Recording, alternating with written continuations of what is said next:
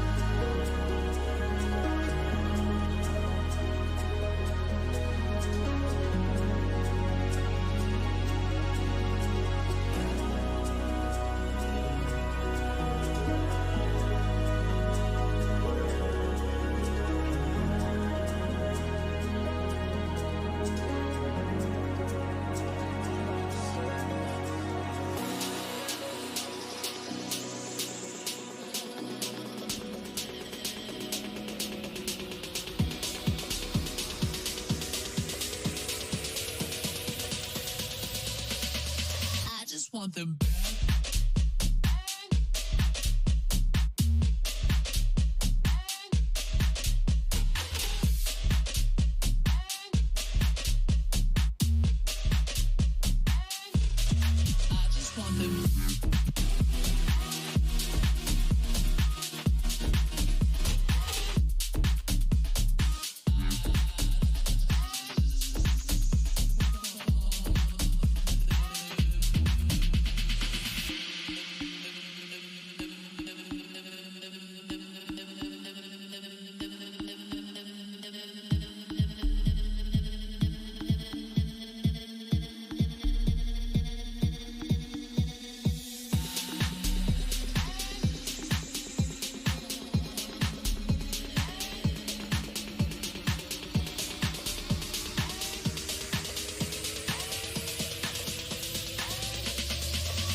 just want them back.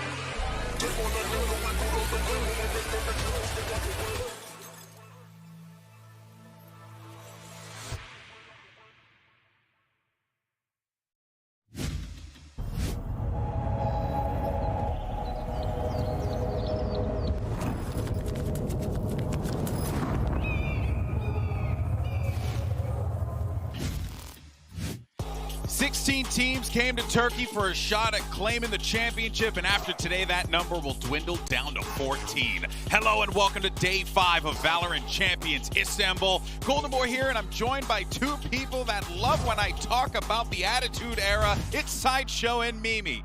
We're like 3 sentences in and you're already talking about wrestling? Did you guys see Clash of the Castle last night? Oh my God, that Roman Reigns, am I right? It's a good job it's a VALORANT show, maybe. It's a good job it's a VALORANT show, and we can just talk past Golden Boy about VALORANT. I don't know if that's how it works. You know, I'm the captain, okay? Yeah, Look at me. Unfortunately, he is the captain of this ship. What a shame. That's right. It is. Thankfully, that also means he'll go down with it. That is very true. And the We'll chances escape. of us going down is quite high. All right, let's go ahead and talk about yesterday's matches because we officially have our third team in the playoffs and dun dun dun dun, it's DRX. I don't think, and I'm not trying to badmouth DRX here, but coming into this, it felt like 100 Thieves had all of the energy, all of the momentum, and Josh, Yeah. they fell flat to a very prepared DRX. It wasn't the same DRX that lost 7-8 rounds in a row at the beginning of this tournament. So weird. This version of DRX looked good, they look clean, but they've done it again, Golden Boy. They've made it out of groups and made believers of everyone. Yeah, and the question is, should we really be believers? Because every time we go into international events, we're like, oh, DRX, they finished 5th, 6th place. Surely they're not going to be good this tournament. And then they pound in the groups, and we get our hopes really high, and then they disappoint in the playoffs. So the question is that again? Because for me, I'm feeling something special. I know I got tricked in Copenhagen. I got tricked in Copenhagen, but they're doing it again. Mako is so good. The clutches were insane. I love the roll swaps. I think Buzz on the jet is awesome. It gives space for RB to not always have to be that first dive. This DRX is looking so good that they've baited me into believing yet again. I have a theory, okay? Here's the thing, just a soft theory, all right? We don't say anything, all right? We just let it happen. We just let it go. I've already said something. There's Josh no needs to say something copium. now. There's no hopium. There's none of that stuff. We just, good job, DRX. You know, they've already put it into a position where 100 Thieves and Fnatic, one of them will not make it to playoffs. So they've already dealt a death blow to, I think a lot of people are expecting both of those teams to actually go quite deep. Yeah, absolutely. And for DRX, I'm looking over at your side of this table, and I'm just seeing visions of that DRX stuffed animal and the jersey sitting over there, and I'm just a believer. Seth has just like been putting subliminal messaging in all of our heads to believe in this team, and I'm believing. But this segment is too early. You can't say should we believe in DRX until it gets into the playoffs and they actually win it. I'm a believer, Josh. Well, sometimes you just have to blindly put your faith in to someone who has disappointed you time after time and hope they will change. Because I believe that people can change and teams can change. maybe we should be putting our faith in our next team because we had XSET versus Xerxia, and, you know, it was a wild one. NA took it with a 2-0 victory, but the real headline, though, in this game was bonkers. The trigger discipline in the match was absurd. This moment right here will forever be just... Look, he looks. I swear he looks. The second looked to the right and just, Well, I guess it's like Drax. Drax. Oh my God, it's like Drax in Guardians of the Galaxy. If he doesn't move, no one will see him. I mean, He becomes like invisible. It's his superpower. think that's that's like a just a thing. T-Rex quote. Yeah. It's like Jurassic By the Park way- kind of stuff, and you're bringing up Marvel. Look at the timer. We started at about 1:25. It's already almost 30 seconds that he's just been sitting and chilling, and it's only going to be longer. That Fox just won. He's not a fox, he's a rat. He's just constantly behind them. You're always within 3 feet of him, and you don't know that he's there. I'm still shocked, though, that he swung that without a flash, though. Like, can you imagine the play? He gets the 2, flash around the corner. Imagine if the devastation. Phoenix utility was good. That would be so awesome. That would have put a big smile on my face if that happened. Yeah, it was quite the game. Go back and check out the VOD if you haven't had a chance to do so yet. Of course, for both teams, though, you know, for XSET, they are going to move on in this one. Xerxia still very much going to be in this one. But let's actually go ahead and take a look at the bracket, speaking of, and see where things stand. With the initial group stage matches done, things are getting tight, serious here, Mimi. You know, we see the teams that have made it in. DRX, Opti Gaming, Leviathan, right? Of FPX and XSET will be played out tomorrow, but today is going to be all about survival. We got Zeta Division versus Boom Esports, and then Edward Gaming take on Liquid, and the losers of these 2 matches, Mimi, they're done. Their champions run comes to an end. Their season is over. Yeah, I mean, it's tragic to see a lot of these teams here so early. You look at Group C, it's Crew and Xerxia. They're teams that have always made it here. You have Edward and Liquid. Liquid as well, a squad that's constantly been improving this year. Edward, that new up-and-comer. It's such a shame that we're already sending teams home. Yeah, it is. For so many of these teams, it feels like they're a knife's edge away from being able to make something work and go on a crazy run. And I think especially for Liquid, a team that made semi-finals before, now find themselves one match away from being eliminated. Yeah, it really is the pressure cooker here in Istanbul. And Team Liquid has had a year and a half here. Lots of ups and downs. They've got to clutch up today if they want to continue in this competition. Thankfully, we did get some words from the players. Yintu and Ryan sat down with Navarre and Scream to talk about the team struggles heading into Champions. Let's check it out. Thank you very much. I'm now here joined by Ryan and Navarre and Scream from Team Liquid. Welcome back, guys. Been a while since we've seen you at an international tournament. This year hasn't been the easiest year for you guys. You initially didn't qualify to Reykjavik, and then you lost to Zeta, and from there on, you didn't qualify for Copenhagen, and then you had to play LCQ once more. Been a really long year. I wanted to I wanted to talk you through, you know, how it's been to kind of put up with these challenges after challenges after challenges. Yeah, I think it was a pretty tough run, and you know, last year when I just joined the team, you know, I was feeling good because, you know, I wanted to prove what I was capable of, and we qualified really fast. But this year, I think it has been a bit tough in the end because you know, when you're inside a team already, and like there's expectations, you start having some pressure, some stuff, and I think everybody on the team had pressure, like.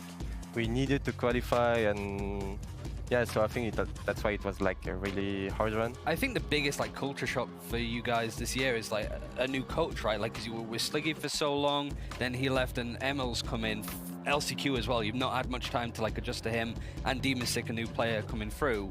What's been the biggest change? Because we kind of know what Sliggy's like, right? Big mind palace, all these crazy ideas. What's Emil like as a coach in comparison? Because we don't know an awful lot about his style, right? For both of you, because you're different roles. Yeah, so basically I think they're two very different coaches. I think Sliggy is a very good analyst, a very good micro, like he knows a lot about the game itself, like, you know. And Emil is more like a structure guy, which like forced us to have some discipline, which like was very important for us. That was like what was lacking for us like for a long time, you know. So that's what we needed basically. I'm glad you mentioned that structure, because the IGL issue, I think that's been a bit of almost like a meme at this point when it comes to Team Liquid. But the last time I spoke to you, Scream, at LCQ, you said that pretty openly that you said it was not an easy job. Being an IGL is not that easy. There's quite a lot of difficulties you face. Do you still feel that way now, you know, after having been an IGL for a little bit with Team Liquid? Well, I said it's difficult, but I still think it's okay. Like, the most important for me is to have the trust of my teammates.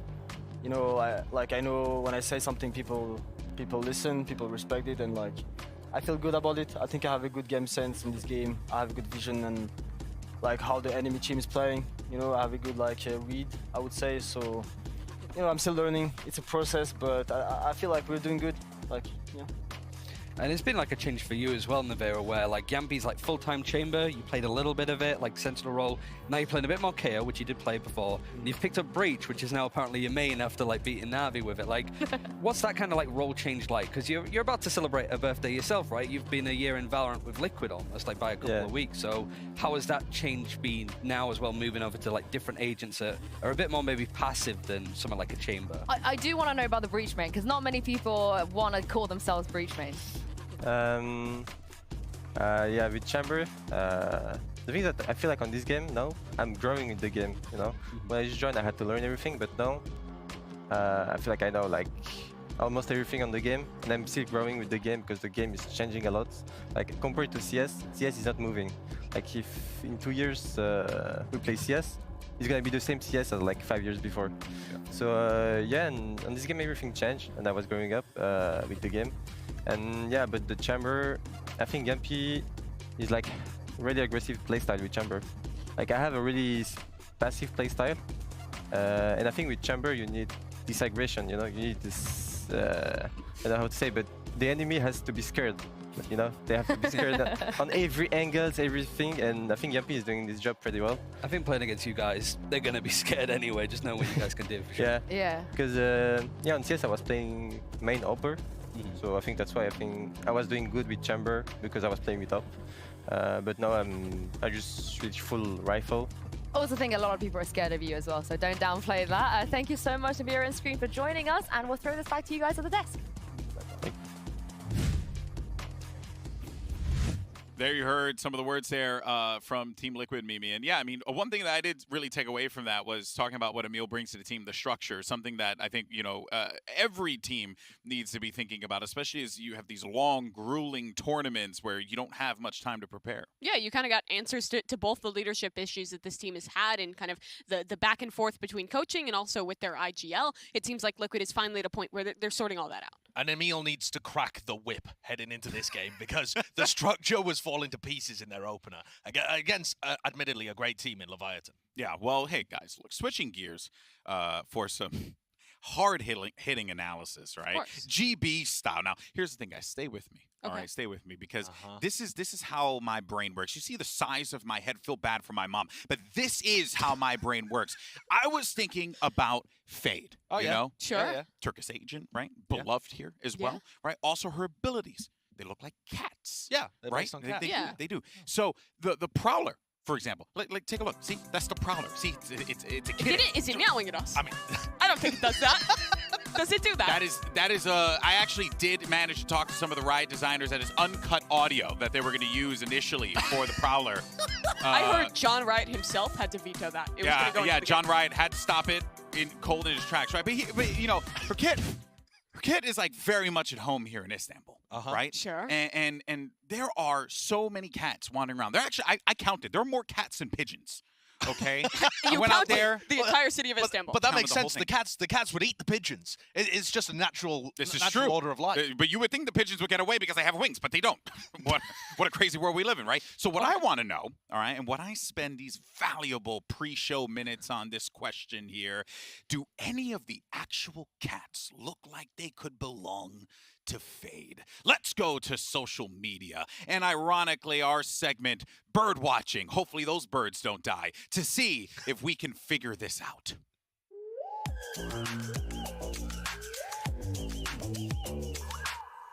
Just want to point out it's the best picture of dogs. Okay. First of all, this cat could be a Fade Prowler. We were at dinner with Achilleos and a group of people. This cat scratched Do you think Achilleos this cat when she was inspired the Prowler? Very possible. It could have, but there's got to be something closer because it doesn't look like a Prowler. Maybe it has the same vibe, but it doesn't have to look. It's got the elongation of the head, you know? Ah, que lindo.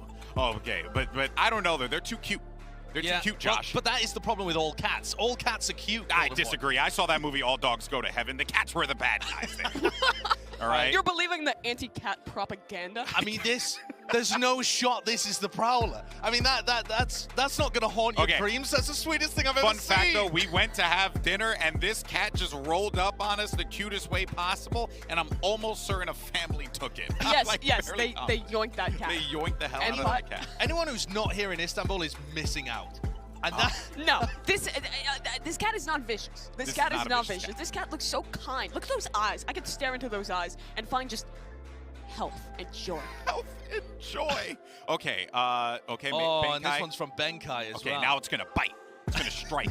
Wait for it, everyone. 3, 2, 1. They are apex predators. I mean, really are. They're dangerous, you know. If they killed all the birds. That's it. Okay. That might be the one. That's closest. That might be the one. Look at those intent eyes. Very intense eyes. I mean, if you stare too long into those, you will see the abyss staring back at you. I think that actually might be it. We found our winner. That is a predator. That is and I'm hearing the song as well. This is a banger of a song, by the way. I feel like the more meows, like every song should have a meow. Next Bad Bunny album, a meow. What Whoa! is this? Never mind, we found it. Oh, that is disgusting. I mean, that is... Josh, I disagree. That looks just like you. I saw a cat just like that out in the streets.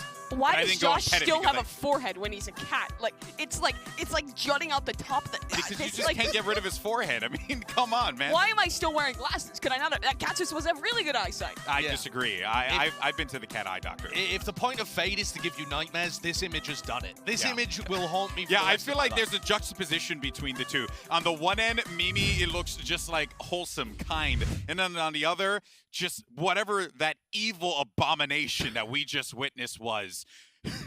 And thank you guys so much for humoring me. I'm scarred. This is why everyone in the Valorant community watches this channel. right here. Of course, all throughout the tournament, we want you to hang out with us because we like you, kind of. Make sure you use the hashtag VALORANT Champions and VCT so we can feature the most quality tweets on the broadcast. And I'm telling you right now, guys, if you're not busting out high-quality premium tweets, we won't put them on the broadcast. Okay? Everyone on the same page? Yeah, I only tweet. Of course, we didn't just tweet just cat with a picture of a cat. Is that high quality to you? That was one of my the highest finest of quality. works. Speaking of Twitter, we want to hear from you guys. Who do you think is going to be the most likely to survive today's elimination matches? Scan the QR code right now, right here. Go for it. Go nuts. Make sure you vote and let us know who you think is going to be walking out of this one and staying alive. Who do you guys think is actually going to stay alive today here? If I had to put my money somewhere, it'd be on Team Liquid. I think they have no. I know that seems surprising, but I think they got the Leviathan debuff where everything's chaos and you can't play against them because Leviathan are so good. Team Liquid have never ever been grouped in any tournament in Valorant. It's not happening now. My EDG copium continues to run very deep. Yeah. I actually think they looked better than I expected in their initial matchup, and Liquid looked so shaky. I agree it could have been because of Leviathan, but if EDG can summon some of that inside themselves, there's a good chance they win. And I can tell you guys right now, she actually does have this like container right here with some EDG copium. It's like almost above the death. All right, guys. Well, after the break, we're going to break down the first two teams fighting for survival. It's Zeta Division versus Boom Esports, and you know where we're going to see you right on the other side. Don't go anywhere.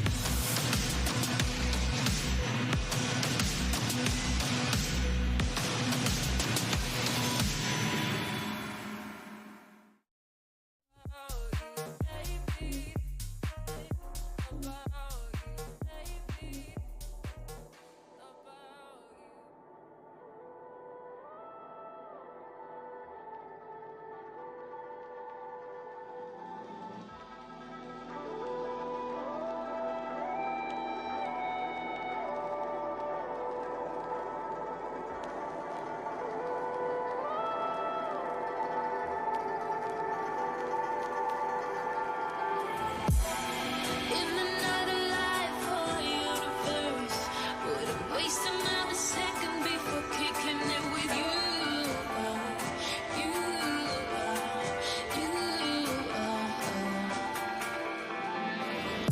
We would travel through time all around the world.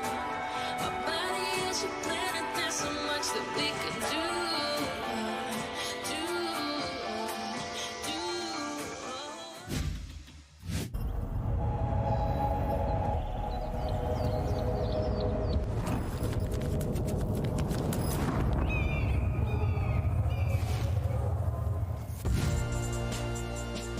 Welcome back, folks. It's VALORANT Champions Istanbul. We're starting our day off with Japan versus Indonesia. It's going to be Zeta Division versus Boom Esports. And first, let's talk about Zeta Division, who are hoping to bounce back after, missing Copenhagen. They want to make another deep run like they did in Reykjavik. However, Loud had other things to say on that day one. But Josh, the Zeta Division team, I feel like we haven't really seen the best of them yet. Well, that's the same thing that happened at Reykjavik, though. Their group stage performance was not great, but they managed to get out of the group and go on a little spurt towards the end. They've got a good matchup here, so it is doable, but they have to develop into that team that we've seen, months ago. Yeah, we're hoping to see them renew, but what they brought into this event is something new, something different. It looked actually in that first match like they were trying to pivot away from their former style. They're generally a slow, defaulty attacking team, but in this matchup, they went for the pace. They picked into these compositions that mandated it, and it wasn't really working out for them. No, I mean, you can see there, they had these kind of executes where Depp goes in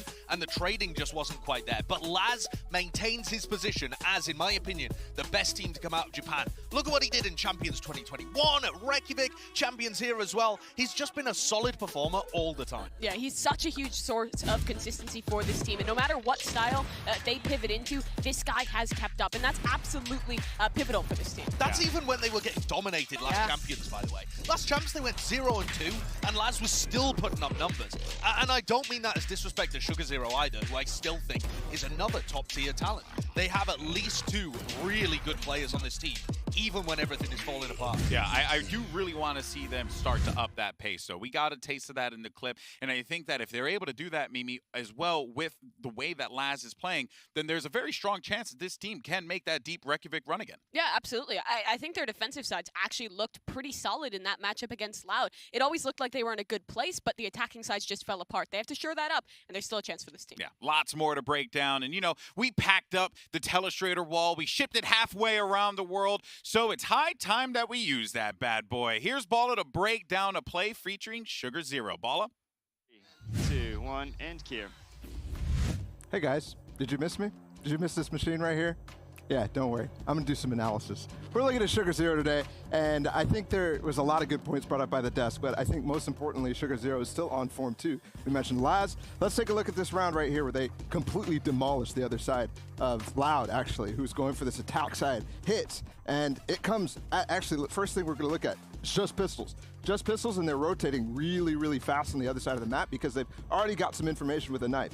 This is going to net them a really fast retake onto this B site, but it's all because of this smoke that just went out from Sugar Zero. And actually Laz falls back because you see the moment in time when he decides he doesn't want to throw his nade here, he wants to rotate in the back of sight and actually delay lane instead. Right as that smoke or the flash goes out, the haunt is really good on top of this wall, right at the top, and it gets Sugar Zero kill, but this smoke is the important one. This is what's gonna let them transition to the site, and it's first Depp who uses the smoke by dashing through. You just saw him on the screen go right across. He's trying to clear the smoke because Aspas is definitely going to try to get inside of that. As soon as he spots him, Crow sends out a Prowler, and he just mops up the rest of the players here because they did not expect them to get in sight. They didn't have any venue to actually get down lane as well. So these types of transition smokes from spawn into sight are really, really key, and Sugar Zero is one of the guys who can do it the fastest. So let's speed up a little. The rest of the round goes really easily. This is a round on attack side, and I think most people remember it right off the start,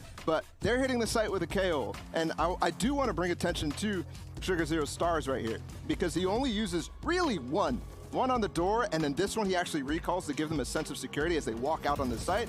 But the important part, not only this smoke right here on Tree lets them get in the site, lets them close the door, but watch how he kind of adjusts it late in the round for Depp to make a play. Not just right here, because they're trying to make a haunt play where he can get some kills through the smoke, but later on too.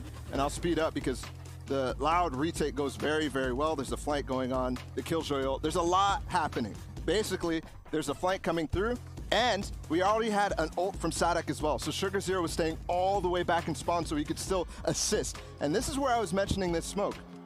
He just put it back down again, and it's slightly more jutted out to the right here so that Depp can get back inside of it and try to make another play. It doesn't go great, but the follow-up from Sugar Zero, again, fantastic. He's left in a really, really tough spot because all of his teammates try to get up close and hold time for him, but they just don't manage to do that. 10 falls, Depp falls, and the rest of this is all Sugar Zero. He starts off, still has a star, by the way, late in the round, gets one kill on Pencada, who swings a little faster than Aspas here. That's always going to be a timing thing that you can see. But look how fast he put down this Gravo and then instantly went into his smoke. He's going to smoke right here, and it's just a beautiful one because not only could he peek from the right side, he could peek out here, he could peek out here. Aspas misses the shot, and at that point, it's over. And Les can do nothing against how deep he's getting. Aspas has no way to fight back into this, and it's one of the best clutches we've seen so far here at Champions. It's gonna be a good game. Elimination is starting, and I can't wait to see not only one of these teams move on, but also the heartbreak at the end of it. Thank you so much for that breakdown, Balla. Now let's go ahead and turn the page a little bit over to Boom. Kind of like how Dominic turned on Rey Mysterio yesterday. Am I right, Mimi?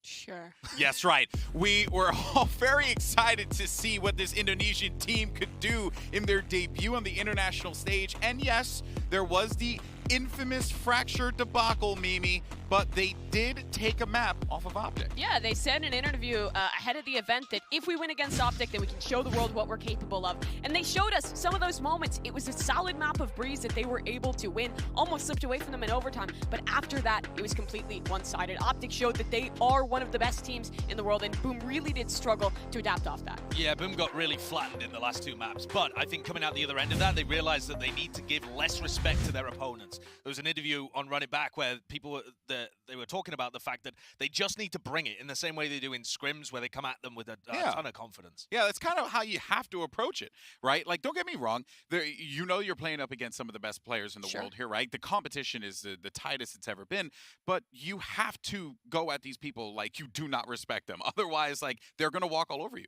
Yeah, and I think we did see some of that just raw confidence. In map number 1, Tabaro was absolutely absurd. Like, this was a performance that is, like, pretty much utterly unparalleled at this level of event. I think he dropped something like 38 kills by the end of it. Was looking absolutely fantastic. And that's the Boom we want to see. That's the Boom that we saw regionally, where it's just full confidence, full aggression, and it really works for them. Yeah, I mean, without a doubt, right? You know, Tabaro was a standout player for his team. You know, he carried Boom, right? As best as he possibly could. But, you know, the question on my mind is, right, like, does he bring that same kind of oomph today? Because he's going to need it, and you know that Zeta's prepared for it now that they've seen it. Yeah, but on the other hand, too, he's doing it against Optic. And Optic, even at Zeta's best, they weren't as good as Optic. Optic are a different tier of competition to what they're going to be going up to today. So Teboto was +5 against Victor and Marved on this map. +5 against each of them, +10 overall. So the guy was just slapping. And the people that didn't step up here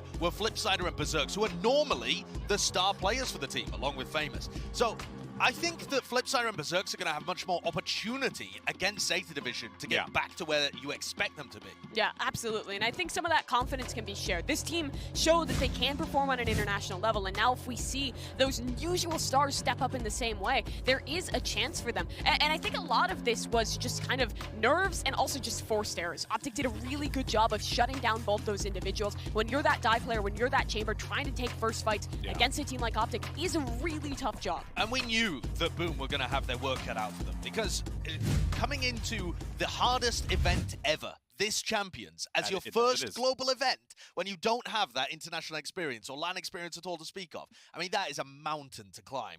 But they've got something under their belt at the moment. They've already got that first step, at least, into experience. You know, sometimes, you know, holding that first L, not the end of the world, right? You know, it's something that you could very much be used to give you that boost. And look, it's sad to see a team go home early, but we have to do that. After our first match of the day between Zeta Division and Boom Esports, we're saying goodbye to one of these teams. And as we said at the top of the show, Mimi, their season comes to an end. Yeah, and this match is super important. It's about proving yourself as a team, as an individual, towards the future. Your season ends here if you lose in this matchup. So for each of these players, it is on the line to prove that they can be great, to prove what they can do, because you know just how heartbreaking it would be to lose here. And I think even when you're looking forward to 2023, there are 50 starting spots that have been in APAC for next year, right?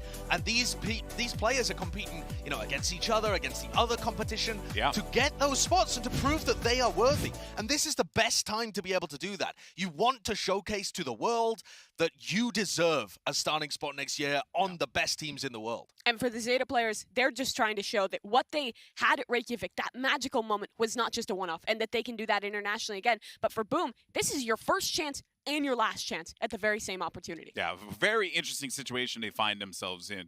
So look, earlier we took a poll. We asked you guys which team you'd rather buy merch from. Oh, actually, no, that was not. That's old copy. We asked you guys who you thought was going to get eliminated. That's called a pivot. Live on air, baby. And we have the results in for our in-zone poll, and it is Zeta Division who's most likely to survive on day 5. And I think that implies that people don't have faith in Boom Esports too much at all. I think, you know, you look at the matchup on paper, Zeta Division have come third before, Boom first international event, but Liquid. I think people are forgetting a little bit that Boom did take a map off Optic. Yeah. They're going to have chances in this. You can't cut them out. There's at least one Boomer on the desk that's hopefully supporting them. That's right, guys. I'm the Boomer here in Valorant. It's great. But I'm shocked that people didn't vote for Liquid. Yeah, I am as well. It was kind of split very close there. I think that TL EDG game will be super close. And I think the poll is pretty accurate. All right, guys. Well, today's broadcast has it all. 2 matches, 2 teams going home. 1 boomer, that's me, on the desk. You don't want to miss a second of the action. Day 5 of VALORANT Champions Istanbul starts right now.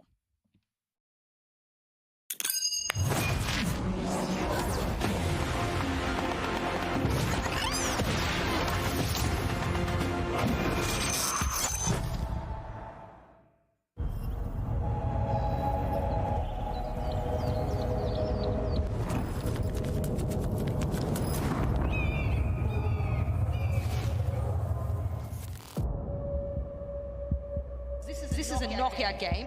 The stakes could not be higher. Kalau lawan Zeta, buat Boom, kalau lawan Zeta sih kita confident banget. Play together, we win together, we lose together. 初戦負けはゼータあるあるなんで、ゼータはこれからなので絶対倒します。There's obviously a lot of pressure on these teams here to keep themselves alive in this tournament. 特别想比赛遇到的 Team Liquid 的 Scream。 Very excited for ADG to be at this tournament. 我遇到 Scream 的时候可能会比较紧张一点。 Everybody fears Team Liquid. The names, the aim, the everything. 你等着，我们会惩罚你的。 I hope you guys don't cross my crosshair. 分开虽然说你给我比了个心，但是我想告诉你，我要把那个心撕掉，狠狠的把你们碾碎。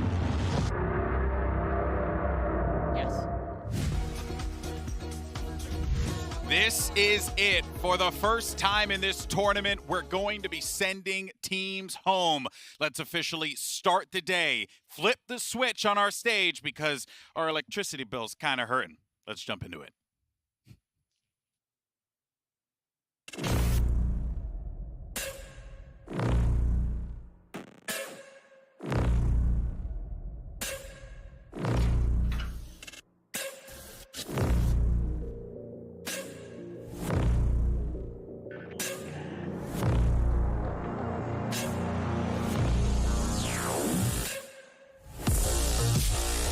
State division. Boom. Edward Gaming. Team Liquid.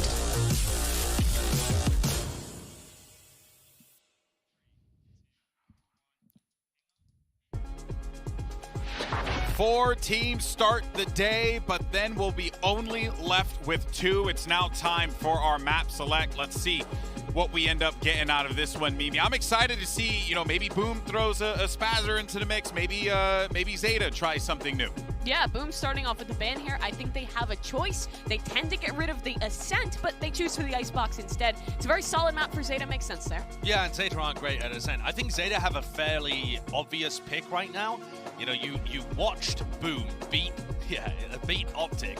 You got to get Breeze out of there, I think. You don't want Tebatol going crazy, and also Zeta just don't play that map very much. Yeah, absolutely. It does mean Pearl is still in the pool for the first round of picks. Zeta floated that yesterday, so maybe a chance to go there. First choice will go to Boom Esports. Haven is where they want to land. I'm annoyed. Boom have been talking the talk heading into this tournament about how they wanted to play Pearl, and I guess it was all a bluff all along, Golden Boy. They're just happy to float it, but they're never picking it. Yeah, just a couple floaters. Give me some determination, some grit. Dang it, that's what I want. But let's see what we're going to be getting here for our second map pick. That will be Zeta's pick here, as Haven will be the battleground for map number 1. The choice should be coming in. Still, lots of options are going to be left available here for both of the teams. And Mimi, maybe. Oh, let's go. They sent it. I like this pick. Zeta has shown a willingness to float it. Boom has said in interviews that they didn't really get a chance to scrim Pearl before they got to this event, so their preparation there is a little bit unknown. It's going to be very curious to see what Zeta has cooked up as a solution to this map. Yeah, that is so interesting. I mean, we've seen no duelist comms, we've seen Neon, we've seen Raze Fade. We don't really know what's going to end up being the best out of all of those different picks. We've seen some successful teams like 100 Thieves and Optic there, but as for the rest of the bans, you've got Bind that both teams are pretty decent on. You've got Ascent where I don't think either team is going to want to play. And then you also have Fracture in the mix, where Zeta Division have looked fairly good, but they were playing that weird fast comp that didn't look great. I am surprised to see Boom get rid of Bind, though, because I thought, despite the fact that Boom got rocked by Optic, their Bind domestically has actually looked quite good. We're going to end up going to Fracture, so we get to see Zeta on a map they like, but with a strange composition that doesn't really suit their style. Yeah, we kind of already talked about some of the woes that they had on the attacking side of that map. So I'm really hopeful that they have worked those out if we do come down to that decider. But rewinding earlier in this pool, we start off with Haven, which should be a fairly solid map for Boom, but it's also a comfortable one for Zeta Division. And then Pearl is just such a big question mark. I think Zeta comes out with a fairly substantial advantage in this, considering they've shown the willingness to head to Pearl, and they get that Fracture as the decider. Yeah, it should be a massive advantage for Zeta Division in the map vetoes, but that is using the assumption that they're actually going to be favored on Pearl, and we don't really know anything. I still don't feel comfortable here for Zeta. You know what I mean? No. Like, I feel like this match can really be a toss-up. That's because Zeta have shown us one flash of brilliance in the entirety of this team being together. I mean, that's just how it is. They've had that insane run at Reykjavik, and they haven't been up there again. Yeah, well, look, the map picks are in, and we're going to see Zeta and Boom take the stage, so don't go anywhere, folks. VALORANT Champions continues after this short break.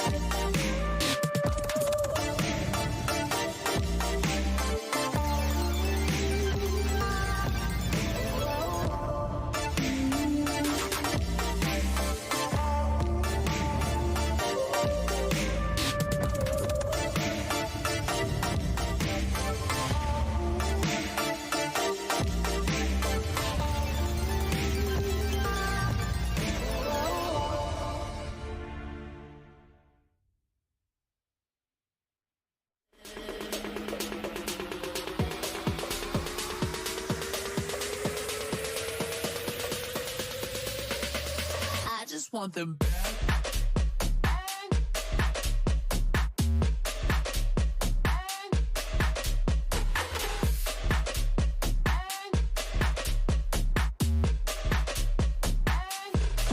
I just want them back.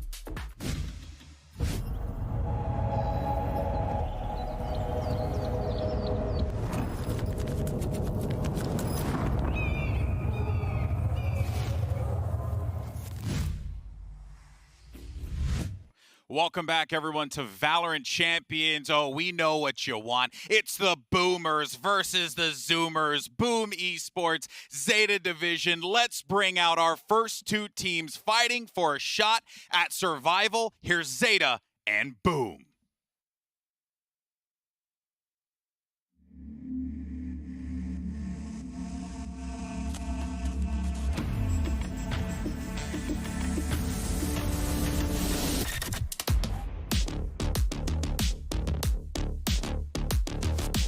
Famous. Last.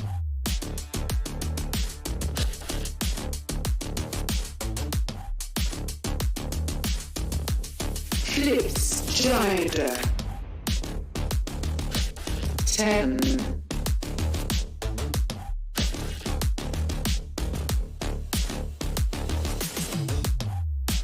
Blaze King. Sugar Zero.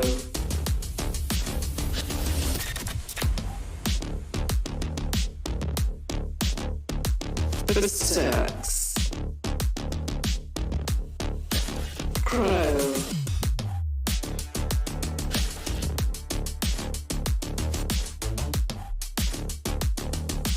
Table 2.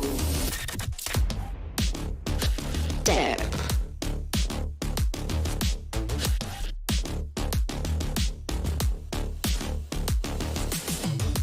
Meow. XQQ.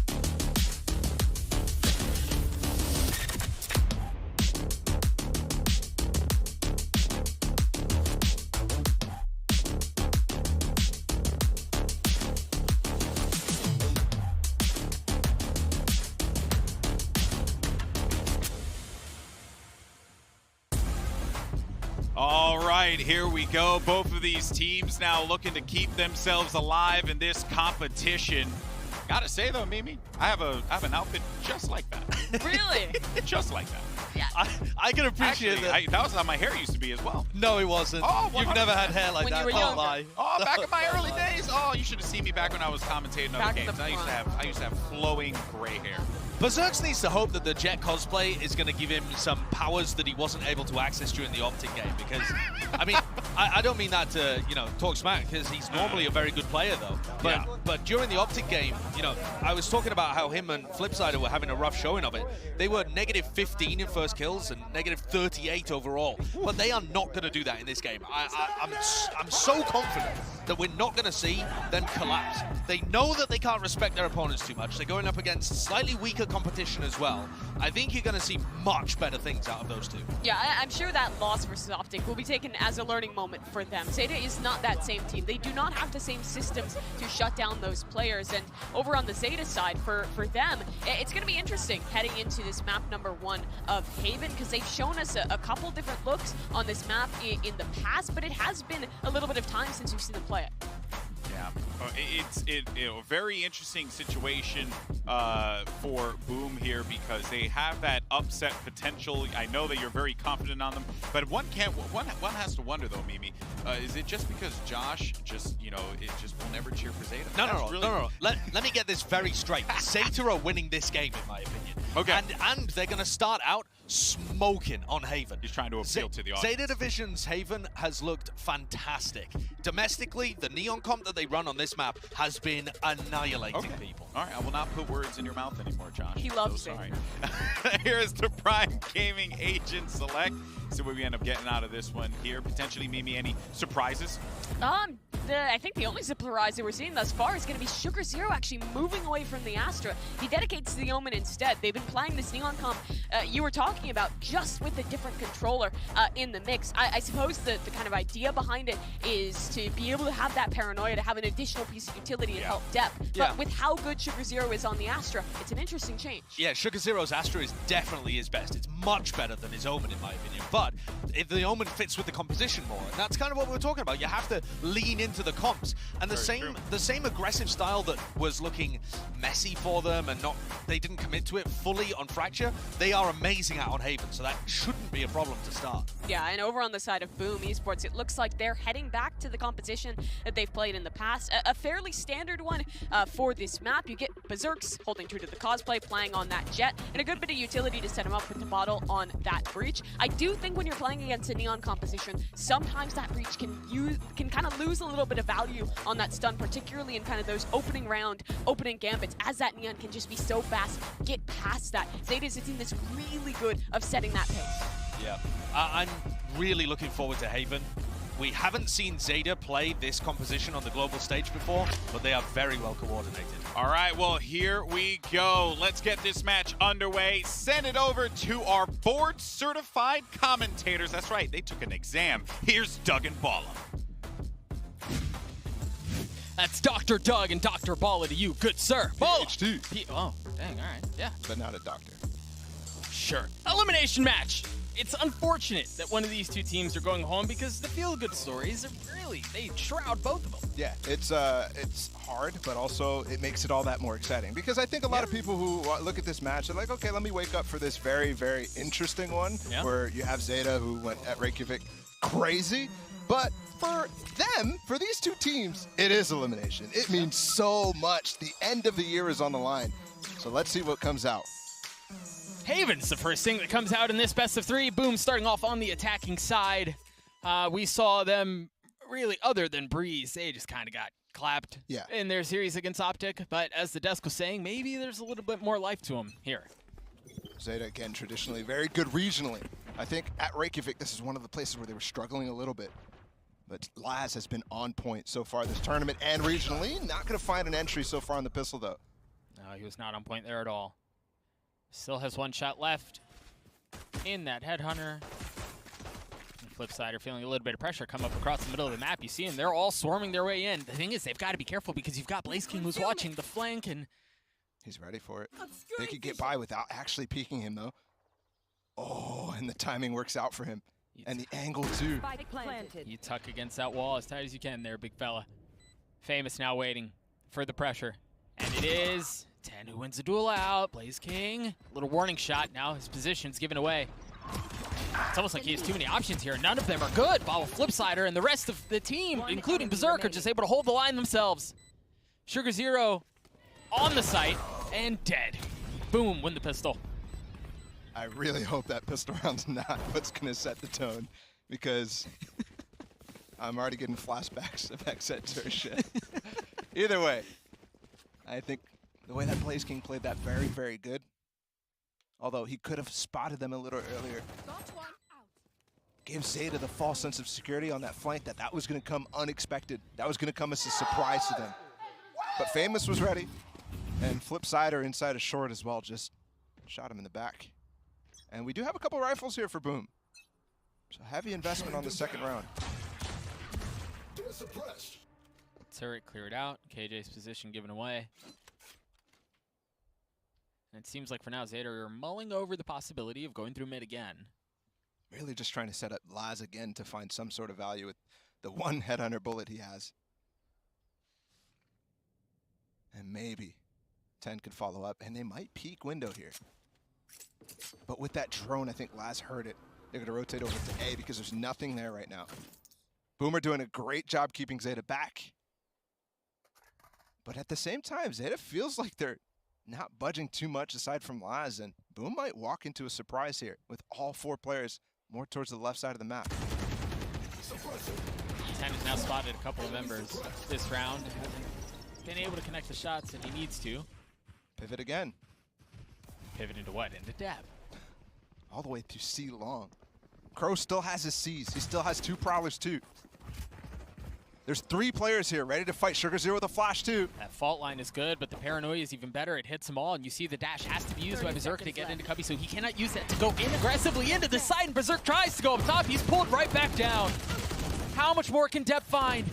Still trying to spam through. The rifles finally starting to do some work for the side of Boom, but it's gotten to a 1v1. Laz wins it out with that one Headhunter bullet at the end of the round. That was really close at the end, but Zeta makes the perfect read, and they save all of the utility they need for those final moments where the execute was actually coming in.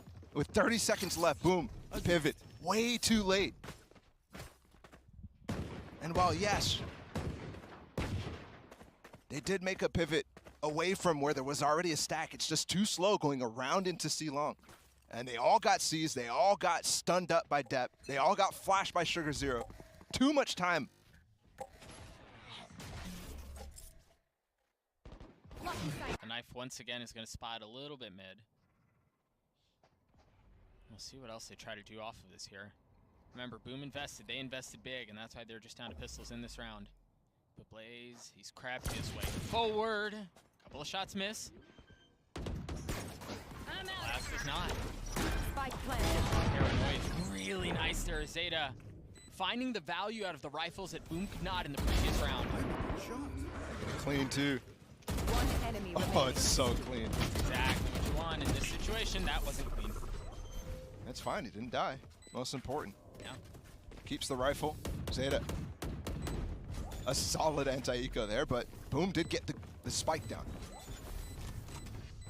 The flank, or actually the lurk out as well from Blaze King all the way top C long, almost netted him the Sugar Zero kill, which you saw how he was impactful late in the round with that paranoia for last. So some elements of success from Boom, and they'll definitely have a healthy buy here. I'm curious though, because there wasn't a true plan outside of let's try to get the spike down on. Then there was a solo play on two sides of the maps. So let's see if the strategy condenses into something coherent here. Already got the star down bottom sewers, so looks like they want to challenge with Berserks.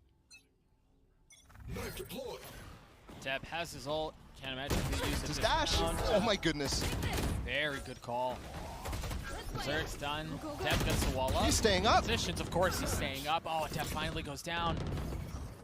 They're trying to apply pressure mid too. This round was over very quickly. Right from the onset. Yeah. That's a good way to get back into it because they maintain the space on the back of them. They're not going to be stuck in a pinch anymore, but they still have to deal with the Laz op.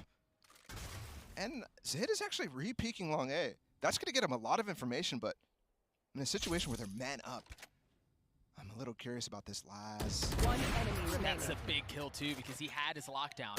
Right? There's a possibility that you choose to invest the ult if they like what they see, but that drops Laz cleans up to 2 with the op that you mentioned just a few moments ago. But the important thing about that, I think, is Berserks goes for a play. He uses his dash immediately, and Depp has the same idea. And he can't get away from him. And this is a bad trend that has happened so far for Berserks in Champions. Josh was mentioning on the desk, his first kill stats were really, really poor against Optic for the entry player.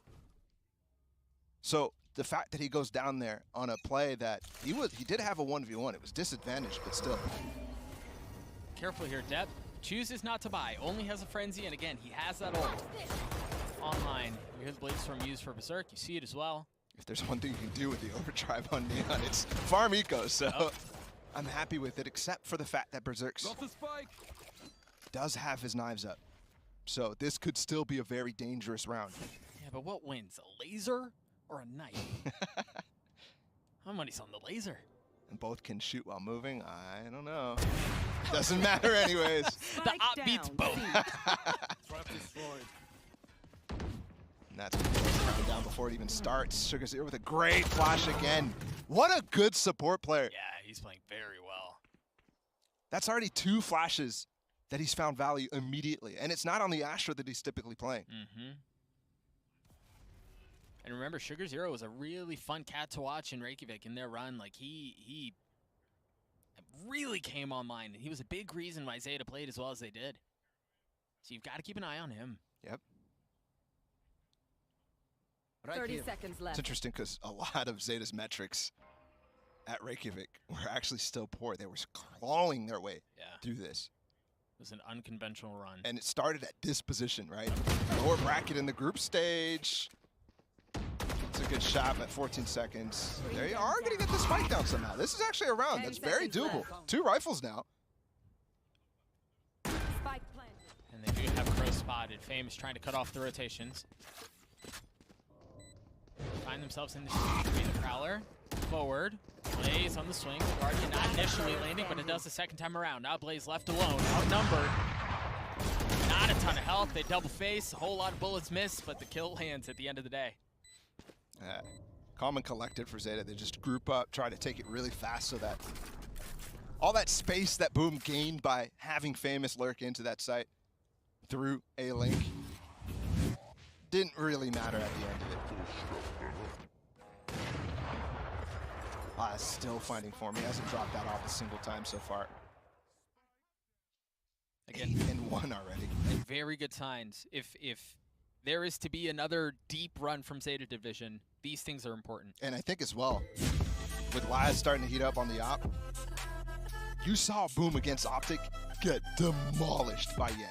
Like, absolutely slapped around. It was 43-6 in their sniper kills. That's not good. That's not good. So, they clearly were struggling with him. Let's see if Laz can do the same to them. But also, what are they going to do to actually deal with that massive hole, massive leak in their play? Well, I think this interesting thing, too, is it's not like they didn't try to push off. Had Laz been there, Thibodeau flashed down long so that they could, in theory, push Laz off of that angle if he had it. But he was just playing that off angle. As soon as the flash goes off, then he swings. The timing is well played by Laz.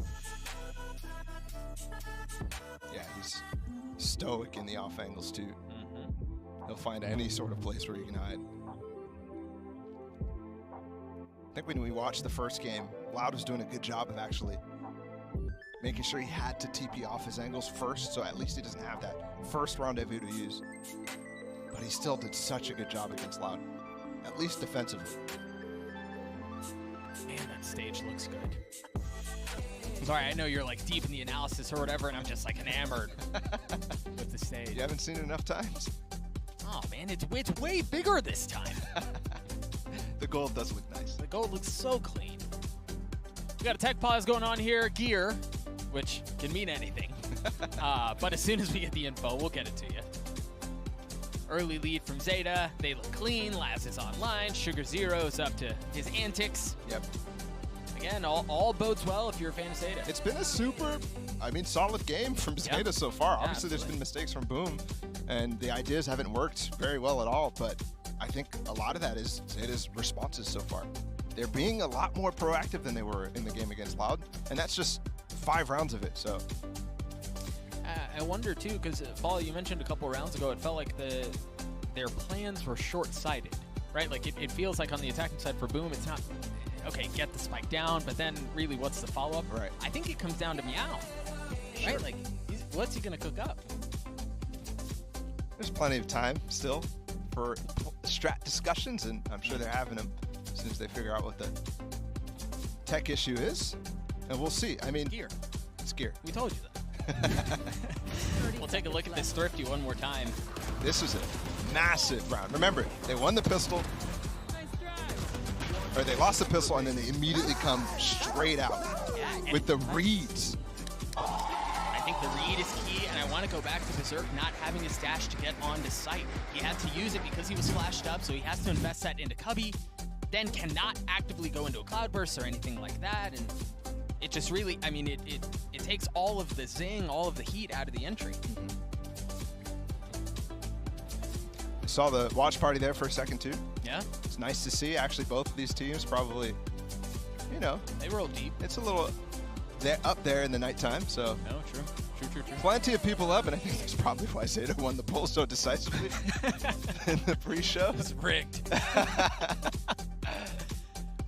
They certainly gave them a lot of fans, and on the other side of that stage, Boom Esports is a team that's from Indonesia, and they're coming with a lot of pride.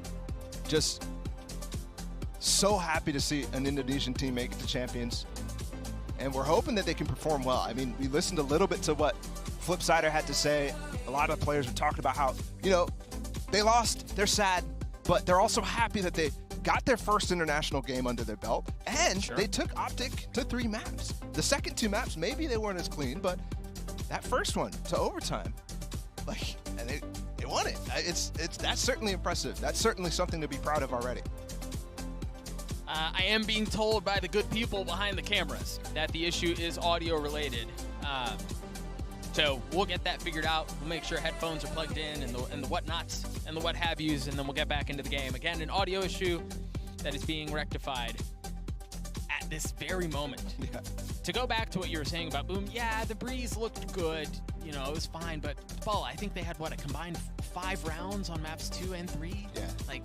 Or maybe 7. Let's go with 7. I don't remember if it was 13-3, 13-4, 13-2, 13-3.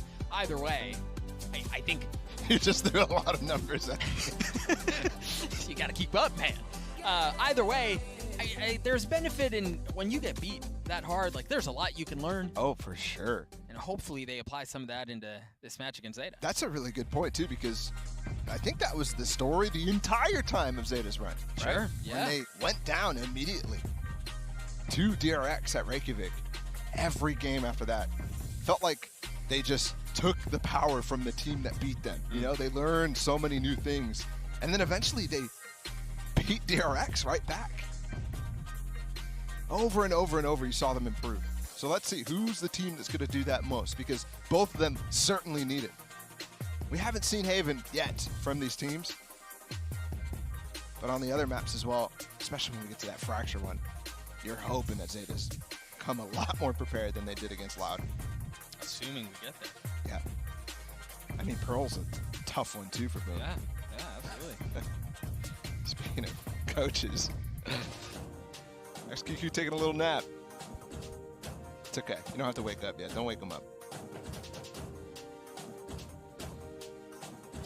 Doug, shh, let him sleep. Oh, sorry. Whisper. Paula, Boom's logo. Would you say that looks like a cat? That's a wolf. A cat? That's. So you agree? It looks like a cat. Good news, because I have more cats to show you. It's not just the Boom logo cat. I appreciate you agreeing with me that it looks like a cat because it obviously is. We have more Istanbul cats to take a look at. See, there was a story that was left out on the desk when we looked at that first cat that Mimi had a picture of. That same cat that assaulted Achilleos also attempted to assault Josh. And there was a very cat-like reaction moment in which he was able to remove his hand, but it elicited a reaction from the people that were at the table. Josh almost got messed up. I'm really debating whether I should share the rest of the story or not because I didn't expect you to bring this up. I don't know what you mean. Look at that cat. That cat looks like it's been dipping into the catnip. Yeah, you were also dipping in the catnip. The reaction was Doug spat all over Brent and Josh. And then started laughing for about 20 minutes. There is no proof to this. These allegations are entirely false. They're unsubstantiated. And they must stop immediately. More cats to take a look at. And let's be honest, I heard the rumors when I came in, right? There are cats everywhere. Istanbul has a lot of cats, what have you. More cats than pigeons, or whatever that crazy stat that GB dropped on the desk was. But it's true. They're everywhere. They are. It's nice. At any point, you could just stop and a cat will come up to you. I think I heard one in the arena earlier. It was somewhere. I think there was. I think that's actually GB. That might be GB. Or Mimi.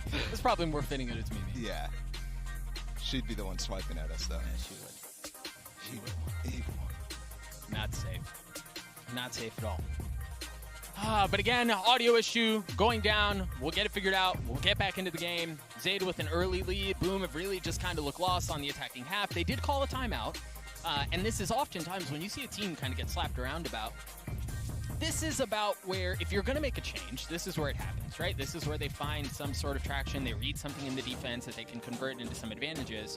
But if you're Boom here, I mean, you've got to find it. This round can, or this half, excuse me, can get out of control very quickly. Yeah, there's a snowball effect that could definitely happen if you don't find an answer. So you've got to find it. You've got to find a way for Zeta not to make the reads that they have been so far. Yeah. And you cannot go for these solo plays. Absolutely. Meow has to do it. Why are you focusing on Meow so much? Just because we're talking about cats? No, because he's the coach, man. Okay, he's the brain of the operation. Okay. You keep talking about cats. That does look like a cat, by the way, the logo. It is funny. We finally start talking about coaches when Sean arrives.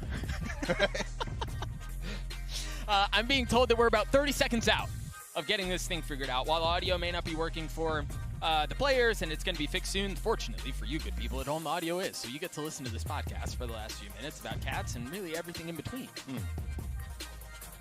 What else is there in between? In between cats and Valorant? No. Go ahead. Find the intersection. Fade. Right? That was a whole segment. Come on now. That's too easy. Yeah, it is. You're right, it is. Again, to remind the people at home, what's on the menu. Haven up first. This was Boom's map pick. Pearl will be second, and then if needed, we will be heading over to Fracture to close up this series. An elimination match between these two teams. Hopes really at a very high point for both of them coming into the tournament. Zeta has a history. Boom is the fresh to the new kids on the block who are here to try to shock the world, and I can't imagine either of them wanting to find themselves in this position this early on. Here we go. We're back. Let's go. We did it. Look at us. Look at that. Scoreline 4-1. Zeta up 3 so far, and this will be a gun round. So investments coming in from Boom. And Depp actually only bought a Stinger in this round, and he still has 4.1K left over. So you talked about the overdrive in the previous round. The Stinger meta really is back, isn't it? I mean, it's so good right now. Aggressive again. Look at him all the way up. A-long. There's a smoke already put down from Sugar Zero, so they've netted themselves full control. Crow can rotate out, and this was done with 4 players. Remember the Fracture game. They had this 4-1 split going on a lot, and Laz was left in these positions to do it for himself. And he seems to still be comfortable in that position. The dart. Where'd they go? He spots one. And the smoke is going to keep the rest of Boom safe for now. Flipsider choosing to use the lockdown. Niptol is going to be flanking in through, and now you've got the Nightfall you have to deal with as well. A whole lot of utility used, and it is going to spot a couple members. Det pulls out the finger guns, the pew-pews, and tries to find the kill, and he does onto Blaze King. Famous drops 10, ult not around, Depp isn't either. 3v3 for the round as Niptol has not left this area of the map. Now he drops the Rolling Thunder, the undulating waves push them back as Crow falls, but Laz still with the op. Still healthy, getting past the Hunter's Fury, getting past Famous, and getting past Flipsider. The spike wasn't down the entire time. If that's not just a slap back of what looked like an okay round. I mean, you got the first kill from Laz, and then they got on the site, they used the lockdown really, really early. I mean, at this point, looks like they are terrified of the stuff that Zeta can throw out because, sure, Zeta came back fast, and maybe that's why they had that lockdown idea in the first place, but oh my goodness, denied. It was the finger guns. That's a good finger guns scared them away. Shutting them down. Not the Nightfall and everything else that was thrown at them. No, the finger guns. Yep. Definitely just the finger guns. And while Boom have struggled to find success in this first half, they still have a chance to right this ship. They're still, I mean, they're down pretty early. They don't have very much for guns. They've got something here, but nobody took the space with that drone at all, or the smoke that was thrown out from Berserks. So once again, sure, they cleared out that area, but Zeta doesn't have to react at all. Perhaps a bit timid. The only person in is Berserks. Again, sure, he's going to get the spike down, but he's going to have to dash out and almost dies. Oh, he gets away, and he gets up top. That's a big key of utility that was just cleared out. You just saw Flipsider's Nanoswarm get shot out before it goes off, and that's a key part of their denial. They've already used so much post-plant utility. And it hasn't even been tapped, Paula. Hop, smoked off. There's the tap. There's the first. Sugar Zero. It's out Famous. Utility. Keeping things at bay for now. He's just on the other side of the wall. Nobody's diffusing yet. Not yet. And Berserk is getting massive kills, but Sugar Zero. Still not halved. No. There's no time. No, there's not. No, there's not at all. They don't need the utility after all. Zeta just can't get the kills. There was no flank. And because of that, there was no control. And they completely aren't able to scale up on them. They just wanted to go for that defuse in the smoke, but they just didn't have the confidence. That's more on Zeta than anything. Yeah, which is wild, given how we were just talking about how it seemed like Boom were a bit apprehensive themselves. Yeah. They missed the molly, too. They missed the Nanoswarm that was thrown by Flipsider from spawn. Shorty for last, tour de force up, 12-2 start for him. And it's been primarily the op that's gotten him to this point. I got the spike. 12-2 for Laz so far. But if you're not scaling with your drone, if you're not scaling with some of the flashes from Tabottle, it's going to continue to pose problems. Laz is up. Which they are this round. Dude, look at them again. Yeah, the alarm bot there. They don't have a way to disable this. They're all the way up A. Here comes the execute. Look at the flank possibility from Blaze King, too. Teleport's ready. Oh, boy. Well, hit him. That's neutralized. Laz is taking a lot of time dealing with this, but so is Boom. They had the free sight, and the spike just went down. Flank comes through. Flipsider was swinging out to check it. Unfortunately, he gets a bit more than he bargained for. Depp has fallen.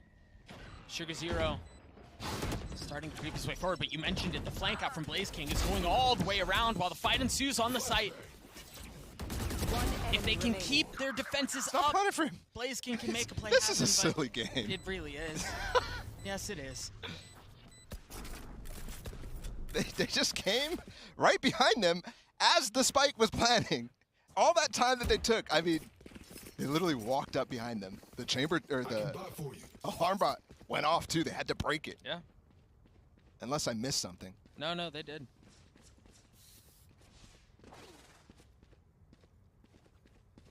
Well, we're here with it, so. Laz still has the op. Light armor here. Berserk has his blades. Again, a broken buyout from Boom. They're going to fight. Laz is up here on top of the box. Could be some easy shots for him. Yeah, well, there's a flash there, and he holds his ground. Oh, interesting smoke, actually. The second one through, and they're not expecting it. Oh, dear. The flash. This again. This again. This time, it's 10 who falls. You should run. Now they've got the lockdown to work with, and it's going to create some space. The nice thing about this, too, is you don't... Dude, if he gets out into long C and then kills them all because they're not looking, I'm going to lose my mind. Bala, I have some bad news for you. He's gotten out into long C. Looks like he's paying attention at least. I may need a new color caster if Bala just dies at the end of this round. And they're going to walk right into him. Oh dear. Blades, gone. The second, not found. Star already out on the spike. They're playing post plant once again. Dap has gotten across the site using his wall. And you saw him playing what a smoke. What a smoke dart. The dart was so good. It was so good, but Laz is up, continues to cause problems. It continues to wreak havoc onto Boom. They still have an aftershock, but he can't find a good angle to use it. They're at half. Oh, the swing is not great out from Crow. But he gets the kill. Blaze King falls. Tevitol's going to do it himself. No, Crow holds the defuse. And it works out again. The retake for Zeta on C has been successful twice now. Oh, it helps when you have Sugar Zero, who's tucked all the way down long. Well, that too, but only got one kill out of that. And they ended up being in the positions that they wanted to anyways, right? Right down long C. But the thing is, there's so many players fighting up close still. And there's just no concern here from Zeta the entire... Thunder sticks out, and for good reason. This might be a stomp. Certainly has the makings of it, doesn't it? They're suppressed. Gun round here for Boom. Another opportunity to find some traction, find some momentum. I feel like they're dealing with way too many things right now in terms of the problems that they're facing. Boom. Yes.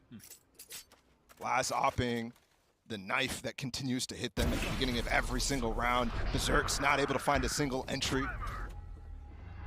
Dap has played well, Sugar Zero's played well. The Rolling Thunder's not going to hit anyone. Oh, sorry, I didn't line. But they've got a really nice nightfall and a paranoia to counter. But somehow Flipsider gets two, he gets a third. It certainly didn't look like the round where they would find value, but alas, here's where we are. Laz in a 1v2. The op shot misses, the headhunter does as well. You can fight a 1v1 right now if you can. Does he just drop down? Does he just go for it recklessly? Smoked off now, has to take the scenic route. All the way around, still has that op. Second smoke through, the spam not gonna land. He goes back up top. Oh, if they hadn't heard him before, they did then. There's no more bullets. Oh. Blaze from down below. Laz never really saw him. Cleans him up. Boom, get a third. That was a really good recovery from Boom, but mostly just because of the individual firepower that came out. The 3K from Flipsider.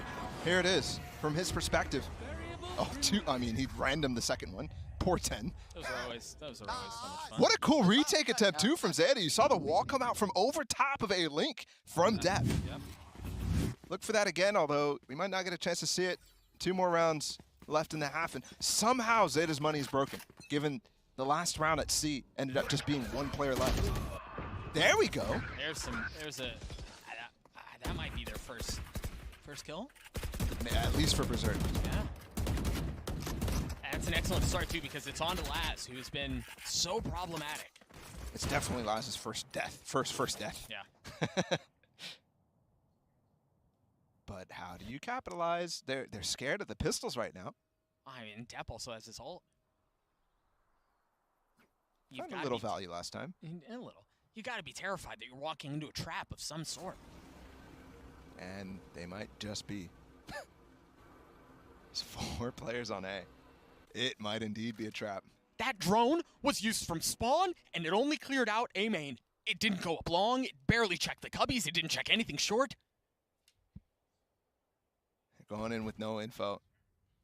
And this paranoia could be massive. The stuns could be massive. 10 has a knife. Crow's gone. 10 is 2. Hear the ult used. Oh Berserk my God. goes down. Devil Toll goes 2. Depp has found 2. He swings around. And given how this map is gone, there's a chance he gets them all. But Flipsider again, the leader from Boom, stops him.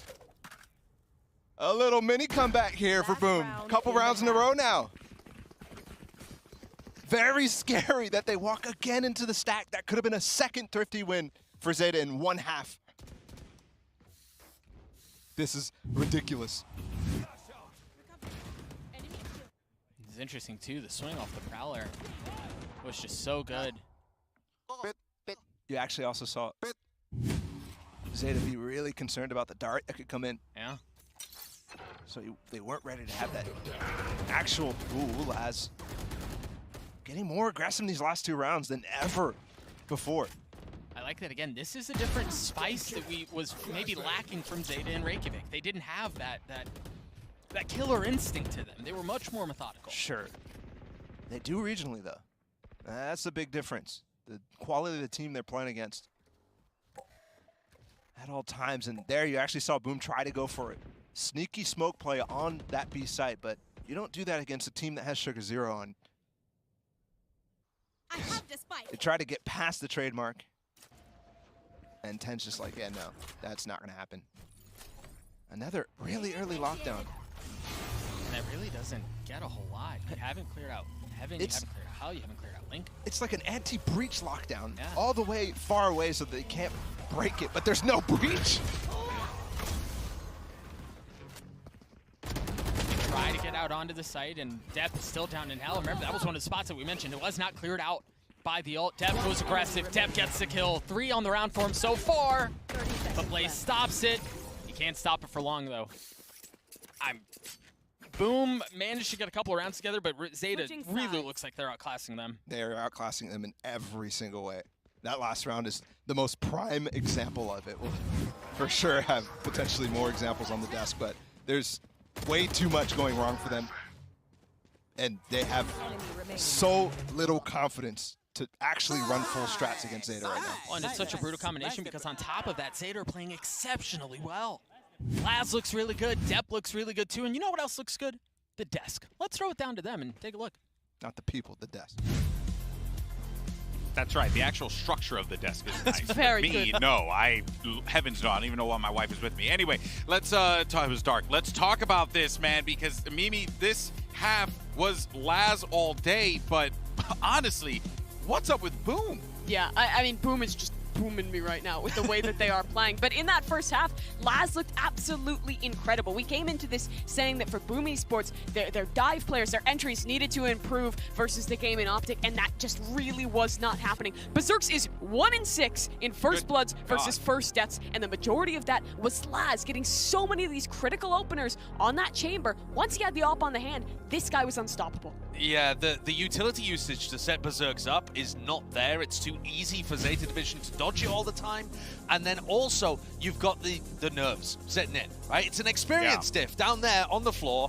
There is such a difference in terms of how these teams are approaching these situations. Boom are freezing up. I mean, look at this round. They plant in a bad spot, they re-clear long, and then they've got a situation going on where they have already smoked their own spike as well, getting all over the place, allowing planted Laz in to default, clutch. by the way, not for long C.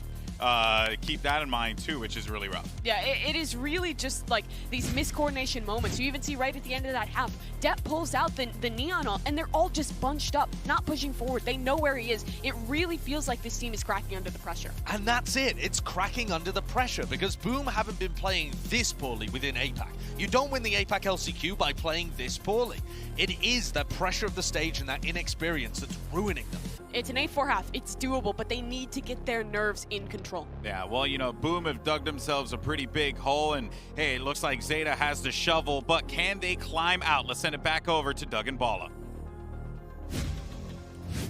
Thank you so much, Golden Boy. It's one heck of a hole that they find themselves in. That shovel is very efficient. It's it very might effective. be 6 feet deep. I mean, Laz and Depp popping off. You see the stat. Powered by AWS, looking so good. 7-1 on opening duels. The guys aren't losing. Incredible.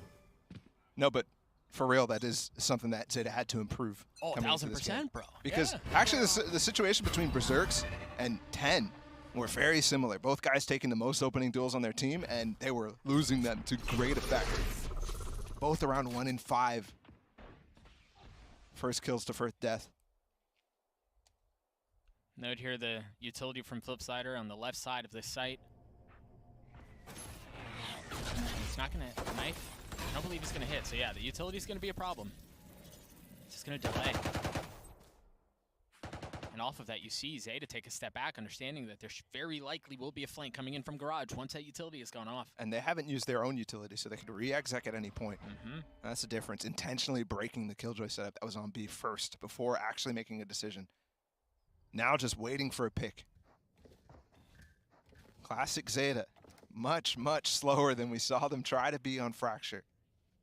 Much more like the Ascent against Loud. Might net them a kill. No! Flipsider with a great play. Blaze King just recalls the smoke. He tucks himself in, and Crow's gone. Nothing quite like a top fragging Killjoy. Sugar Zero gets a spike down. This is where they wanted to go from the beginning. They've also got 10 who's pushed really far up into Link, and he's going to flash just on the other side of smoke. There are 2 people there, but the Frenzy finds nothing. Can Sugar Zero find any of it? 10 there. All of the members of Zeta are just dying, but Laz once again shows up to save the day. Back behind enemy lines. And he's going to have to do it again, this time with 3 bullets, 19 HP. Flipsider jumped onto the smoke, and I don't know that... I didn't think they knew where he was, but Blaze King's going to clean him up. Flipsider 1 step closer to having that lockdown. And the pistol in favor of Boom. That's both pistols now as well for Boom. So they've got themselves some path into this game simply because they maintained those 2 rounds. The first half, they didn't really gain anything from it because they immediately got thrifted. But huge props as well to Blaze King on this round. I think he's been one of the guys who's been showing the most initiative in this game for Indonesia. And once again, there, the recall smoke, and then the Gravel that was massive on A-Link after it was certainly something I didn't want to watch again. The Gravel really did set the round. Yeah. Recalled smoke instead of the Gravel. This time Laz is going to challenge. And Berserk has a Vandal. Oh, and he's finding them all. Spike down A. He's finding the kills. 4v2 here, and Sugar Zero and 10 are both weak. 2 people who can do some damage, though, with the utility. But they probably won't want to spend it at this point, but they do recover Spectre. Note the quick flank possibility here from Flipsider. Yeah. And all 3 players on A. He knows what's happening. Right, and nothing to really cover the flank either. There's one of the Spectres that you mentioned. Enemy remaining. So it found a little something, did a little bit of damage. Dude, it is wild that the scoreline is 8-6 right now. Yeah, it is. It's 2 rounds separate these teams. Because I was feeling like this was absolutely over. But I think something we forget is how Zeta only won 1 round on attack side on Ascent against Loud. Yeah, that's not great. So clearly something was wrong with their attack sides, which I thought were fantastic regionally in Reykjavik. That could be a pressure thing so far here at Champions. Speaking of pressure, look at how far up A main they are. They've got the trademark, but it might be smoked off. No, it's not. Just barely inside of it. Now the question is, do they go back and do they fight the flank that's coming their way? 10 has to. Just continue to push forward. You're right, 10. There's no escape. Crow can get back for him, though, with the Prowler, but he's now stuck, too. Yeah, he's somehow made his position perhaps even worse, unless he finds all the kills that he Somehow needs. 10, though. He's gotten better position. Clean. 1 shot. Now they know where he is. Now they know they've got someone they have to worry about behind them. Meanwhile, the spike was planted down C. Look at Depp is just drawn exploring. He's playing a different game right now. 2 members left, and they're still back in spawn. Laz, not able to connect anything on the first shot. He's pushed off the angle. He has to run away and tuck. Step still close by. Laz continuing to be the recon dart. Find his turn. Yeah. A little sidestep, and perhaps a kill on the other side. There it is. Depp shows up. Sugar Zero does too. Zeta get to 9. King tried to smoke off Garage, but everybody was on the outside of that, and then the final swing as well from Depp. Just really well played off contact. And let's see. We do have a decent buy here for Boom. Obviously, they got their opportunity to bonus up with the fantastic anti-eco. And Berserks has his knives. He's playing up top B right now. So it doesn't look like there'll be too much shenanigans, except if somebody actually peeks window on him. I'm really surprised too, because they have the utility set up to control a main. I think off the fault line he'd take short and challenge or something like that, but no. Well, with just the dart there, you actually give yourself a lot of information, especially how Zeta's been playing the default so far. It hasn't been inside of a main, so they can't break it. They're trying to spam the Nanoswarm down right now. They just can't. They know it's there. And they know it's a problem on the other side too, man. And it's surprising that Flip actually hasn't popped it. Yeah, he's going to go for it. And minimal damage actually exchanged here. How did they get away with that? The setup looked like it could be so problematic, so devastating. They're set up off the alarm bot here, but he'll pop it to swing. Because I think they're more concerned about what's going on the rest of the map since they've been pressuring Garage so hard. And Zeta won't peek into B. So Boom has made the right read. Yeah, they've done a really good job of building Zeta up until this point. I'm wondering if Tabata will have his fault line up in time right now. Because there's not really any utility here.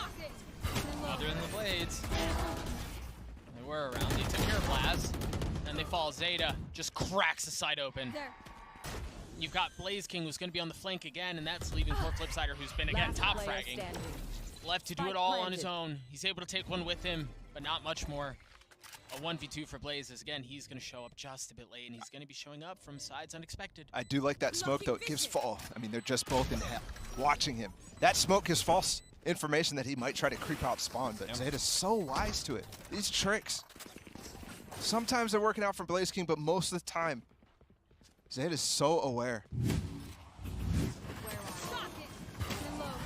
Again, Berserk was good to get one with the blade there.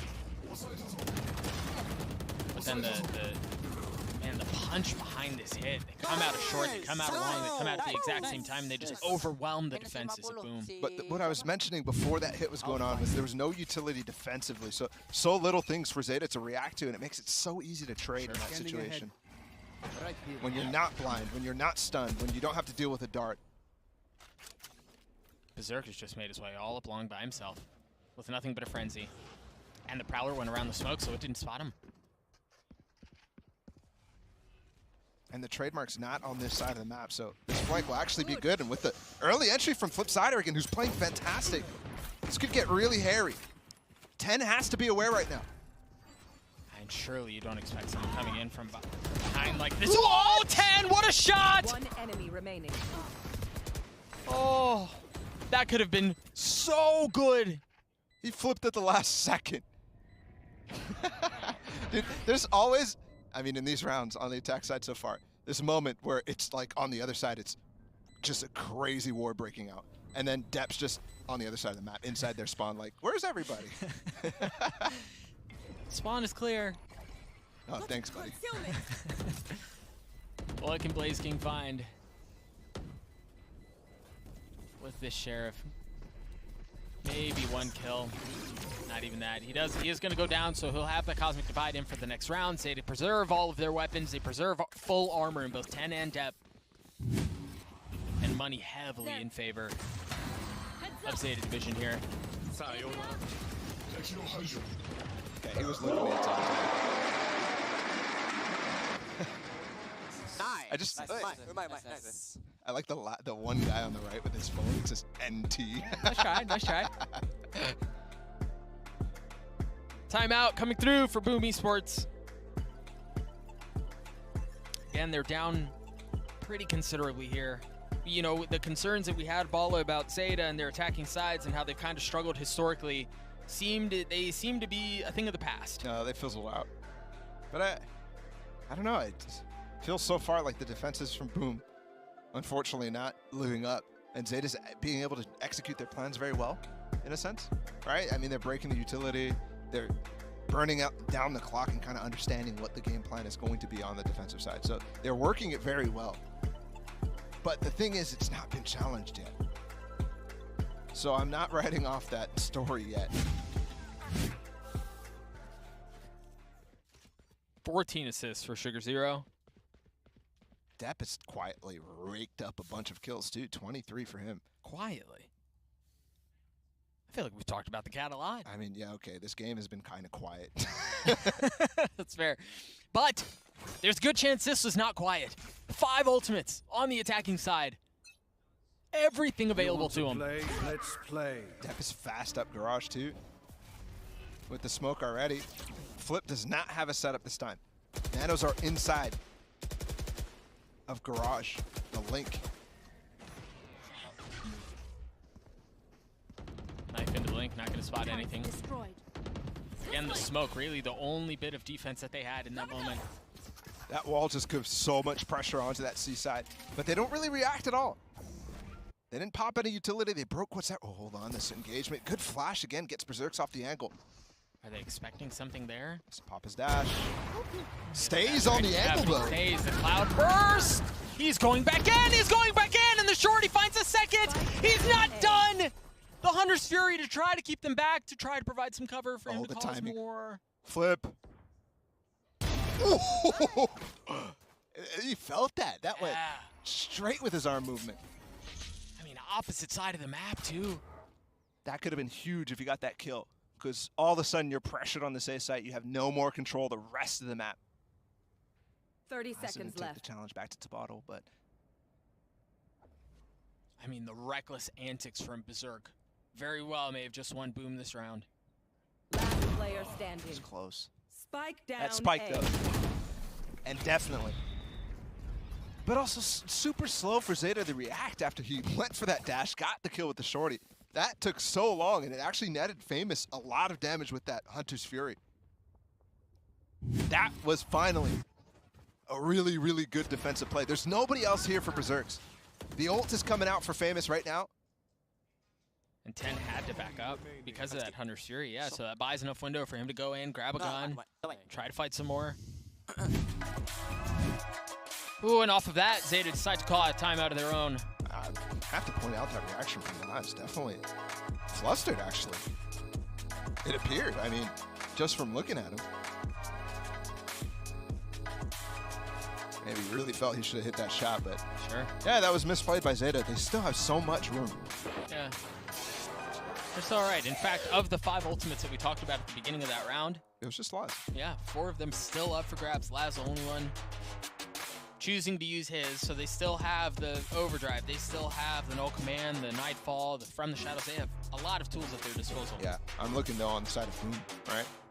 This is a team that you have to have them pull these ultimates into round wins consecutively too. Yeah. Lockdown for each ult. Cosmic Divide 2 from Astra. In order to use those, you have to have the bodies up, though. A lot of those rely either on a trap play or using it for retake. Or a late round push from Zeta, right? The lockdown could be really critical in those moments, but you have to be in the right place. Need that back. Again, note Laz, who had the reaction that you mentioned at the end of the previous round with the operator, 19 and 10 right now, so he's doing just fine. He's getting his. And Berserk's trying to get his. Oh, no. Can't dash away. I mean, he doesn't seem to care, though. And there's no real challenge. It was only because Berserk decided to peek again. They're going to try to get into C. They've gotten in through Garage, but Blaze King was tucked the entire time. And Drone's coming out now to clear last 2. Definitely a fantastic round here from Boom. Berserk's, again, the aggressiveness for him nets him so much value. I don't think the drone spotted him. It should have expired before it got to Cubby. Dart misses too. Sidestepping in and out of the pulses of the dart. Now goes forward. Famous might be the first one to go down if he steps just a bit too far. Shoulder taken off. How much more damage can Laz do? Blaze doesn't have a ton of credits here. And Flip and Blaze are split up right now. He can't actually trade them. If he walks up on Blaze, it could be crazy. Trying to clear out the Cubby there. Finally, they get close to each other. There's the lockdown I was mentioning. They're investing it. He has space back sight here, but he already put down his TP on the other side, so, if he gets back to it, wanted to plant to get back to his TP, and then he'd maybe have enough time to survive inside of that Cubby, but I highly doubt it.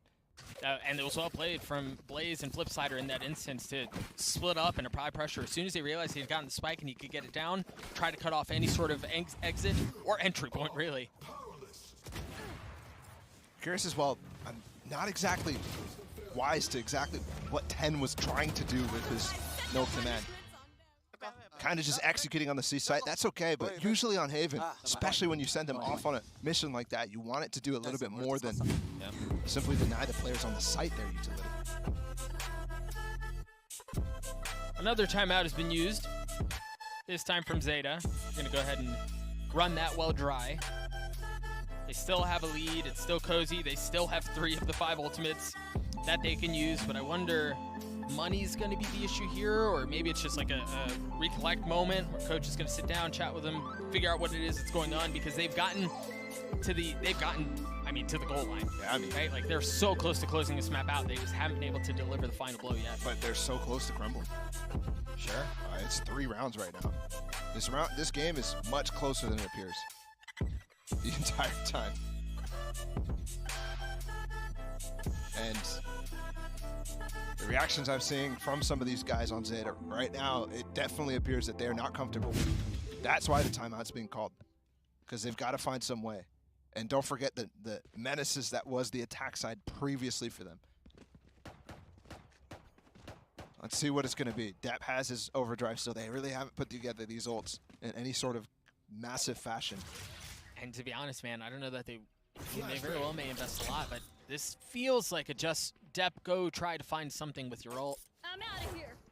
And of course, he's the first one up. The thing is, look at all of that Killjoy utility on B. He is targetable with the knife. If they spot the utility, you'll expect Killjoy to be somewhere in the vicinity of A-Link or B or C-Link. The drone spots something first. Alarm bot goes down. Both nano swarms used. So they've taken care of that step, and that was a big one. Relay and Famous, and there's the ult. Depp has gotten through. He's going hunting. Didn't get the gun though. He's got 2. It's his fingers. Depp. Oh, but Flipsider in his face gets the kill with the classic. And it's to bottle again as well to rack up a bunch of kills here. There's a lot of players right now starting to frag a lot for Boom. This is getting really shaky. The lead that was 5 rounds moments ago now down to 2 again. We do have to remember that that was an eco round for him, but you're right. They went for it here though. A lot of utility invested there. The ult as well. 15 HP. What a hold. All right, now they're back to guns. They still have ults to work with. But Boom do as well. Look at this. Laz has gotten all the way up into short with that Prowler already, with the smoke from Sugar Zero. Know that the Debatol is on the other side of the map. He's over at C, and he's got that Rolling Thunder. And that looks like that may be where they're headed. Unless they pivot off of Laz, finding value at A.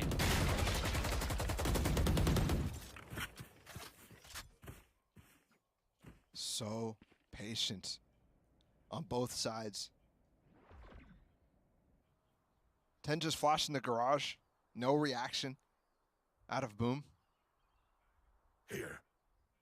Laz has just been waiting the entire time in sewers, really not doing anything with the space that they gained early on. Berserk's still on the A-long angle, though. So, potentially go back into B and have Laz flank play. That could definitely net some value. That's a lot of utility use, man. That's not enough to clear things out. At least it doesn't look like it. They've got the Rolling Thunder, and oh. Sugar Zero just TP'd in, Yeah. so no more TPs for him. He's got his ult, though. Where's he gonna go? Back strong. 30 seconds. Just to get some info. They drop the Nightfall to clear out Garage, try to clear out some of C, but the Gravity Wall keeps him back. Blaze King again with his utility causes problems for Zeta. And he's in the same little ratty spot that he was in before. This time they've spotted him, and it doesn't matter. What a hold from Boom! Again and again. Zeta falter on these approaches. B side, not open. That ult just pushed them right back. And they pivot into death. Blaze King with a 3K. Let's go! All the ultimates that we've been talking about for Zeta Division, gone. The money, not great. The guns, very light. Taking it fast to Berserks. Already up sewers. And that was a straight up challenge. Famous is here. There was no outburst, there was no nothing, it was just a challenge. And now Depp slips his way in. Berserk has the op, he picked it up. And he drops it almost as instantly as he gets it. And they don't have that breach ult anymore. What they do have is the Asher Wall. But Blaze King is so slow on the flank. He's already out flip. They've gotten the side back. Depp has the op. Pro no longer around. Can Depp do this himself? In a 1v3, you mentioned the Cosmic Divide. Flip on the tap. Depp going forward. Nothing. The lead is gone, Bala. From 5 to 2 to 0. 11-11. Zeta has lost control, and Boom has taken the firm opportunity to snatch it from them. Spike planted. What a play out from Flip. Again, no utility, and it works. That did such a good job to actually take the fight to them. Yeah. Let's go. And just like Zeta right now, the fans have got to feel the same way. Map 1 was in their grasp. Right now, honestly, I'm favoring Boom to finish this out. I agree. I mean, they've won 5 rounds in a row. Momentum is heavily their way. They have 3 ults to work with. They've got money. They have so much money. And Zeta, meanwhile, very close to desolation. They lose this round. This could easily be them saving the next, not having anything, and losing the game. Yeah. Famous taking a step back. You see Berserk there with the operator trying to look down short. He's going to back up as well. They're feeling the pressure. The fast lane, the paranoia, the flashes. They should be able to get onto the site, but what are they playing back for? They're still being so cautious about working up towards short. Forget the lockdown's going to be here. Berserks just dodged the knife, potentially going for an updraft play. Once this hit starts to come, but everybody's tucked underneath everything. Here comes the lockdown. Do they have anything to clear it out? I don't think they do. And whatever they may have been is now gone. They want to fight, but they don't have the tools to do it. And they're all left on site by themselves. The wall too, they're getting the kills anyways. The only person who should be on the outside of it is Sugar Zero and Laz. And those are the only 2 that remain. Oh, Sugar Zero swings out. The Cosmic Divide not keeping him back. Laz is going to have to go forward. He's going to have to challenge it. This shot is going to be filthy if he lands it, but he doesn't get the diffuser. There's no way. He does it all. Match point. Laz tried so hard. I don't even know how he got that shot. It looked like he shot through the entire wall. It had to have literally just been the barrel of the operator that made its way through the wall.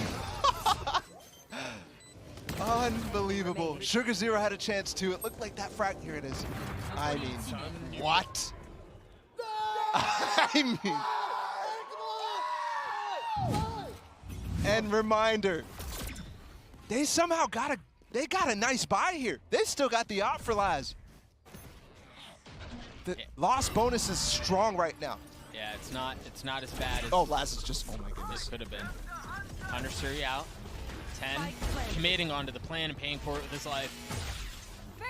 But they've gotten the spike down. The Nightfall's out very early. The paranoia, the Prowlers, again, they just want to fight. They want to leave nothing to chance, and Sugar Zero walks into a crossfire that has 3 members of Boom Esports waiting for him. They're overheating. Yeah, they are. Blaze just got a star back too. The smoke's going down. Zerk on the defuse. He's gotten it to half. Again, a 2v4. The spam's through, and it's much like the end of the previous round. With members alive, the defuse comes through. The collapse from Zeta nets them the loss.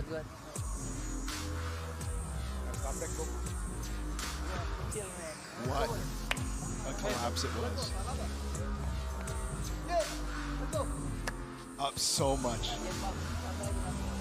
Up 5 rounds. Where it felt like Boom was only in the game because of the pistol and certain rounds just not falling away for Zeta. They had a good lead. And it felt like Boom didn't have anything at the beginning of that half, and certainly on the first half too.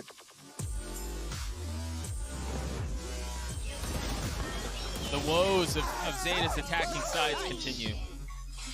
That's something we're unfortunately going to have to continue to touch on and talk about, because it is a trend. It is consistent.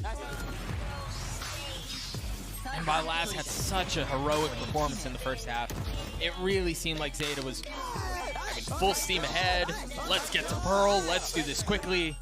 And then in the second half, Berserk just took over. Flip side, he took over. Dude, these guys played so well.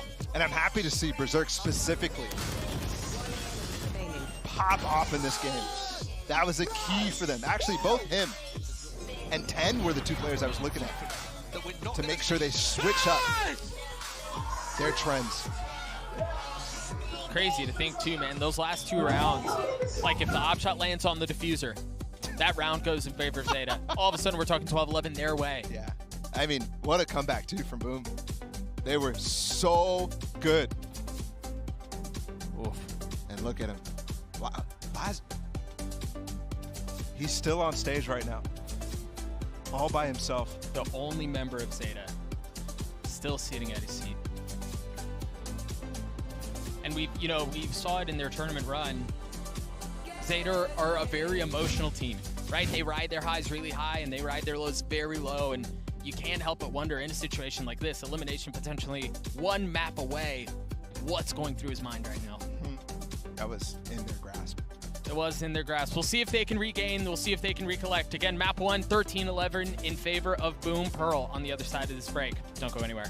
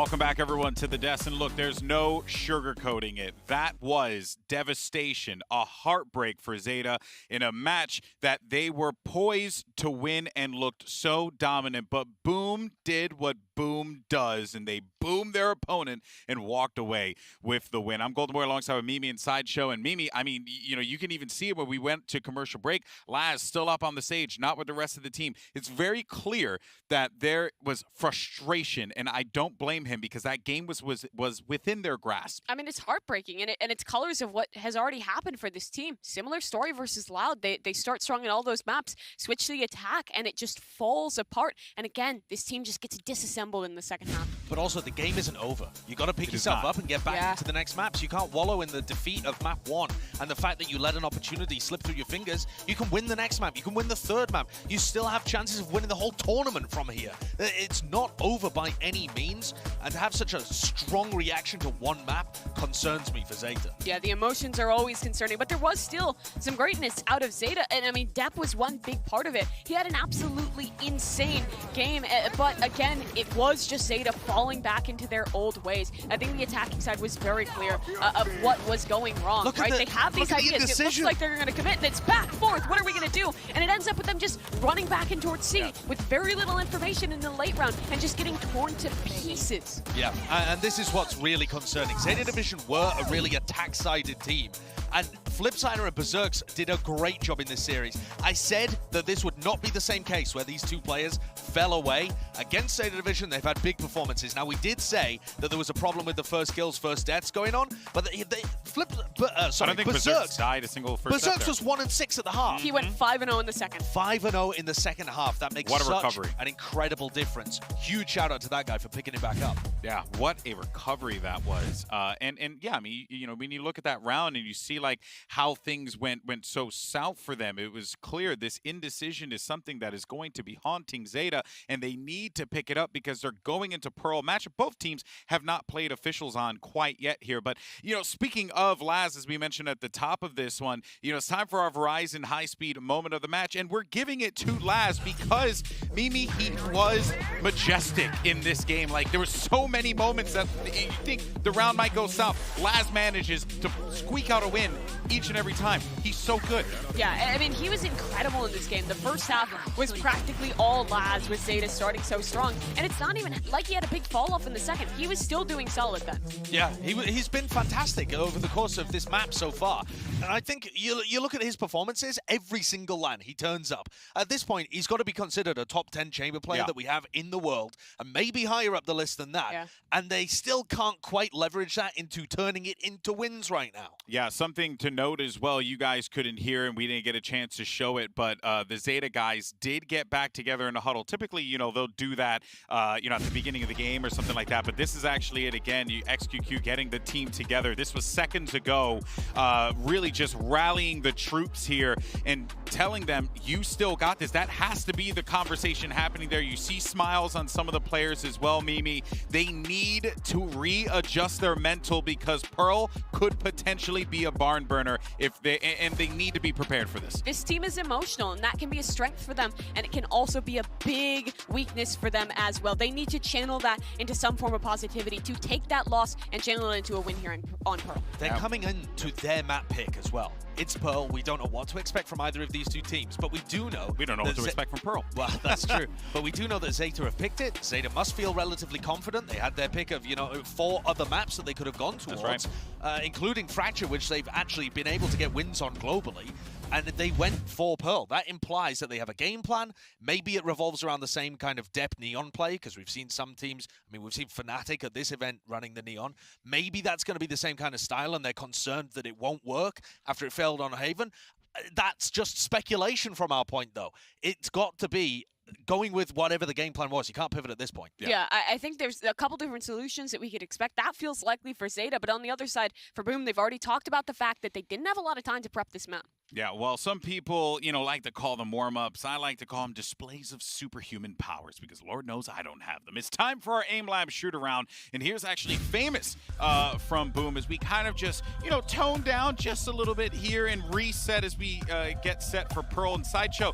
I'm I'm looking forward to seeing what Famous brings to the table here potentially in this second game, because as we had mentioned, we don't know what we're going to get out of Pearl, but we do know that this kid can shoot some bubbles. Definitely. I mean, Famous is a talented player. He's one of their best players during that APAC LCQ run. He's still on loan for the team too. And in all of our discussion about, you know, Zeta going out and losing their grip on that game, Boom are also playing for their tournament lives. That's right. Let's not forget it. It's the same situation for both of these teams. And for Boom, their expectations are even lower. So to be now one map away on Pearl, a map that they've said they are happy to play, they're one map away from being able to extend that run and take a scalp. Take out the bronze medalist from Reykjavik. That'd be a huge accomplishment. Yeah, you have to prove yourself right here, right now. They've taken a map off a great team in Optic. They've done it again here. If they could close out, keep this round going, it sells this team so much for the future. Well, we're going to get ready for this game in just a moment. The agent select will be coming up. The players readjusting themselves as they take to the stage yet again for a square off here on the new map Pearl. New addition here for Champions, as teams are really just trying to wrestle with what they can bring to the table on this map. Everyone has a different philosophy, Sideshow, so far, and there has been no one philosophy that has overtaken any other one. It's really kind of just been how you're shooting that day at this point, especially with a map this new. When we saw the teams in this group, when we saw Optic and Loud play against each other on Pearl, it was a zero duelist mirror comp. And you heard, actually, Fnatic's coach, Mini, say that that's what everybody in Europe has been scrimming right now. And yet Fnatic themselves went for the Neon, right? They know that the kind of meta in Europe is to play no duelist, and they went towards the Neon. I cannot see these teams running no duelist comps. I just don't think it makes sense. When you have players like Depp, and then you've got Berserks on the other side of things, they just play so many duelists everywhere. Yeah, absolutely. I think for Boom as well, it kind of comes down to the question with that answer. I would like to see one of these teams go into that Raze composition. We saw that out of Paper X. Fade Raze, you're playing the Sage, a similar approach to an Icebox. I thought that one was probably the most effective that we've seen thus 100 far. Thieves were running it as well, and I think that worked out very nicely. All right, Prime Gaming Agent Select. Now we're going to have these questions answered here, and it looks like we are going to be getting some Raze for Zeta. We are going to get some Neon for Boom. This is interesting. Yeah. Yeah, we see no Fade come into the mix for this composition. No Sage, nothing like that. 10 will get the Raze, though. This was his starring role when they were playing at Reykjavik. But looking at this composition, I don't know if I'm sold just yet. You have some utility to set 10 up for success, but I think without that Sage, without even kind of those more no duelist comps that have a little bit more utility, you're losing out on some aspects, and it really puts the pressure on this guy. Yeah, it's also just bizarre to see an Omen in the mix and it's not being played by Sugar Zero. You've got Sugar Zero on the Viper, while Depp picks up an Omen. So Depp is not going to be at the forefront, right? It's all going to be about 10. He's the player that gets traded the best on Zeta Division, so getting everything behind him does make some sense, but it really feels like you're missing out on the synergy with Fade. Yeah, and on the other side here with the Boom composition, they're going to head into that Neon. They have the Fade actually as the sole initiator on this map. It's so weird. It's like you want to pair the Neon with the Sky and the Raze with the Fade, and both teams have just traded duelists with each other. But I mean, both teams going for a double controller, both teams going for the chamber play. That all kind of makes sense, but very different themes. It's just a mix-up there, right? Yeah. You know, the initiator changed, the duelist change, right? I wonder what the mentality is behind it, at the very least for the Sky, because I actually kind of like the Sky in this one. I mean, yes, it would work better with the Neon, but perhaps it could be a comfort pick maybe, or I don't know. I don't think the compositions are going to win or lose this next match coming up. In fact, it might not even be the talent, the skill, the shooting. I think this is going to be a mental game. I think Boom have to avoid having that drop-off they saw against Optic, and Zeta need to rally back. And Zeta are straight back in to their old nemesis, that attacking side. They have been dismal with it thus far in this tournament. That rally back needs to be massive because they're starting where they are the weakest. All right, well, it is do or die for Zeta. Like Okada in the Tokyo Dome, they have to find a way to find that fighting spirit, or can Boom shut them out right here? Let's send it back over to Doug and Bala. it's oftentimes in moments like these that the best comes to the top. And for Zeta, I don't know if it's going to be Laz, I don't know if it's going to be 10, I don't know who it's going to be, but somebody needs to step up if they want to get to map 3. Yeah, bring that mental back. Yep. It's super important. This is their map pick. Let's see what they can do. We've already seen the comps, but Josh was talking about the mental. It's going to be all that. And for Boom, they are one map away from knocking out our first team here at Champions. It's just wild because I think there were a lot of people who expected Boom to be the first ones out. Yeah, and let's also remember they came from a Last Chance Qualifier, right? Yeah. The only team to make it out of their region of the West Asia LCQ, the APAC LCQ. Zeta on the attacking side. We heavily have discussed what happened on Haven. On this side, perhaps they can find some more success here on Pearl. It's also interesting that both sides playing Omen, where we've seen a lot of Astra here so far. Yeah. As the secondary, the auxiliary smoker. As 10 already pushes the one player out. That's famous. Yeah, not on the jet this time. And this is the same wall that 100 Thieves was using in their game Mm-hmm. to try to get this plant down, but there's a really cool smoke. Oh, but the TP's short. Wasn't deep enough. And Famous was just happily waiting for depth there. That is not how they wanted this round to start. And it hasn't gotten much better at all. A 4v2 here, Sugar Zero pushing his way forward. Is met by Tepatol, and now Laz, the only one alive. The Frenzy on the other side as Berserk cleans him up, Flipsider gets the kill, and BME continue to push forward. One map down, and they've lost now all 3 pistols in this series.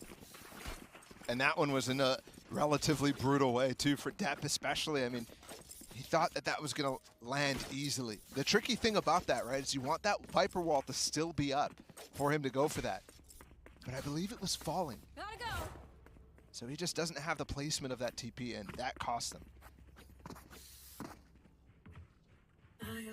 Cost them that 180 days as well for Zeta. I mean, the experience, the chemistry that's been built after that much time. You can see how much it means to this team. Probably, I feel like we say that a lot, but for Zeta in particular, they wear it. Bring them down. Just on their sleeves sometimes. I'm out of here. It's there. Boom is getting loud, though. Every round that they brought back on Haven. It's interesting here. 10 has gotten up pretty far into Art. The flash to create some space as Berserk is dealing some of the pressure that's coming in from Elbow. He just accidentally stunned the backside there, but he's entirely surrounded right now. He's got Depp in front of him, 10 behind him, and somehow manages to take one down with him. Spike down. Keep the trades even after the advantage gain. Zeta still behind him. Blaze King was trying to navigate that Prowler. And you've got to be careful. I mean, at this point, Famous is alone. He does have a Bulldog, but the thing is, Zeta have all grabbed weapons. Look at the trip as well. It's so deep in the spawn. They know where he's coming from. It's their side. It's Art. Sugar Zero waiting on the other side of this box. Another thrifty round win to start the map for Zeta. Uncanny how often we're in this situation. Yeah. Once we've gotten to the second half of these group stages, I really feel like these thrifty rounds are coming in so fast and in critical moments. Nice. And that's what we need to hear. Every time we come to this replay, if we're not hearing that, it's concerning. Absolutely. Back to the drawing board for Boom again. We saw in their pistol round, they really tried to challenge a little bit down this B lane. But Zeta was there to receive, this time using the Boom bot to clear out this main area.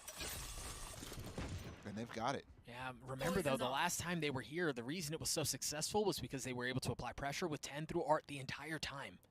Right, because they were able to pinch around and split A. This time there's no mid presence. But there could be an execute for sure still. Use the Trailblazer to clear, and that's beautiful. Already spot the other player. 10 trying to go forward, instead goes up, and Flipsider goes down. Last continuing to press 3 on the round for him, a fourth, a blind one, a gift. Famous, who has one shot in his Headhunter. Window. And I'm not... Hello? Yeah. That bullet goes wide. The Prime Gaming Flawless comes through as A to get a second. Try to go people watching there. A home invasion. Really solid round from Laz. I mean, these shots right here, nice. This one, after, through the smoke, is just, he had something there. I didn't realize he had something from Blaze King. Tagging a little bit. But it's good. Yeah. He didn't, I was expecting, especially after the game, to look at the stats and see a drop off in the second half. He did not drop off at all. Laz was still popping off, and again, he's 8-1. And it was a, what was it, a 12-2 start for him on Haven? Yeah, something like that, maybe 12-1. Oh, he's about to challenge Famous. The elevation. Just using the ramp. Oh my gosh! What a shot! We've got to see that from his POV. 2 cases right there. Zeta outstudying them on the angles. What a shot. You want to play? And they have full B control, man. Especially because they came through the alleyway as well. Next to Sugar Zero. And look at Blaze King just had to use both of his Prowlers just to make sure that there was no one on the other side of double doors. And he used the Haunt there too. There's no Fade utility left to retake this site. It's going to be difficult to fight through the wall once Sugar Zero puts it up. Eventually off contact. There's Step spotting the one.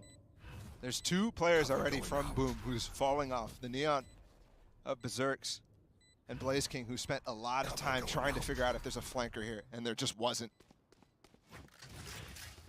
It's crazy how much respect they just showed to that. Well, when you get demolished on a long angle where you have the weapon advantage, that's gonna hurt. Fuse goes through. Couple of shots initially missed, but Sugar Zero eventually meets his demise. This is cool from Laz. The uncrouch.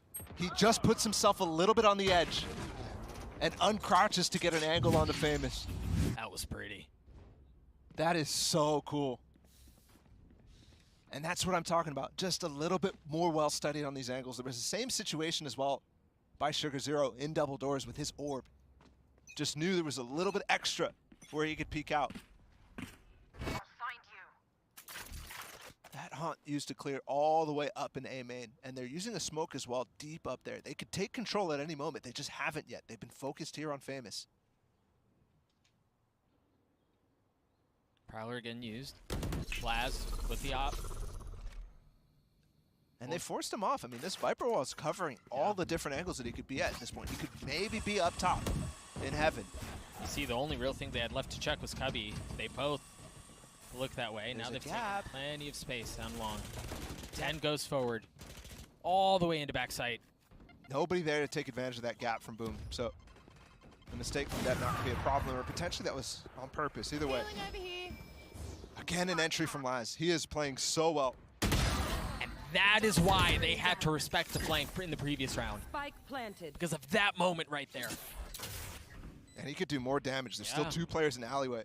Pinch between him and the site. Note that's him with a Spectre too. The flash deep, Berserk has fallen. Flipsider and Tebetol, the only 2 that remain. He's gonna swing out. Zero's weak here. He has no armor. He has no health now either. And 10 doesn't actually know the position as well of Flipsider. So just like that, he falls as well. They're losing guns, but those were the weaker weapons. Remember. Maybe not 10, but Sugar Zero just had the Spectre. They're carrying in all those weapons. Essentially playing a bonus late. And we'll see. Ooh, that's a Vandal. Nice shot from depth. Very, very nicely done. Entry from Laz. This is the one that I was looking for. Remember, they pushed off Famous early.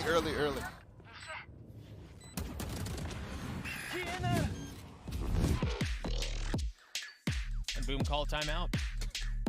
Again, down 3 rounds. Very similar to Haven. Call a timeout, try to regain the control of the situation. Because just like the first game, It looks like Zeta has control on this map.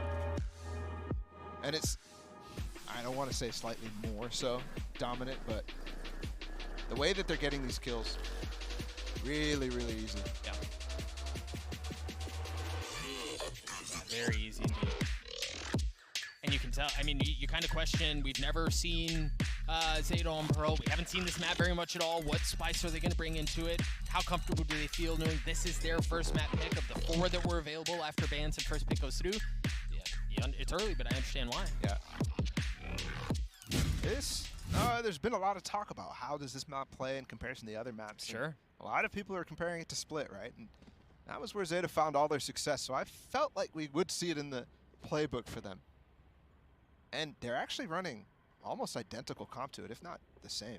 Maybe with, you know, Sugar Zero playing Astra. Somebody else playing the Viper. Yeah. Strike again. Either way, Boom out of this timeout. Find themselves with a couple of members a point away from having their ult online. And a Stinger. A Vandal in the hands of Flipsider too. Who again was the main pop-off for Boom in the previous map. And he's got aggressive, he's going hunting. Look at how much space he's taken mid already. Note that there is no alarm bot on this side either. So if the timing works out well, Flipsider's gonna have a whole lot of targets in front of him. It's actually just Sugar Zero who's playing on the flank while the rest of Zeta have taken the site. I mean, he just played the timing so well against Famous. Famous was looking for specifically Sugar Zero. The flank is on. You've got 2 members working their way around. Sugar Zero's behind them, though. Just got the kills. 10 has so much space in the back of sight as well, though. He's all the way up in secret. Yeah. Sugar Zero going into Art, and they thought they had a flank, but they weren't worried about their own. The op shot out from Laz. The idea from Boom was there, but Zeta are just a step ahead. Famous here, he's got the tour de force, he's pushing his way forward, he's made a 1v3 into a 1v2. Sugar Zero with the 3rd on the round as Zeta get to 5. 4-round lead again. It's growing here for Zeta. We've got Sugar Zero's ult online, 10's ult online. And Berserk's is struggling so far to find value. They're really not going aggressive with it at all. They're not using any sort of stun combos or anything like that at the beginning. Which you might expect, especially with that haunt that they're throwing in A main consistently to try to get up in there, but nobody's taking the space. Yeah. Finally, it looks like Famous might want to, but this time there's no haunt. And the Boombot, the flash, it's so easy to push him off right now. Oh, that's dangerous. I've got your dangerous trail. indeed. The Seekers there. Clear! Oh, and the first target goes just too fast. They've got the Paranoia, they've got the Showstopper. But they don't really have anything other than that. It's really just now Prowler that's being used, or excuse me, a Trailblazer being used to try to clear some space. Berserk sidesteps it and swings out into 2 members of Zeta and cleans them both up. The flash as he tucks behind. Spike down A. But now, Tebetol there to help. Waiting for Laz. Slow in Art. Oh, it's a long time to wait. Last player standing. Way too many targets. Deb can't even get to safety. There it is, Berserks with the 2K. Shuts down the hit. It's exactly the type of thing I'm looking for. And you're noticing Zeta fall into some of these old patterns in this round specifically, where they try to freeze a little bit, slow down the chaos. Where Depp is just basically on site, waiting.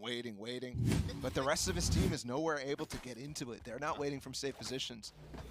And also the way that execute comes. If you're executing on the site, you're there.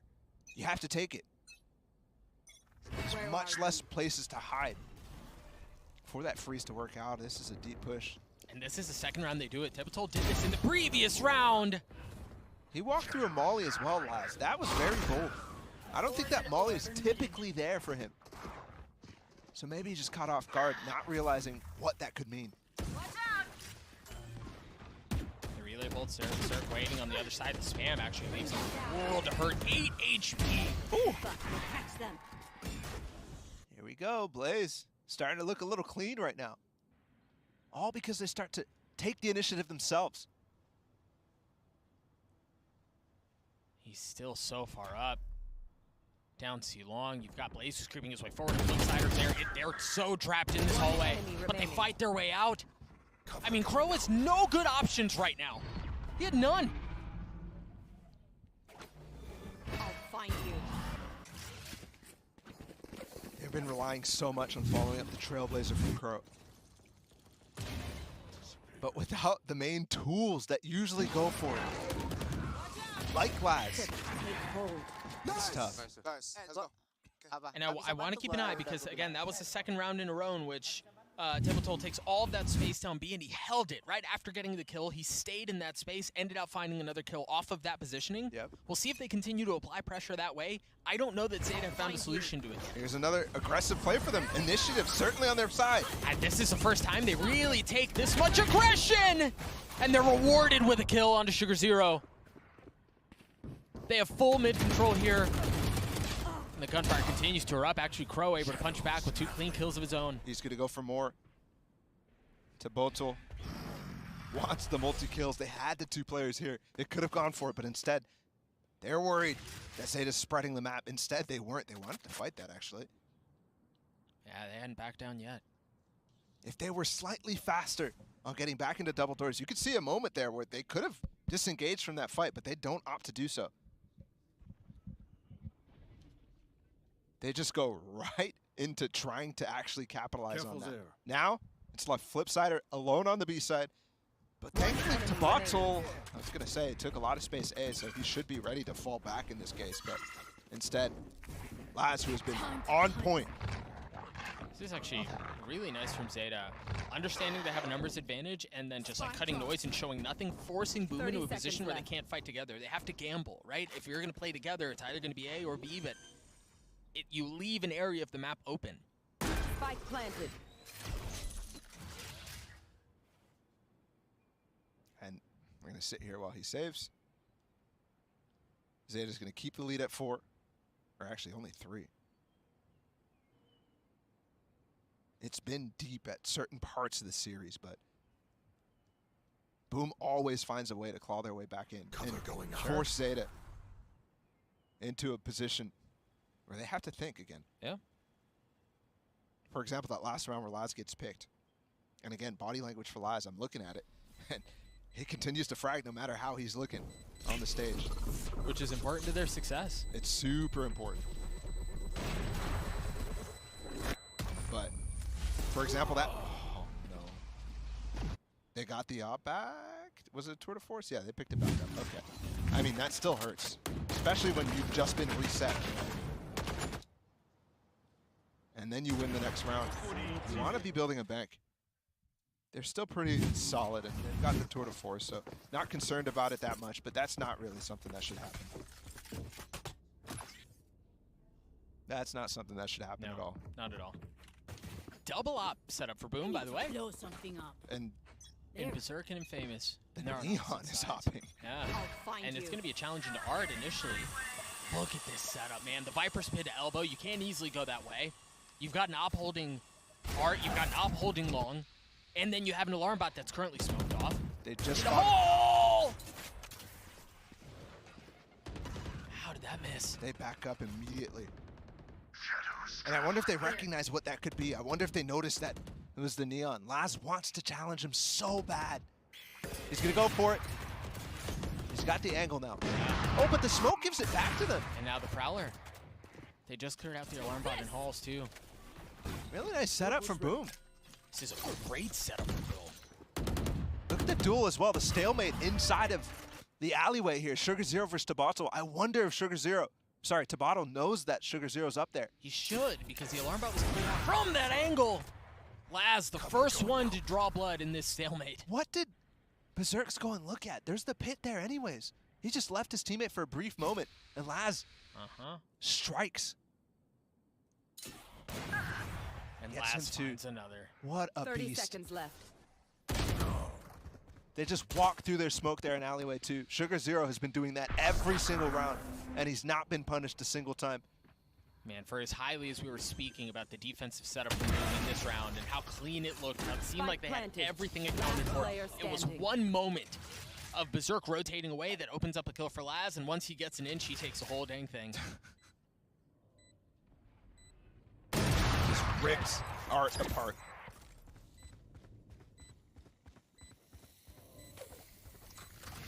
And Flipsider's left is 1v3, and as soon as he swings out, 10 drops him down. The setups that you can go for once you recognize the situation and where the opponents are coming from on the retake. I mean, that was a 3 or 4v1, so I'm not going to give too much credit, but you could do a lot in spawn and in heaven if they're not coming from that direction. Here's the second kill too. We didn't catch this one.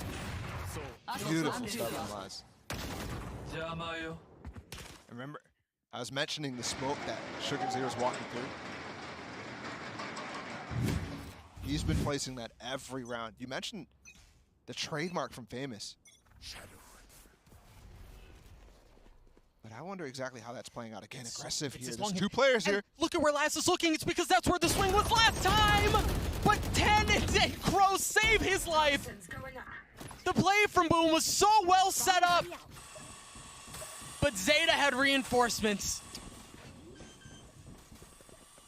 And it looks like we're heading right back to a 5-round lead for Zeta. To a half it looks like they're in control. It's going to be improved upon Haven, though, in the first half. Blaze with a frenzy here. And a 1v5, just looking to play for an exit of any kind. And again, the early start, you know, the thrifty, sure, that's super helpful with momentum, but the thing about something like that is you can lose it pretty quickly. Right? Like, Boom, we've shown that they can fight back, that they are certainly capable of doing these things. It's been so impressive to me, given that last map, to see Zeta still hold this the way that they have, and then to get this round with the Prime Gaming Flawless, that they are sitting very cozy here. Yeah, I think they are. And even some of the things at the ends of the rounds, too, for Zeta, are super clean. Even these anti-ecos, right? They find the last player. They want to make sure he's not saving anything. I don't think they saw him in that until the very end. And they stay alive. Sugar Zero there, taking every angle with caution.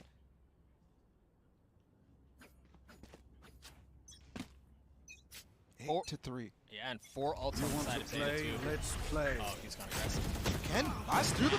I mean... Through the molly and dead. You're absolutely right, Paula.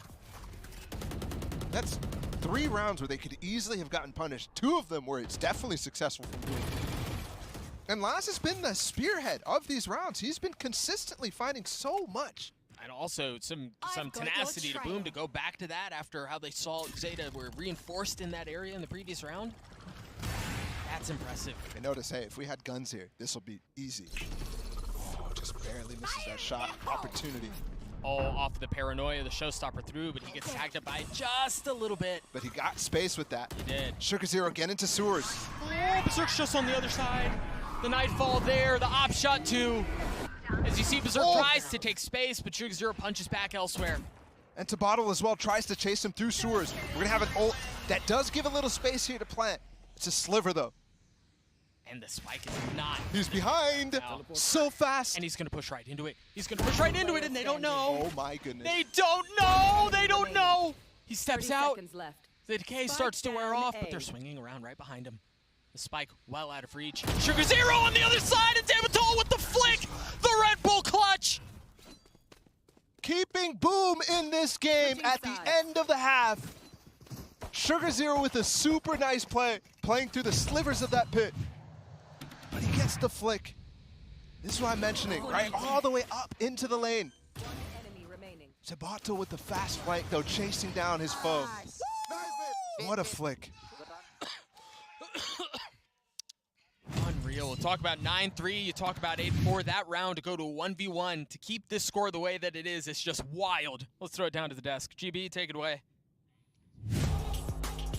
Thank you so much, Doug and Volley. Yes, this game is at a knife's edge here. Fascinating matchup on Pro to kick things off for the halftime here. Let's first go back to a player that we were highlighting quite a bit in Game 1 and has continued to be impressive here today in Game 2, and that is Laz, instrumental for this team. Yeah, Laz, Sugar Zero, it's the same people stepping up again. He's 13-6 at the half, but in the first 6 rounds, he had 10 kills. He was 10-2 in the first 6 rounds. That is just absurd. He's been beginnings to these maps have been bonkers. He was 15-5 on Haven first half as well. Laz is playing monstrously. He's currently the top-rated chamber at the event after we've seen everybody play at least once. Yeah, it feels like he just had his Joker moment after them losing that first map, comes back, absolutely rallies, and looks fantastic again in the start of this map. But we're still seeing some of those kind of moments that look similar to what we saw in the first map, and one of them was Boom starting to find some of these adaptations. Laz was making this play pretty much every round, finding value.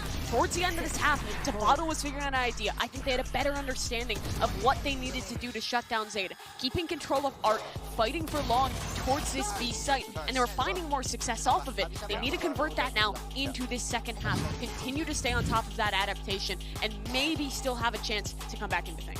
It's so difficult to know what to expect from Zeta. Coming into the tournament, they were the only team heading into Champs with a less than 50% win rate on their defense side. And yet, at Champs, it's been their attack side that's been terrible. Now they're 8-4 up. They've dealt with the half that's been giving them the most recent struggles. Good attack half. That's been ticked. Now they just have to stop the comeback. Yeah, I don't know. I feel like I've seen this before. Could lightning strike twice for Boom? Let's send it back over to Doug and Bala to bring us into the second half.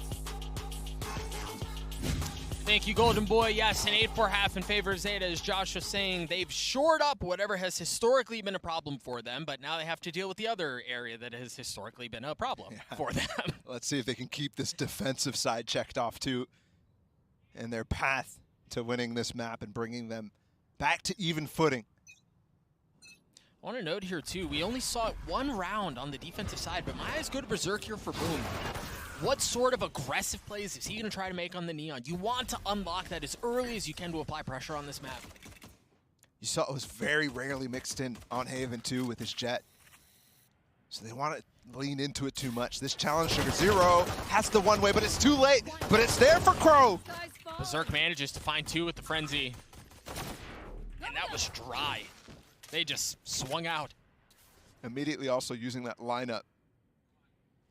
The same orb that Sugar Zero was putting down in 10s, trying to capitalize on the same space. Betrayed by the sliver in the door, and now the nade. Flipsider has to swing in. The Ghost cleans up 10. Somehow this is even. Last taking so much space in the club, though. Poison's on. Spike is going to work its way up. In through Link towards B. And you've got Laz, who's going to be on the flank. Depp is back in Secret, back in Dugout on the opposite side of the map. They're going to get the spike down. How do they play this? Planning for spawn. Going to give them possibility here of 2v1ing Depp if he comes through that direction. But it looks like he wants to group up and take through alleyway instead. Oh, I don't know, Laz. How many shots? He has 4 shots of the Headhunter left. That's plenty for Laz. He's so slow on long B, though. It's just no info of anything. No knowledge. Depp on the swing. He gets spammed through the smoke. It all falls onto Laz again. Can he do it for Zeta? Can he net them a pistol? It seems unlikely, and yeah, there's no way you check that ratty little corner, right? No time even. Goal! 1, but that's all it was. Flipsider with the 3rd. Boom wins, I believe, the 4th pistol of the series. All 4 pistols. All 4 pistols. And remember, Haven, they brought it back specifically because of the 2nd round pistol. Different halves. But so far, same story. So far, the exact same story. Almost identical. I think Zeta definitely had a big chance after 10 makes this play. Yeah, I absolutely agree with you. Let's see if they can really rally something together like they've been able to on certain. But it was all off of thrifty rounds, Ball. I think that's the concern. Well, every 2nd round, they put something together. Bring them down. Or being taken, Prowler through, clearing the backside of this wall. So there's no more concern, only Laz after theirs. That's going to help, but Berserk with the Vandal trades it back. And that was the main oomph behind this punch. Sugar Zero's falling, Crow does too.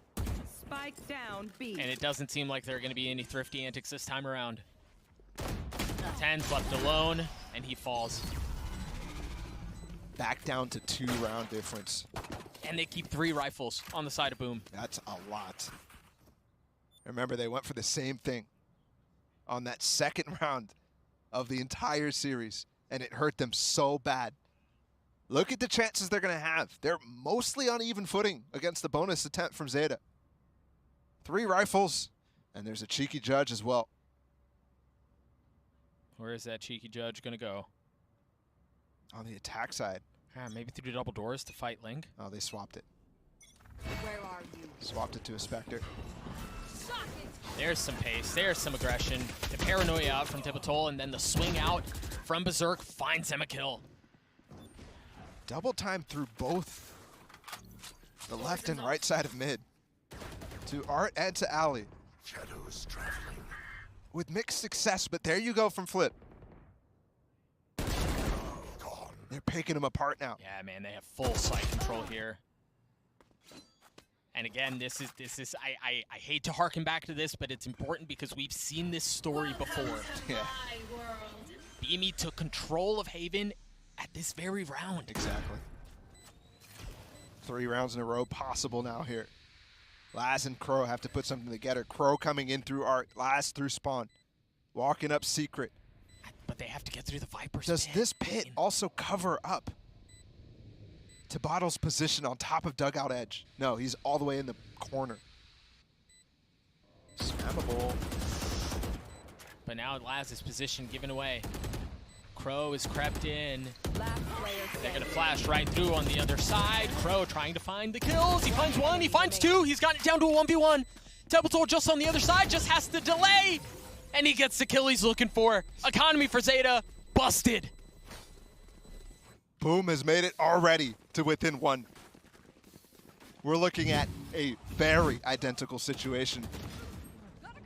But the difference this time is it's much earlier here for Boom.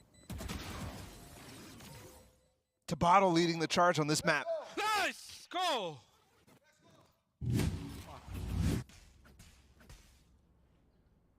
Their Mentally, fears betrayed them.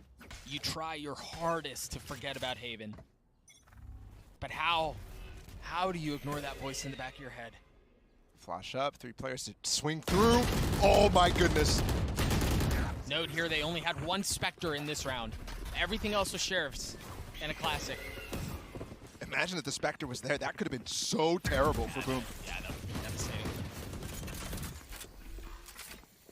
Tibetol getting the spike down. Zeta outnumbered. And they're looking to push their way forward. Into Secret, into Laz's lap. Tries to jump into window. Tibetol glad to reposition. Glad to take this fight again. The Headhunter not finding anything. He just switched away from Sugar Zero. Boom's coming to his aid. Laz has gone quiet. Nice shot, Sugar Zero. Who steps up? Who steps up on the side of Zeta? Who's the spark? Who's the catalyst to swing momentum back their way? Is it Crow? It's not Sugar Zero in this round, and it's not Crow either. We're tied at 8. The lead, once again, gone. In the last map, it took all the way to 11-11 for Boom to tie it up. Here, it's so much earlier in the second half. Reminiscent so far of the really poor half that we had from Zeta against Loud. Boom, taking the experience they got through with Optic and showing off that they've learned so much from that series. 10 just went so aggressively down long. He's got the showstopper. I don't think he's going to have much of a contest, while Laz finds value on the opposite side of the map. He just pushed up Art and took the fight to top mid. Space given right back by 10. He's already used the Roomba. Oh. That timing could not have been better. Look at this Trailblazer from Crow. He just used it all the way from sewer side, in through double doors and cleared middle. They're going to go B. Remember, 10 has a showstopper. With Laz's aggression on the A main, they've got a great idea here. 10 with the showstopper. The Seekers are going to confirm. He can swing with this easily. But do they commit? They have 55 seconds. There's still plenty of time to flip this map back. That just bought so much time for the fuel of Sugar Zero right now. If they want to commit, they're going to have to get Decayed. Keep an eye on Blaze King, waiting just outside double doors. They're continuing to creep forward. They're going to commit to it. The flash is there. Is that what throws him back? No. they're going to continue to persist on this. Blaze King is going to continue to work his way up. Now B-Link. Crow's checking it every so often. But it could strike fast. He's leaving it right now. And he has utility. Crow on the peak. The paranoia is there, but the flash keeps him back. And now you've got the showstopper up top. One goes down. Flipsider does two. Zeta have cracked the site open. Kept the spike in their control. On their side of the wall now, too. And boom, just when they thought they had their hands around the scoreline. Zeta respond. What a hold. Again, off the showstopper, finding value off of the delay that you mentioned. There was so much there that allowed them to rotate back towards B in conjunction with Laz having space on elbow. They knew the hit wasn't going to go that way, so they could lean B. And to note, too, Laz getting aggressive that round. That's the type of agency that we've been missing from Zeta all along. Only one player on the opposite side of the map right now for Boom. They might want to take this A main very fast. Here comes the Nightfall. They're going straight for it. That's exactly what they're doing. They've invested in Paranoia, they've invested the Nightfall, and now the Overdrive too, but counter Paranoia is going to keep him back. The Prowler is going to spot onto 10. They continue to push forward, though. Look at how deep Terratol is. He's already gotten his way into Secret, and so far his presence is kept quiet. But Laz with the op shot stops it. They've gotten the spike down. If Sugar Zero can get up into spike, into site, excuse me, he can use the Viper's Pit, and there it is. Have to clear the site. And Blaze King is the only one who's up. Do they know that he's there? They don't know that he's there. He gets one. He gets two. He was the linchpin, and he was never taken care of. And it's a brutal reset. Boom. Forced the economy from Zeta to start back at square one. Laz loses his op. He's got the tour de force still around they can play in. They're going to call a timeout. Look at this play from Tabata. He just used his ult instantly after the smokes went down on Art. And just stuck it. Everybody trying to hold from Zeta way up close. And there's nobody inside of A main because they're just running away from the early presence from Boom. There was so much thrown at the beginning of that round. What a call from flip side of the IGL. To go and to go fast. To go with intention, to go with purpose. You've just seen 2 rounds back to back where the IGLs have called fantastic setups and executes. So we're starting to get to that point where both sides maybe understand the game very well and how their opposition wants to play. Round 19. 4 rounds to close out for either side. But you look at the timeline, Ball, and you go, they've won 6 of the last 7 rounds. Yes, it may be 9-9, but be hard-pressed not to tell me that momentum is in Boom's camp. And don't forget, it was timing as well. Boom, who set the tone of that other round. It was so slow from them. Zeta capitalized, fantastic guess, but if the speed stays up the way that it is, there's no shot that Zeta continues to grasp this like they have. Love that early peek from Laz. Yeah. Instantly wants to go back and make sure that he has control still of long. Yep, no early challenge mid. Cool, go back and check B, as you were saying. But look at how they're marking the B site right now. Boom. They've heard where Laz TP'd to and from. So they immediately walk away from him. The problem for them, though, is they don't have that same dive that they had last round if they want to hit this A site. 10's going to be here. Dep's going to be here. Crow's going to be here. And he's just cleared middle, too. So they know the split is not coming within the next 10 seconds. You got to note, though, flip side. They just left. They just left after that dog. Oh, no. It's all 10 now.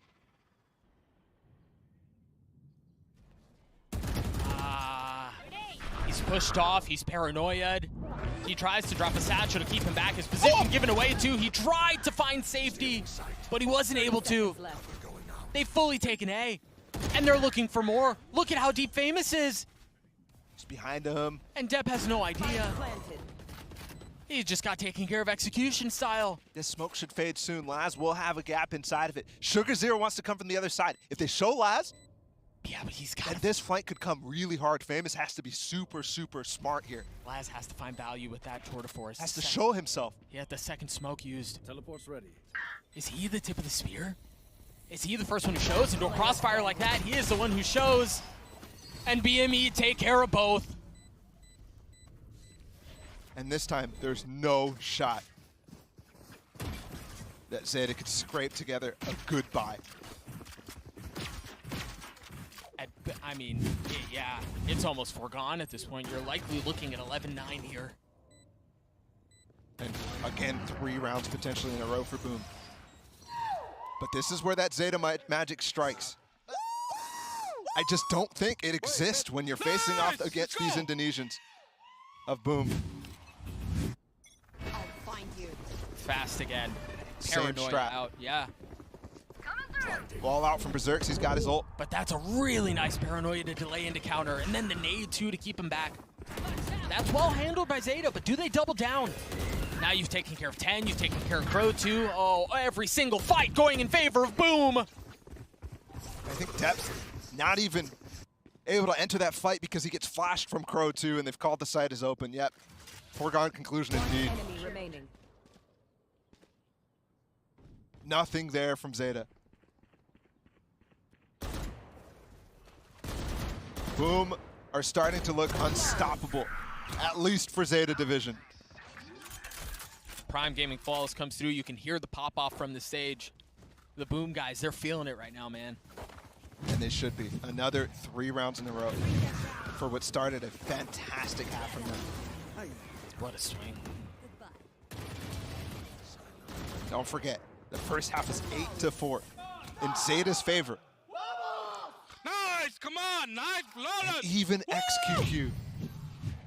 Dejected. This is now 4 maps in a row where Zeta has lost a lead at the half.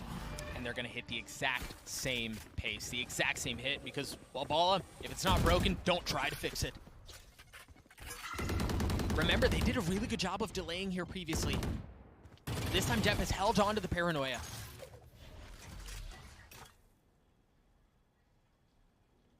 Going to old tricks here for Zeta Division. 4 players on the A side. That's where Boom has led over and over.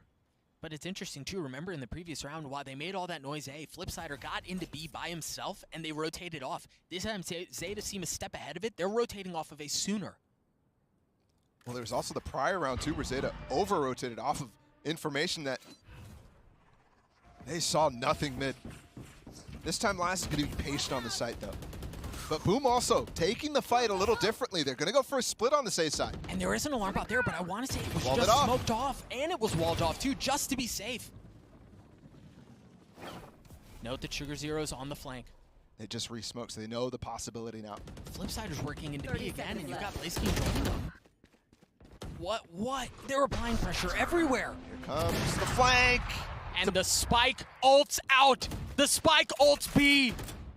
They're gonna get the spike down. While Laz might have still held on to the initial push from Flipsider, they've got the site now. What a play. But Zeta may have spread themselves a bit, or excuse me, BME may have spread themselves a bit too thin.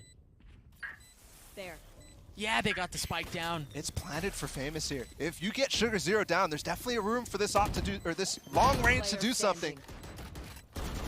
Spams the pings. It's gonna, yeah, man, that tour de force. They used it. They knew what the plan was. But Ball, it really felt like they spread themselves too thin. Yeah, I mean, what they were doing, it just didn't work out. That push from Tabata certainly ill-advised, right? He's so far ahead of his team. They're getting the spike down. Or he got the spike down and wants to hold on to space while the rest of his team is rotating. But that just lost them. I mean, it was a 3v4 already. He wants to fight back into it. Maybe it's the percentage play. There. But no value out of it. And Zeta giving up that 4-1. They're swapping Laz on the other side right now. And he's going to stay up on the angle, which might actually work out if they end up coming over here. 10 went fast down long again. Berserk swings out into Link, and he gets destroyed. Good flash from Sugar Zero as well to give time for Crow to play this Trailblazer. Sugar Zero's here. Yimmy are in trouble, man. Mid is really the only way they have to go, and Dep's waiting on the other side. No paranoia. And they walk right into him. The Nightfall doesn't even hit him, so they don't know he's there. The gun barrel betrays him. A Prime Gaming fall is out from Zeta's. Dep gets 3. A fantastic round from Dep. The flash to delay to buy some time for Crow, and then he's there in time for the push on Art. Face your fear. The Molly as well. Sugar Zero and Dep played as a unit in this round. And Dep does not get those 2 kills if the Nightfall hits him. But I mean, we're talking pixels, bro, where it doesn't hit him. That's crazy. And we're at the same exact situation. All the way down to round 23 right now, 11-11. And we're all tied up. Quiet response there from Zeta too. You expect them to be trying to get back into this emotionally.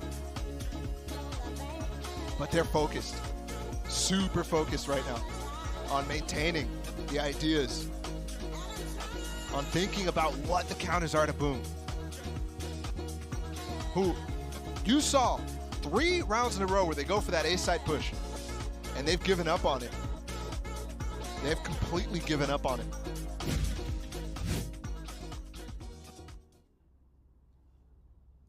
Last 2 rounds going in favor of Zeta, keeping them in this game. The timeline tells the entire story. It really does. But Zeta hanging on for dear life in this tournament. And op in the hands of Laz. Go, go, go. Where does he challenge? It looks like he's going to go A first. 10 likely going to take aggressive space down B long again. It's a mix of that A-side execute and some other control. Flip side took so much damage already to 10's nade. The Prowler didn't reach Laz. Berserk going in. He's gotten in. The spike has not yet. Laz has to reposition. Famous falls. Zeta have somehow kept this back. And once again, it's just Blaze King up by himself. Look at how far, I mean, he is on an island right now. And they're surrounded. Laz is taking great pains to make sure Secret and the alleyway is clear. This ult very well may be the difference maker. 3v5. 10's coming behind it though, and he has a nade still. Yeah, you've got to move fast here, man. The spike's been down for a little while. You've got to up the pace. Dep weak. Tepital waiting on the other side. The Viper sits down. And Zeta continue to keep Boom Esports back. Match point for them. Swap the spike defuse on the 10-2. He's got his ult for this very, very important round. Match point. Boom. 1 round away from making it to match point themselves, but instead they'll fight for overtime. Come on. That's how the pit falls to Sugar Zero. Blind fire. You mentioned it. Focused. The pop-offs that we're hearing, much more muted. Yep. Eyes on the prize. Zeta 1 point away from taking us to Fracture. They're just going right back for it again. 10's ulting in Art right now. Potentially trying to satchel up. Either way, they're coming right back into it. It's not going to net anything, but they slow down. They can't use everything that they originally did, and even adding the Viper wall into this execute now. Yeah, I wonder if that's what it was, if he was trying to hit something through a window or something, because he did use 1 satchel before that. Either way, Showstopper no longer around. And they've got Dep with an op here. They've got Laz with an op too. And Dep's taking a really nice angle. Remember that round where the opponents went for the double op? Oh my goodness, they're locking down this A side. He just switched to the Vandal. This might force Boom. They're going to potentially try to pinch here. I was thinking they might have to go into Laz. No, they're going to fully commit to this. The haunt into the pit. Famous behind it. Hello, Depp. The flash there. Position given away. Famous has to step back. They're going to go into Laz. They're going into Laz, but look at the position of flip. Oh, no. Crow is aware. Again. But not that aware. No. I don't think he actually confirmed his position. This fight could come at any moment. Laz is completely alone. Laz has to hold the line. He has to stand by himself. He's taking care of Neon. But you've got to keep an eye on the flank! Flipsider finds it! They're still not through the wall, Doug. 10 seconds left. They've got to get the spike down. 10. Rotating around. Everyone is being flanked upon here with 5 seconds. Laz holds them back! Laz with the ace! And Laz takes us to Fracture! The guy who looked absolutely downtrodden after their loss just shuts down the entire game. And it's all smiles now. Because, oh, baby, we've got a map 3. All kills. Let's see him from Laz's perspective here. This is the second one. It's about to went for a TP. Oh, my goodness. Shuts down the spike. And then the last 2 late through alley. I've seen that before, man. But again, bro, no wild pop-off. Dude. Shades of Zeta versus Fnatic. Lazarus, Fnatic on Icebox. We found ourselves at the exact same juncture in which Zeta collapsed on Haven. And I don't know what it was, but they found something special. They found something different to take us to Fracture. And I've got to remind everyone at home, Boom Esports on Fracture got obliterated. Now, mind you, yes, that was at the hands of Optic, but that doesn't mean the beating wasn't any better. Sure. But I also have to remind you as well, it was kind of the same thing for Zeta against Loud on Fracture. They went for such an unorthodox comp. And it was so antithetical to their style.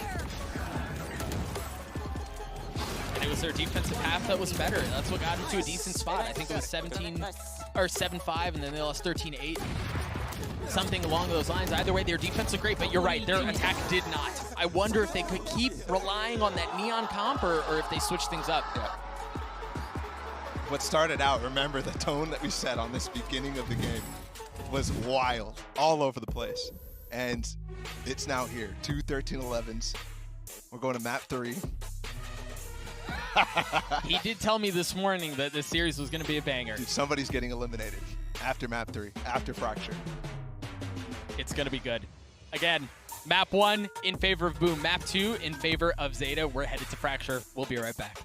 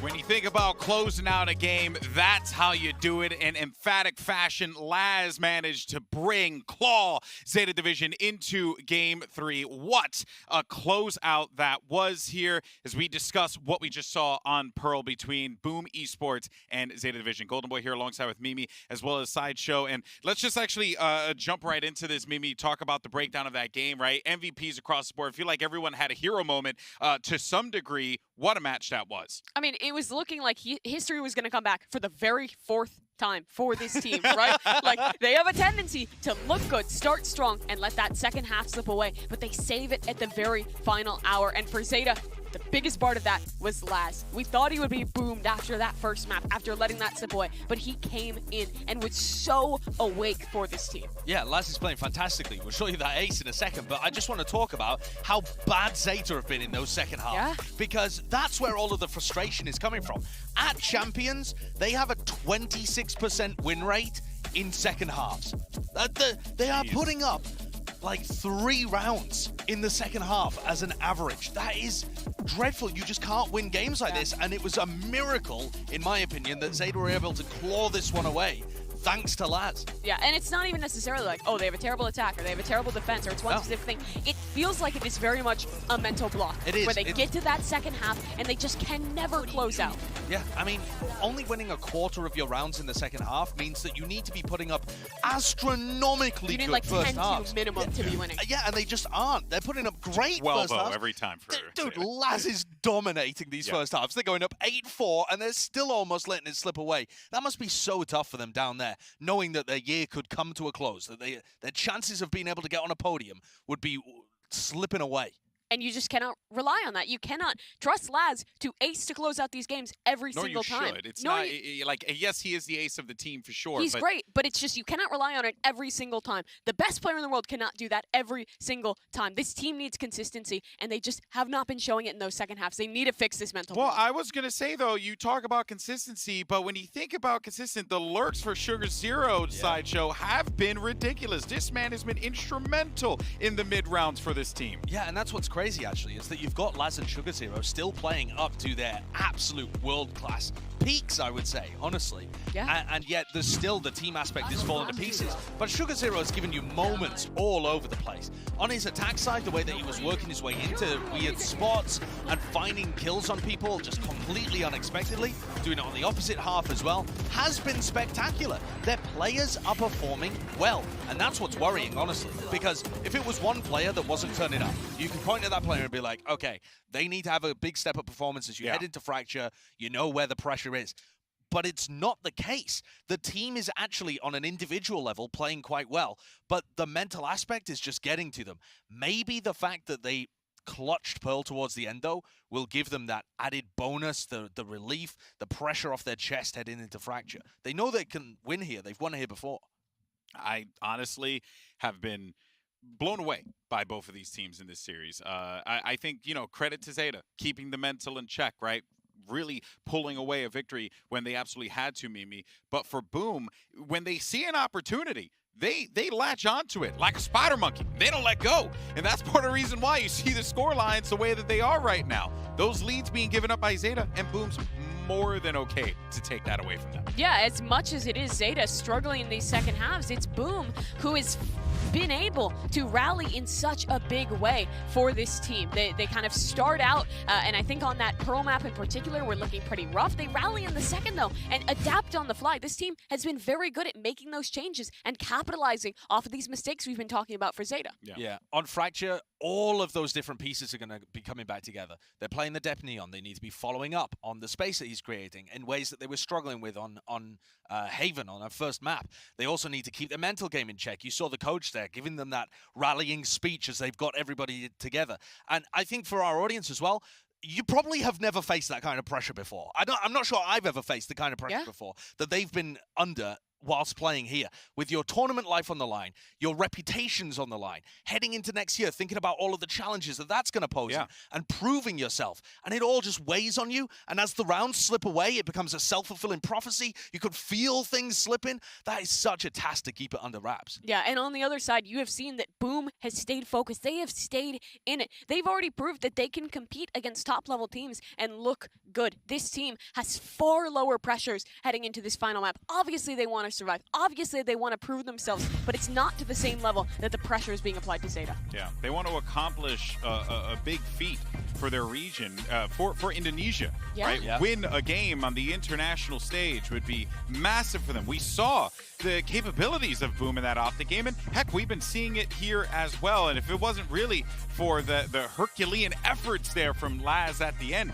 needing to literally hold the line, you know, I would think that we probably would be in an overtime right now, and I kind of like Boom's chances in those scenarios. Definitely, and that's the thing. It is just one big play away from Boom being able to steal it at any moment. And think about this. What if the first halves weren't as dominant? You know, what if Boom actually come out the gate swinging on Fracture and bring the heat to Zeta Division at the start? There's so many different ways that this map 3 can go. And I think for Boom, even though they lost map 2, their mental should be in a good spot. They're bringing it against a team that everyone was expecting. GP, we ran the poll at the beginning of the day, and people were not giving Boom the time of day. Not at all. What was it? Like 4% or 2% or something abysmal. Yeah, like no one believed that this team was going to do anything other than bomb out of champions. And that's because of the experience difference on show. But I think Boom are doing a great job at proving the doubters wrong. Yeah, absolutely. And they're taking that criticism, they're taking that non-belief, and they're just using it to power them. The pressure is off of them. They are just, anything they do, any performance that they have that would come out in victory, that is impressive. That is shocking to a lot of people. And I think that that is going to go some distance as well to helping them forget what happened last time they played Fracture. Yeah. Because I thought coming into this final map, if we got here, the conversation would be about, oh, remember how Boom got destroyed against Optic, and it was honestly a little bit embarrassing. I've seen Indonesian fans commenting around being like, how did we allow that to happen on Fracture?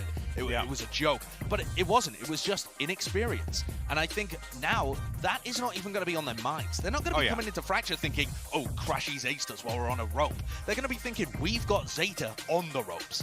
Yeah, they never should have even had a chance to get back into that Pearl game. They weaseled their way into it. They snuck through and made that game so incredibly close. History doesn't matter at this point. It's about who stays strong, who stays focused heading into this final map. That's very true. That is very, very true. But here we go. Prime Gaming Agent Select. Well, let's see what we end up getting here for both of these teams. They both like to run the Neon, at the very least in their last games. That is what they ran with, except Zeta, they did play the Neon Rays last time here, and I do wonder if we see that again from Zeta. We actually have the mirror matchup of this Neon versus Rays composition. I don't think I've ever seen a game that has come down to a mirror of these two comps. And for Boom, this is something new for them. This is a change off of their defeat to Optic. And just to talk about this comp generally, it's really good on the defense for the trap plays, and it's solid on the attack as well to be able to get in to find that double dive on through. But the focus is really on the utility combinations. I think it's going to be interesting. With very little time to change, how have they prepped this one up? Yeah, you say trap plays on defense, but also aggression on defense. You want to be pushing, fast, aggressive, get some set plays, put pressure on the attackers. And for Famous, as the new player that's on loan to this team, he has an opportunity to carry from Rays. Yeah, that was a very interesting change up there. Not KO, playing Rays for Famous, but on the other side for Zeta, it's exactly as we've seen from them in the past. They have, or at the very least, what we saw them play against Loud. Yeah. So this is going to be the same composition, but in that game, they went 9-13 against Loud. Yeah, it was a close one, but it was, again, one of these maps where their attacking side absolutely fell apart. They were leaving Depp out on an island. This guy was diving in, and no one was helping him. The coordination was a big issue, and I think in that match, similar to this one, it did also come down to some of that mental when things got deep. Zeta, everything is on the line for them. They need to focus up, keep themselves in this game, no matter the side, no matter the half. All right, this is it. It's no longer a BO3. It doesn't matter what happened in the past. Doesn't matter you got aced on a rope or someone choked the clutch. This is it. It's a BO1 between two fantastic teams. Zeta Division, Boom Esports. Winner moves on. Loser goes home. Bala, Tug, Dala, over to you. That was so epic until he called me like, I think he called me tough. Dude, I was like, yeah, let's go. Right? I was get fired ready. up, and then he forget about not remembering who messed up the clutch. That was on you, GB. Let's reorient though, because he was right. As much as he messed it up, he was absolutely right. This is going to be outrageous. There's 13 rounds. 13 rounds away from sending one of these two teams home. And it could be the bright flame of Zeta Division coming back from Reykjavik in their second international appearance this year. Or it could be Indonesia's finest coming out of LCQ here on Fracture. One final map between these two teams. It's been a lot of whimsy, but it's also been so close. Zeta's first shot. Not landing. And they're going to push right into sand. They found my trap. They're going to push right into A. Wow, it was a heavy rotation back to B. They had 3 there already, but the rotation comes through. Flipsider finds 1, and he's going to have 3 on the other side. He can get back to Dish, no problem. He already took care of the 1 player. 3 players coming through. This could be a battle here in Halls. A bloodbath, and they're waiting for it. You see the stimmy through. The relay bolts are there. Nobody can see a dang thing because there's so much utility going through. Sugar Zero somehow avoids it, swings out the quick right click. Cleans up the kill. And now Laz, once again, left alone. Boom, win the pistol yet again. 5 pistols out of 5 for Boom. Certainly a win condition. But it's just been the same response out of Zeta every opening pistol. Just win the next Thrifty. So much harder to do. And look at that stat. We already mentioned it as well in the series against Optic. 3-0 at the APAC LCQ. They've already lost 1 decider here. But this one for elimination. This one where all the pressure's up. Similar situation to APAC LCQ. It's do or die. History on both sides clashing and conflicting, as both teams should be favored in these situations, but alas, it's Blaze King who falls first. Berserk waiting on the other side. Again, he was stunned up. The shotgun causes problems. All of those shots are missed, and they continue to go astray. But Flip finally settles the situation. Flip is 1 shot to a Sheriff in the head. And guess what? At any range. That's what 10 has. He's got the Boombot too. They're stuck up in tower. He's really expecting them to try to call an audible. Hoping that they're expecting him to look at this tower angle and take the fight. Neither team wanting to make a move. And don't forget, at any point, once they try to plant, 10 could sneak up that rope and try to find a 1v1. It's so hard to cover the plant and hold tower at the same time here. It's been 20 seconds since since any player has moved. Now Flipsider goes forward. 10 choosing to take the low ground, and the Sheriff shots don't land.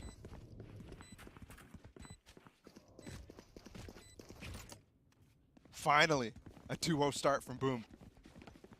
They've been 3 for 3 on those opening pistols, but this is the first time they come out to this strong lead. And it almost still went in the way of Zeta.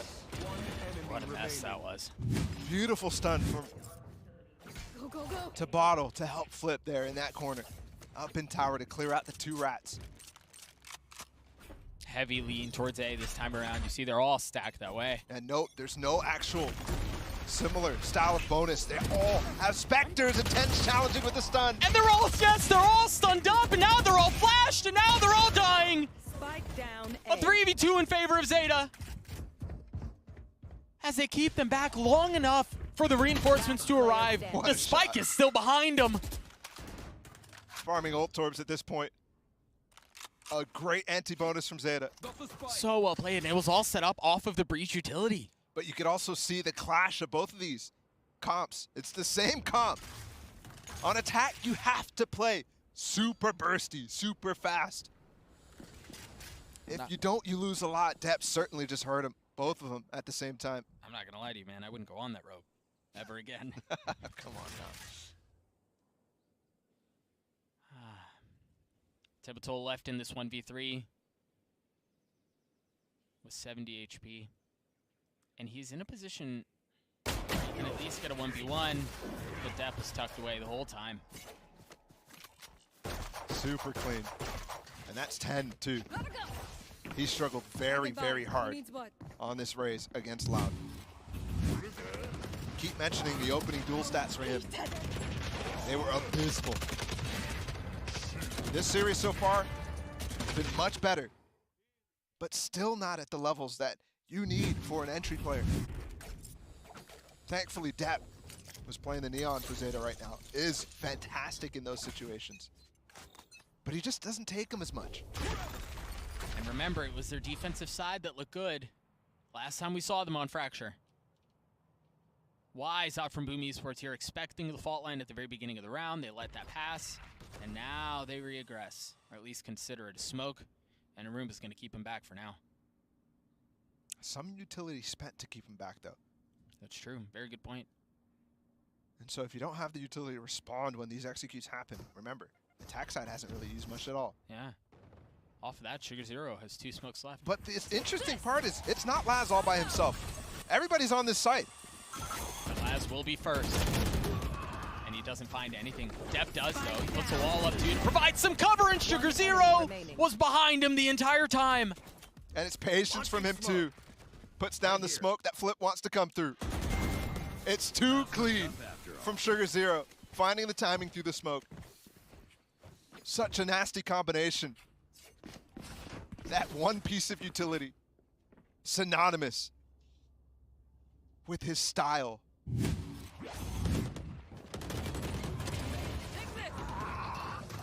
Look at him, just pushing through and finding the timing. Unreal. Unreal play. And while they might not have put together the Thrifty, they immediately tie the game. Yep. They immediately force the economy down from Boom Esports. You want to play? They immediately Let's have a play. chance to start ramping up the rounds like they have every other half. It's interesting, they have not gone for that aggressive hit down ramps, but they have explored this area of the map a couple of times. You've got to be careful. Their players just on the other side of the box. That might have looked super weird, but 10 was trying to hold the underpass while the rest of his team was holding his back. So double clearing the very dangerous angle late into arcade without tree control. Flip could have been there. Instead, he tried to punish them as they fall back out of arcade, but it's Sugar Zero to respond with a smoke. So a well-handled anti-eco so far. Flip still has his tour de force, though. And again, a quiet moment amidst the chaos, amidst the pace. Teleport's ready. And there's the first challenge, and there was the real big key that they had, the real big tool they had. And it amounts to nothing. A Prime Gaming Flawless comes through as Zeta take the lead. Go, go, go. Lose it early and snatch it right back every single time. First half on Haven, first half on Pearl. It's a good recovery from 10 after maybe going a little too deep on that while he's clearing. Depp as well. Look at Flipsider calling out exactly what to do here. Very, very active on the comms, but they swapped again. Zeta Division being a little unpredictable here. Laz alone on the B site, the rest of his team here. They controlled halls very well against Loud. Yeah, they did. Oh boy, here we go. Orbital strike, but they're gonna get past it. The showstopper there too. Oh, and 10, including himself, gets the kill.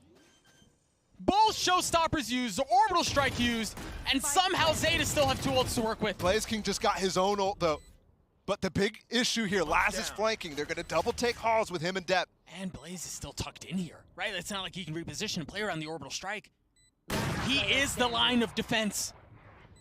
And now he's outnumbered. They're infesting the Rolling Thunder here too. Very nice. Blaze stunned and Blaze dead. Safety ult. Round ending ult. Yeah, and early enough to where there's a good chance you get another one back, sure. Very, very nicely done. Again, such a good hold from Zeta.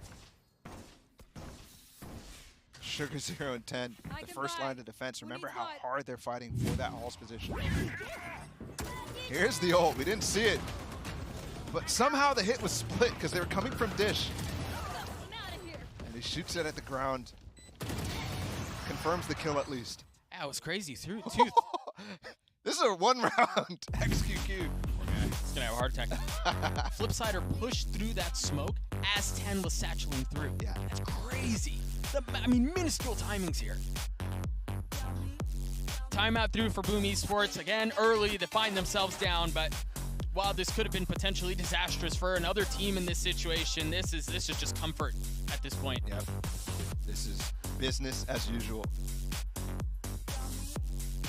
This timeout definitely coming early here for Boom compared to recently, compared to the other games that we have so far. They don't want to let the same situation happen. Yeah. Because even when they clapped back early on Pearl, even when they tied it up at 8-8, Zeta still was able to maintain and hold on. 4-2 lead here early. Depp popping off. Sugar Zero is doing a bit of the same. And while the rest of the team may be a bit more quiet, the truth is they are playing very well as a unit. Yeah. And Laz hasn't gotten online either. That's the thing. He hasn't really been called upon a lot. You aren't calling upon him. There was the one round there where they did hit B. Sure. He was with his teammate. Yeah. This time again, a different setup. 10 alone over towards B. And it's fast. TPing out is Flip, but will he make it out on the rope? No. He was stunned up. He was outnumbered. He was pressured. And there's Laz. You just called his name. And he gets the other tag too. Yep. 10 all alone. Still maintains the frag on the bottom. What a crunch, man. There's just no chance when you throw so many bodies at the play. Back to back, I believe. Prime Gaming Flawless is coming through. Solid from Zeta, all since they started winning. Since they won that anti-bonus. Here's the push. That follow-up stun as well from Kuro is so good because Flip definitely has a chance when Depp is super fast like that. And 10 holding all by himself, no problem, given he knows his team's coming back through arcade. The gamble pushes are just not working out for Boom. It's consistently the wrong site. Here we go, though. Well. This one is the right site. Dapp's alone. Oh, and he's stunned now. Sliding across the screen is Berserk. And with that, there comes a kill. But you've got to keep an eye on the flank. Look at how they're pressuring around. There's no alarm bot. It's just Flipsider who's here to cover. The utility to try to keep the spike off. Flipsider's been taken care of, and Blaze King wasn't able to get away from it. He tried to avoid the damage at the distance, but you got to be careful here. This flank again from Tabata gets taken care of immediately from 10. Oh, they're getting ripped apart. Just ripped apart. And the one nice thing is here, at least they got the spike down, but you're right. Man, they've struggled so much. Unless Famous can do something here in a 1v3. 10 is weak, but he's just going to hold it. The spam through is not going to cause any problems. He had to hesitate using a Vandal. He knew he'd get traded right back. He was hoping as well for that smoke to fade at some point. Yeah. Those just last so long. 6-2, the lead is expanding again. The lifeblood of Boom Esports is playing from behind. But these rounds have been clinical. You mentioned the 2 Prime Gaming Flawlesses that we've seen so far. And it's just stingers here for Boom. They're going to go fast into Dish. They sent 3 this way, and Laz's tour de force puts one right in between Berserk's eyes. And you could feel immediately the loss of the KO with this comp. Normally they're playing the optic comp. That could have been such a boon against Laz when he goes for these Dish plays, because he can't TP out. Yeah, exactly. And even if you don't get the kill, you at least understand where he is if you choose to push away from him, but no. He's been given free reign. Again, Boom managed to get the spike down. They've got to take care of Blaze King here. He's got the ult, he's got a molly as well. They could play post plant pretty well, but they're taking control of Halls immediately. Swing out from 10, the flash is there. And somehow through that, Famous still finds one, but you're right, you still haven't taken care of Blaze King. I don't think they know where he is. They've got to be looking for him frantically to find out where he is. Now his position given away. The Sheriff shot's not going to land. He's got a molly too, but he's not going to be able to challenge the angle. As Last cleans him up and 10 gets the defuse.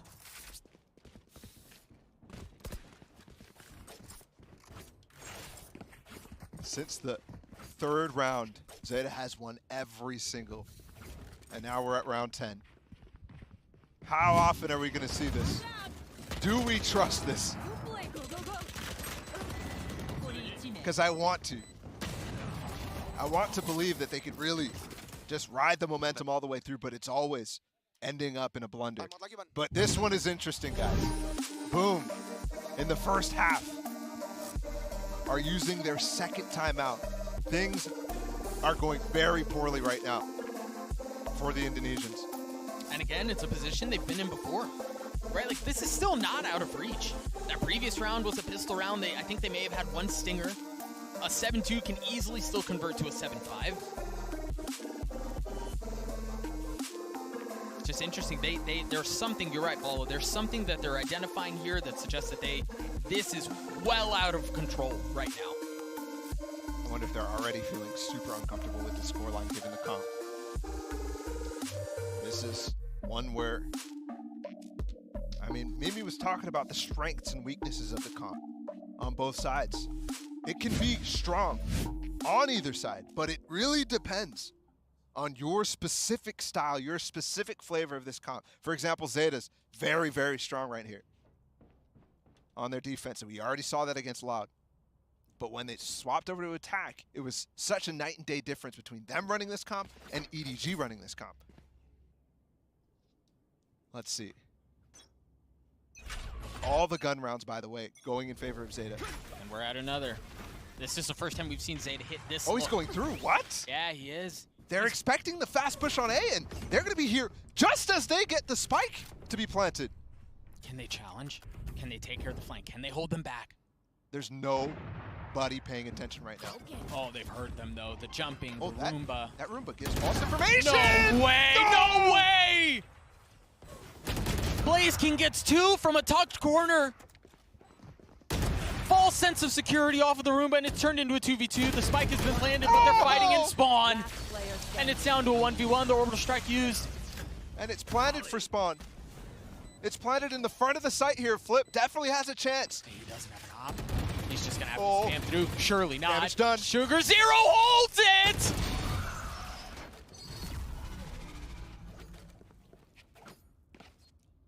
Oh, and they didn't get the op. I don't think they reached it. It was so deep into spawn. That could be backbreaking. No chance. They still have plenty of money here. The loss bonus is so strong. The ults are so strong. How does that oh my goodness, the Roomba. They just don't expect somebody to still hold that corner. He's holding for the door. That shot from Last was This second, I mean, that save, I mean, if they have 2 guys spamming down Sugar Zero right now, there's just no chance he holds that defuse. And again, the same aggressive look like we saw in the previous round. I feel like we literally just saw this, but this time Sugar Zero challenging. They know they're behind 2. The stuns are coming in at an insane pace. Dep has ult, 10 has ult. Dep's going north. And 10 can ult through this by himself. He's not fearful of this, and there's going to be a massive 3-way pinch. He has 2 satchels too. This time the Roomba clearing out the cubby. Oh, and the Rolling Thunder goes his way. There it is, there's his ult. 10 with 1 satchel, goes across. He still has another to work with. And it's gonna land right. Oh, it didn't kill him. 1 enemy remaining. But Zeta get the kills anyway. Where's Tabato? Can you find him? Can you find him? Can he still convert this? What utility does he have? He has a fault line. Can't scope the op anymore. Push him off. Oh, they've gotten off of it. They've gotten off of it, and Dep gets a 3rd kill and the defuse. It almost got off there for a second. They want to transfer it to Laz. Oh my goodness. Is the pace just gone full Last round to the moon? What have these last few rounds been, bro? Look at that wall and the fast retake from Dish here from Dep. That was a great push. We were focused on the Halls play. By 10 with his ult. But that, honestly, didn't even get the kill Sand. He had to follow up with his weapon. Yeah. They're just not paying attention. They don't realize how hard you could respond in kind with this speed, with this tempo. You want to play? Let's play. Just fast against fast. And there's a little bit more. Laz peeks into the fast lane, and now you hear the counter ult from Berserk used. He's fully taken tower. There's no one that's going to challenge him. Once again, it's going to be an insane retake fight. They have 3 members in spawn. Laz, one of them, pushing forward. A member just on the other side of the smoke, and Blaze got a little too froggy with it. Tried peeking a bit too far. Famous does too. This round looks dire for Boom. The flash there, the kill onto Berserk 2. What a good nade from 10 as well. Very well played, and yeah, they can try to keep the delay around the post plant. But there are only so many tricks in that bag. Oh, wait. There are only so many tricks in the bag! The trick is Flipsider! Temitol 1v1, it's gotten to half. Laz tries to hold it, pulls off, and gets the kill! It's a roller coaster! Back and forth! And that's how we end the half. Laz with the clutch again. And Zeta has ballooned their lead farther than they ever have before with a 10-2. Let's look at that one more time. Because Flipsider was a proper menace. Unbelievable. Oh, to come so close and to still be so far. No timeouts either the second half. No. They were all burned early. We'll throw it down to the desk. Oh my word. Laz with a big 1v1 to get the dub at the end there. 10-2, but guys, I don't know. I feel like we've seen this song and No, Golden Boy, no. This one is an unthrowable lead. 10-2 up at the half. The game is over. The game is... Zeta You've Division... said that before. You willing to put stakes? No, Willing Zeta to put Division stakes? cannot throw a 10-2 lead. Stakes. Nope. It's simple. The stakes are that Zeta Division will go home if they throw the lead. Stakes for you if you get this wrong. The stakes He for me becomes could not Balder. be higher. He becomes Balder. Oh my goodness gracious. Well, let's just take a look back and, you know, at the Neon battle here, Mimi, because Depp has definitely stepped up in this role on Fracture. Yeah, he really has. I mean, this head-to-head is between the two compositions. It is exactly the same, and they are both defined by what your Neon can do in these opening gambits, and thus far, Depp has just been pounding in that regard. Berserks has been absolutely unable to get anything going just because of the sheer amount of pressure that Zeta Vision is putting on this defensive side. 10 rounds in a row. Yeah, Zeta always are setting the tempo. They're always being able to get into positions where, you know, sometimes Berserks it feels like he's executing, but actually he's been funneled into the A site because they've lost all the rest of the map. And this is a really nice one too. The amount of pressure coming down from Depth with the stuns, and then Sugar Zero pushing through the smoke at the exact right time. Yeah, it's absolutely perfect. And now if you're on Boom Esports and you're looking towards this second half, you say it's completely unbeatable. 10-2, it's over. But there is always that chance that they can make something happen. And they need to hold their ground. They need to buy the time in the same way that Zeta Division did to have a chance even. It's the same comp, it's the same win condition. If Boom come back, I don't want to live in this world. I need to get out into a different... I need to get a different branch of the multiverse going on. Okay. Because Zeta Division have been in spots like this before. This would just be a gargantuan Okay, I got task it. for Wait, Boom. I got it. If Boom comes back and wins this game, Sideshow just agreed to this, we will get the Boom logo spray painted on his bald head. You heard it here first. He agreed to it. Happening. Doug Bala, is this possible? Him getting something tattooed on his head. I heard you say spray painted, but it was actually tattooed. Yes, definitely. We'll see. Zeta with a comfortable lead here, 10 rounds in a row. The padding that they have, the room for error that they have has never been bigger. No, this is so insurmountable from Boom. And I want to bring it back again to the fact that they don't have any timeouts here. They had the chance here at halftime to really get their thoughts together, but hopefully those thoughts are enough to take them through, because what a tall task. It's been a wonderful time here for Boom so far. We've definitely been introduced to a new team that I want to see again. But this challenge is far too much. Can they rewrite what seems like an obituary right now? It does not look good. Remember, Laz popped off map 1, devastated and dejected. that they lost it. Carries his team through map 2 and now finds openers on map 3. This very well may be the finishing touches, Bala. Josh's bald head may be safe for one more day. And I mean, the only chance they had was to win the pistol. The one pistol they lose is when they need it the most. A Prime Gaming Flawless comes through. I believe that's a third of the map for Zeta, as it's an 11-2 lead. And their first pistol win. Unbelievable. Shots from Laz too. And the fact that he's continuing his form from every single map is so impressive. He truly is the Terminator. The way he put them down on Pearl. Again, that Headhunter set up. Look, that hit coming in though. Flipsider showing he can use that Headhunter just as well. He's able to clean up one. The flank is going to be coming in from the southern side of the map. You see the breach utility trying to deny the plant, but Sugar Zero gets it down. Guys, they're all in here on this round. Yes, they are. I mean, you've got nothing else to play for. You've got to convert it here. My goodness, what a shot. Tebatol still only has the Sheriff, and he's now left alone. 10 is weak, and 10 doesn't care. Zeta series point. 10 rounds in a row. It's something that I don't think a global tournament has ever seen. It is such a ridiculous ask. And you could see and hear and feel it slip away from them when they called that second timeout in the first half. Boom. Moments away from being eliminated. Zeta, moments away from getting their chance at a rematch against Loud to make it out of the groups and make it to playoffs.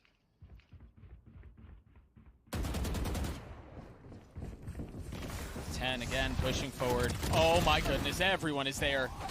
They've somehow found enough to buy a bit more, and the gun's just not finding enough. The judge from Famous perhaps waits on the other side of the door, looking for something to change into, and no, it was just the judge.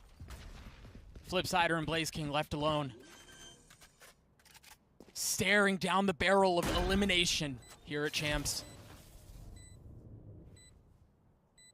All the way out in Istanbul.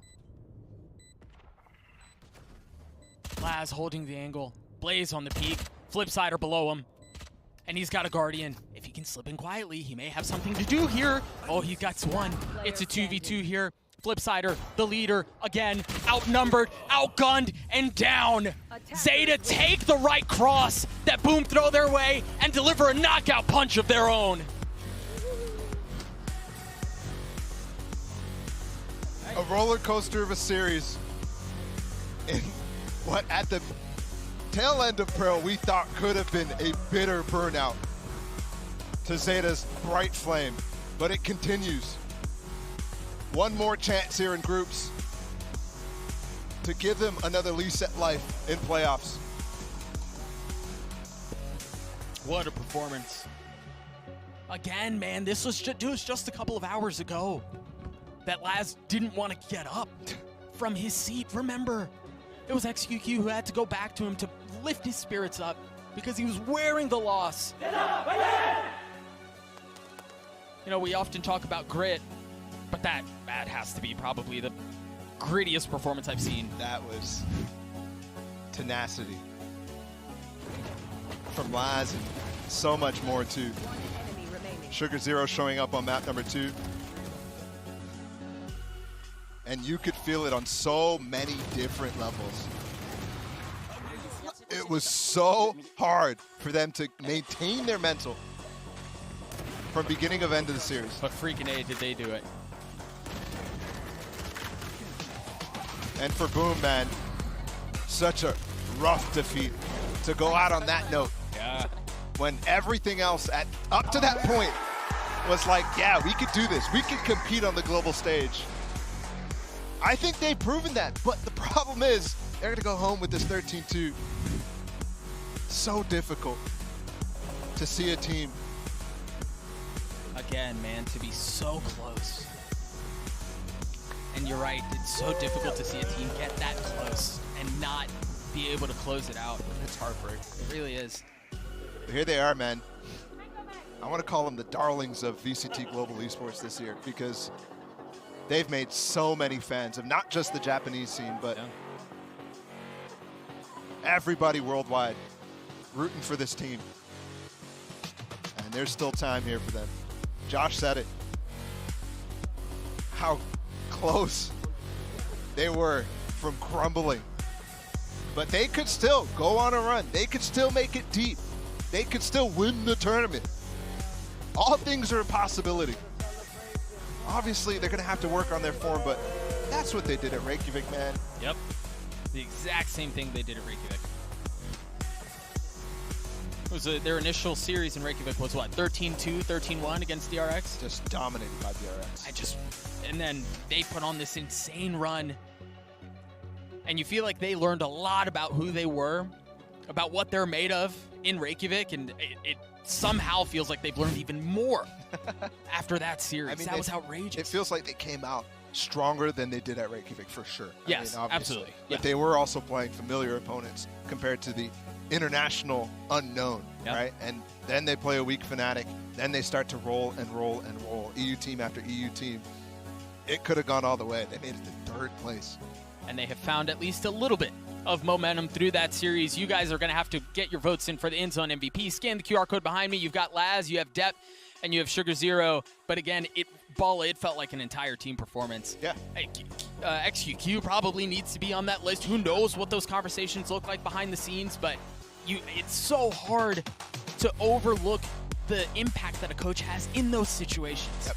It's really, really difficult to even find that impact. Yeah. But on the server, Laz was so consistent. Yep. Series after series after series. He plugged the holes that they had, I believe, at the beginning when we were looking at that Loud series and thinking, they're having problem finding first kills.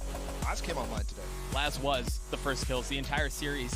Zeta, once again, avoid elimination in what may have been one of the more exciting series we've seen so far. We're going to throw it down to a break, get the desk to give us their thoughts. We'll be back.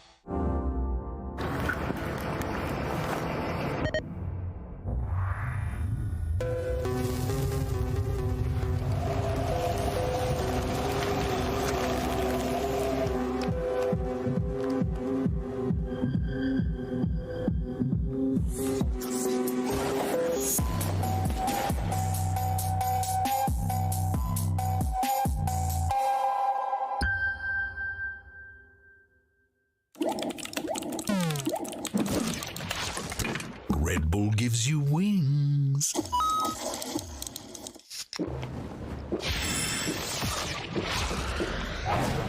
Red Bull gives you wings.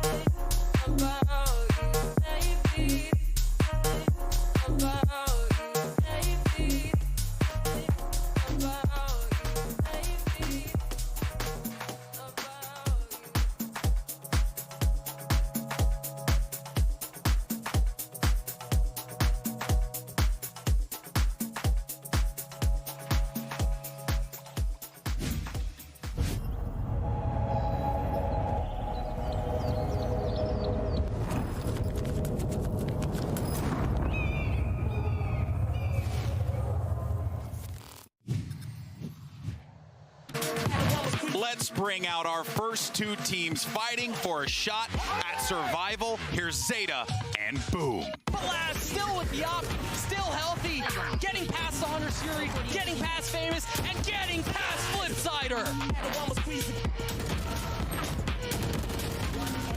From 5 to 2 to 0. 11-11. The collapse from Zeta nets them the loss. The only member of Zeta still sitting at his seat. And Flipsider goes down. Last continuing to press 3 on the round for him, a fourth, a blind one to give. Face your fear! The lead once again gone. But Zeta hanging on for dear life. Rotating around. Everyone is being flanked upon here with 5 seconds. Laz holds them back. Laz with the ace. And Laz takes us to Fracture. This is going to be outrageous. There's 13 rounds away. Sending one of these two teams home.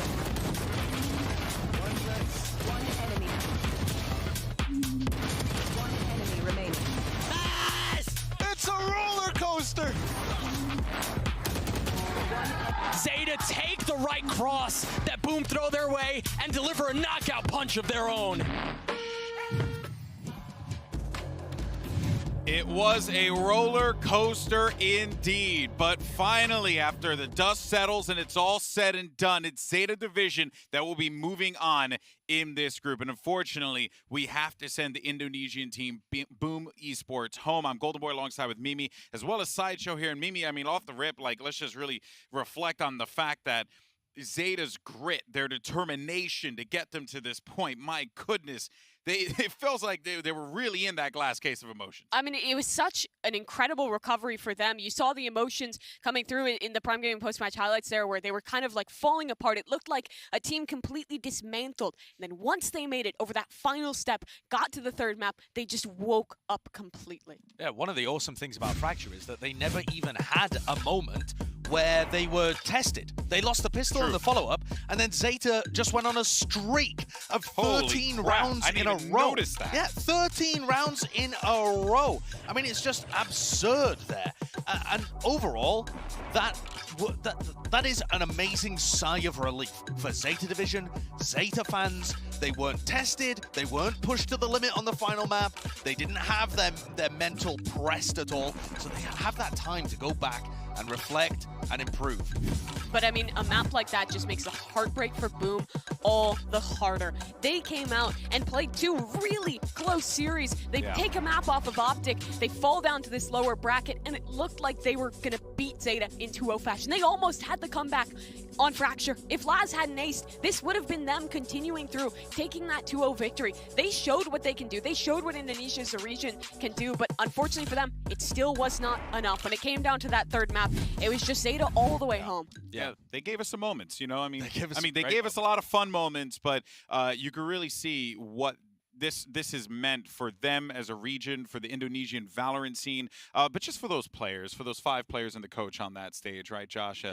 It's a heartbreaker to have to send them home. Those are the ropes, but I think when it's all said and done, people are going to look back and really be excited about what is to come for that region when it comes to the VCT and Valorant as a whole. APAC's been on the glow up, and not just APAC, the region, but the entirety of APAC and East Asia as well. And I think from the other side of things, Laz cemented himself again as that best Japanese player. If you're looking at other players that are coming out of East Asia, Laz should be up there towards the top of your list. This is the rankings of the top 5 chambers at Champions right now, and Laz is creaming everybody. I mean, okay, the sample size is small for a lot of these other guys, but to have Laz up there with the heavy hitters of Ye, Durka, I mean, Kankang sneaking on the list as well in his debut is fantastic, but Laz currently is playing out of his mind. Yeah, and it's absolutely necessary for Zeta to take the win today. If it wasn't for Laz, if it wasn't for him rallying mentally and just staying so incredibly consistent across this series, they wouldn't have been able to take it home. And the consistency extends beyond this event. He's done it before internationally, and he'll do it again. This guy never disappoints for Zeta. But you know what, the one concern I do have, Mimi, is that you see Laz's stats, you see the impact impact he has on the team. And I feel like even when you reflect back on the Loud matchup, on the Ascent game, they shut down Laz, made him a non-factor. That's going to be something that they need to watch out for. They can't just rely on this one man to be the difference maker for them. I think the biggest issue for Zeta will always be the mental, will always be the emotions, and I think Laz is the biggest example of that. When he is playing well, he gets the team hyped up. You can hear it just in like the volume of nices coming out of this team every time they're winning a round. But when they're doing poorly, when he's struggling, that all falls away. Zeta have always had that issue with consistency and keeping the mental in check. One of the players, though, that I felt has had a great performance at Champions so far that we didn't see good stuff from in the past is Depp. Yeah. Depp had a really amazing Fracture performance in particular, but was good across the entirety of the series. And he has been an underperformer for them. Even when they had that Reykjavik run where they finished in third, Depp did not show up to LAN. He was not as good as he was online. So the individual stuff is actually working here for Zeta Division, but the putting it together as a team struggled a bit up until map 3. Yeah, well, look, before the break, we asked y'all to vote for the in-zone player of the match. The polls have closed, and we got the results in, and I think, goodness gracious. Wow. I mean, look, when they ask us for who we think should be the MVP every time, right? And I was like, oh, we could make it just like a joke one in my mind. I was like, it'd just be Laz. But I don't want to put disrespect on Depp and Sugar Zero because they were so impactful in the game. But Josh, I think the community just said, nah, fam. Yeah, and I do want to point out, it was still really good match from Sugar Zero and Led, but Laz kept them in it. If it wasn't for that Laz ace, who knows where we might be? They might be on a trip home already. Yeah, they very well could have been. I think it is literally today, no Laz, no win. But we still saw those amazing moments from everyone else on that team, which shows that, like you were saying earlier, Josh, they might have had a really shaky match here, but there's still a chance for this team in the tournament. They have a qualification match coming up against Loud. It feels like, again, history repeating itself. They have to play that team again. They have to contend with the Demons that led that match to slip away previous. It's a tough road, but it's still doable for Zeta, particularly with how well their players are performing. Yeah, if you think back to that Reykjavik run, they didn't look amazing in groups. They didn't look amazing in their first elimination game. They just kind of struggled their way through some teams that had like a lot of subs, but then they woke up. Maybe that map 3 is them starting to wake up and get on a run. Yeah, one could most certainly hope. But for more on the match that we just saw, let's actually send it over to Brent. He's actually standing by with a person who does not like glucose. It's Sugar Zero for our Verizon post-match interview. Thank you very much, Golden Boy. Yes, I'm joined here by Sugar Zero, fresh off the win, fresh off the dub as well here in the elimination games, but looking all so clean, I think, across the board as well. And I want to open this one up with a question that's pretty big picture, I think, as well. I want to know what you learned from your loss versus Loud initially, your first game, and what you carried into this one here today. まず最初にお伺いしたいのが、最初のラウド戦での負けの後、この試合に向けてどんな準備をしてきて、どんな改善をしてきたんでしょうか。特別なんかやってるわけではなくて、いつも通りの大会でその試合で起きたミスを修正して、次は対戦相手の対策を練るって感じで、いつも通り大会の動きをやってました。We didn't do anything special particularly. All we did is, as usual, to look back at our mistakes from the Loud match, and we try to fix it and try to prepare for the this match, this opponent. Okay, just another day in the office, I suppose, right? You were moments away from losing this match here, though, 2-0. It was very, very close, but you battled back. You wrangled back control of map 2. Map 3 wasn't even close in the slightest. Talk to me about the team mentality in those hard moments during this series.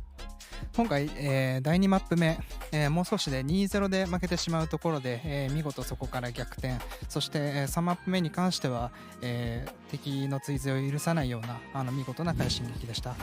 この2マップ目での、逆転に際してチームでのマインドセットというか、どんな状況だったんでしょうか。試合中で諦めることはまずなくて、常に勝つ気でずっといるので、あと調子が出れば自分たちは強いので。調子が戻ってきてよかったです。So we never give up during our matches. So we always are planning to win. And once we get the roll back and we are able to win the matches. So I'm really happy that we could get on the roll. Excellent. Okay, keeping the mentality up. Now, your team has a reputation as these lower bracket warriors. You guys just seem to come alive, and for whatever reason, the elimination matches, they bring out the best in you. Why is that? Why is it that your team performs to the maximum potential, it seems, as well, when your backs are against the wall? ゼータディビジョンは、ローアブラケットの選手として、負けた時に一番の実力を発揮すると背水の陣での、力に関して、定評があります、この背水の陣での、力を出す秘訣っていうのは何なんでしょうか？秘訣とかも全然なくて、ただもうその試合を勝つことしかもうみんな考えてなくて、なんかそういうジンクスがあるのかもしれません。There's nothing really special secret to the winning in the lower bracket.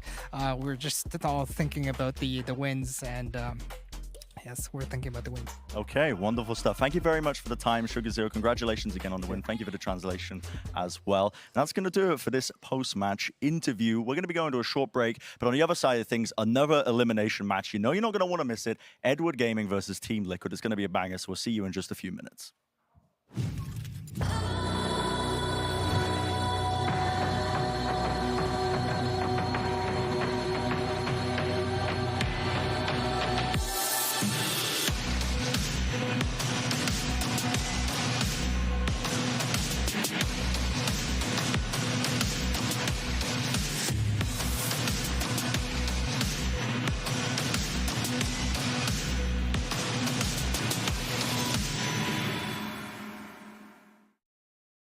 We have to tell everyone that we just switched to Verizon's new Welcome Unlimited plan for just $30. I've already told everyone. Wait, did you say Verizon for just $30? It's their best unlimited price ever. $30? That's awesome. Yeah, and it's from the most reliable 5G network in America. For $30 a line, I'm switching now. Yeah, it's easy. And you get $960 when you switch the whole family. Wow, I gotta let my buddies know. We're already here. The network you want, the price you love, only from Verizon.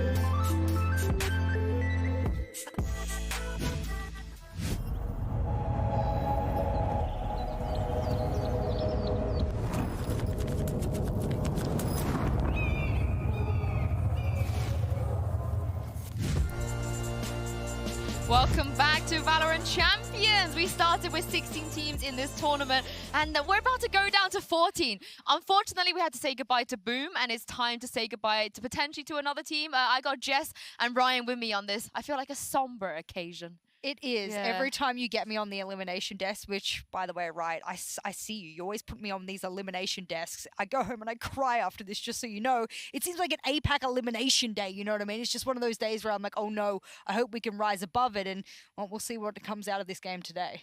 I pray for the chaos, honestly. Like I think as well, like you look at it from Boom, it was like a good showing for the first time, right? So there is an element of like, it sucks that you've gone, but you showed an awful lot, and with any luck, we see more of them in the future. Yeah, I hope so too, but I'm talking about Team Liquid versus EDG here. Let's start with Team Liquid, a team of TL's caliber. At this point, Ryan, they should not be getting eliminated this early on. Not at all, and it's never happened to them either. I think the pre-show touched on this, that they've never gone out of groups international events, but there have been a lot of opportunities where Team Liquid haven't made those international events full stop. You could caveat it with like the LCQ run, they're changing the coach, they're changing the player, but still, the name Team Liquid, it commands a lot of respect. You look at Fnatic, FPX, what they can do. There is an element of like Team Liquid with these kind of players on the roster need to be performing to that level. And they've made just slight changes to the roster here and there. Obviously, the coaching staff, I believe, is a big change. Some people won't, but it, of course, is philosophical with the way and the ideologies in which they play. So I think they've really crafted a roster that they can be proud of, and obviously IGLing from the front now is Scream. So there's changes. I wonder if we're too early into that new life cycle of Team Liquid to see what that kind of change really will come to fruition. I mean, especially with elimination on the line, Jess, Liquid have already had such a hard year. This is like one of the worst years we've seen of this org and this team. And if you were them, you want to make champions like a nice little bow tie, you know, to tie your ear off with. Yeah, I think the man on your screen, when he sat in the press conference, he was pretty adamant that the changes they had made, they had leveled up. I think he used the phrase leveled up, and I agree with that. I think, you know, you've got an IGO, you've got a coaching staff change, you've got different support in the back, as you can see there, and I think long term, it's the right choice. We're just not yet seeing what that looks like when it's being able to put all those cohesive pieces together. And you're looking at what they've lost as well. Like Sliggy as a coach had such a huge impact. Link quitting. It wasn't a benching. Like he wanted to leave because things weren't the way that he wanted. He wasn't being supported in the way that he was hoping for. So it's a case of Liquid kind of going on the downslopes from a really impressive performance last year at Champions, making the semi-finals. I think Link leaving, like you said, all of the players have expressed at some point that really hit them hard, right? Like they didn't expect him to just walk away in the middle of a tournament, but like Jess said, they've since leveled up a little bit, and one man who keeps leveling up, it feels like, especially after the LCQ performance, is this man on your screen, Ryan, Scream. Look at these stats though. If Scream gets the first kill, Liquid win around 75% of the time.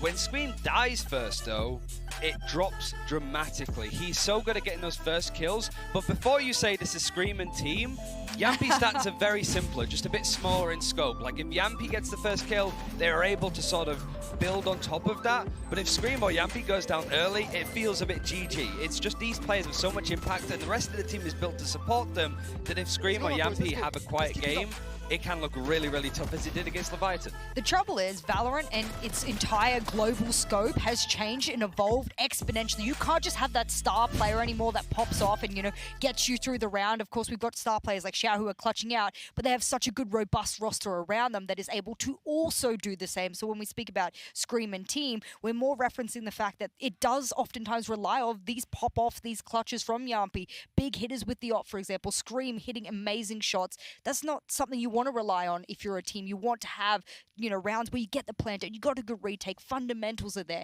That's what I'm looking for. The good news is Scream is hitting his shots, so Liquid fans, don't be too worried just yet. Following the loss of Leviathan, we had a chance to catch up with Soulcast about Liquid's struggles for prep and why they're not too worried about this lower bracket.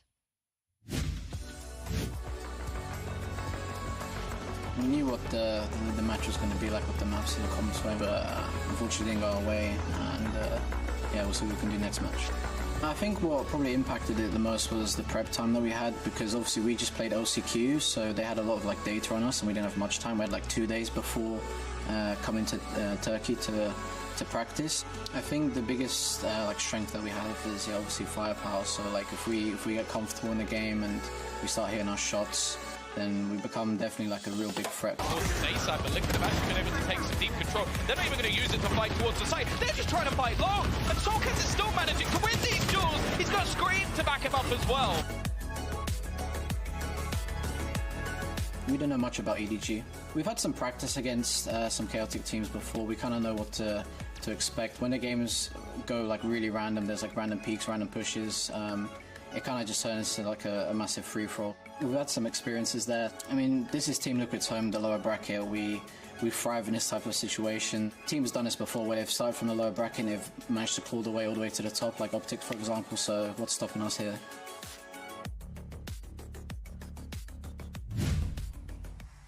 I love the optimism, and it's also very Team Liquid, Ryan. You know, we've seen them in the past when they go up against teams that are lesser known than them. They always seem to dominate, especially in EMEA, so maybe not too worried. I think also you sort of look at like what Leviathan was able to do afterwards by beating Paper X. It's like maybe we just all underestimated what they can do. Liquid maybe got a bit unlucky overall.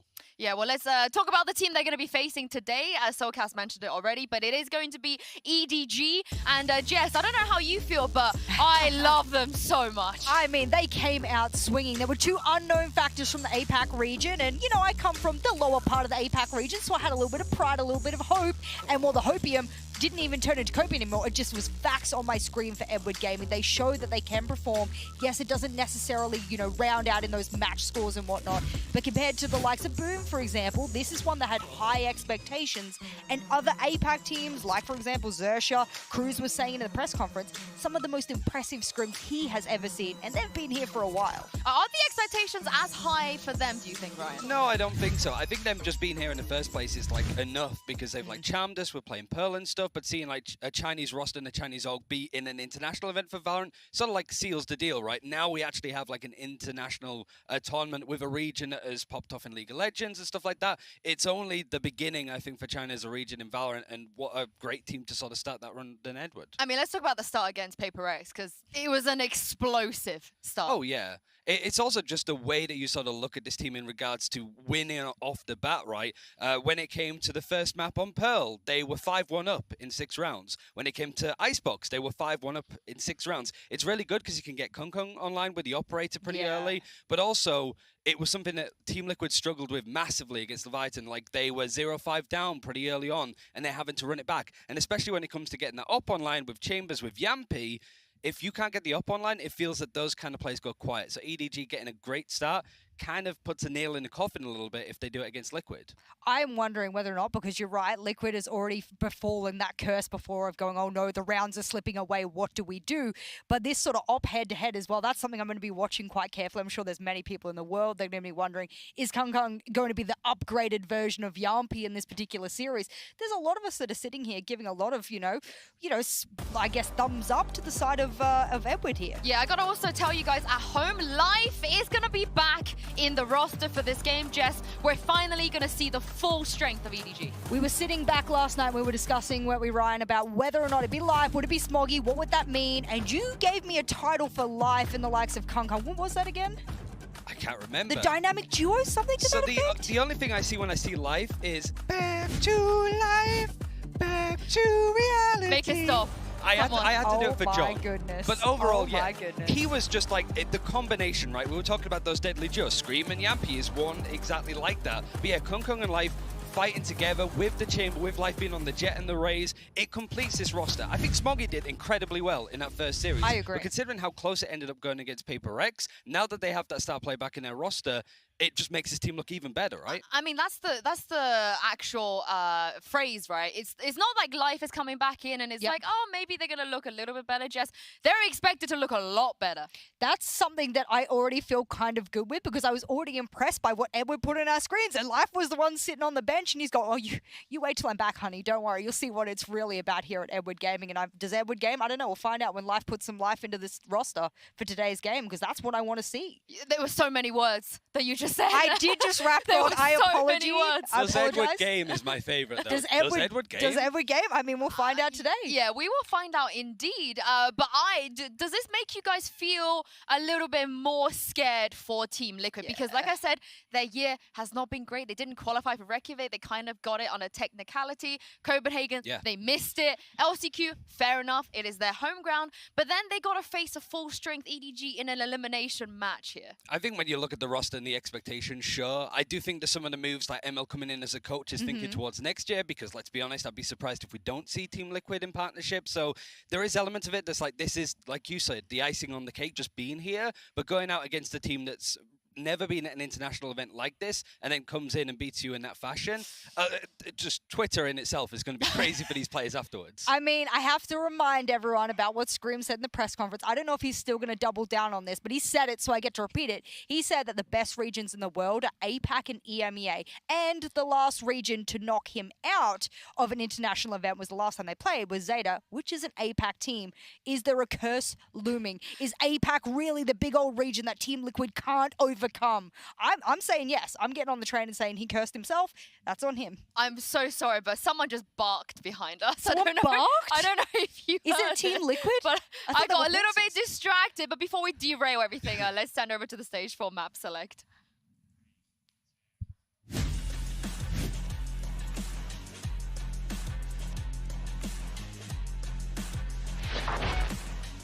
Well, let's talk about some maps. I think for Team Liquid, the vetoes could be a little bit more straightforward in terms of what they're going to ban, but ADG have taken away the Haven, which we've seen them play so far already.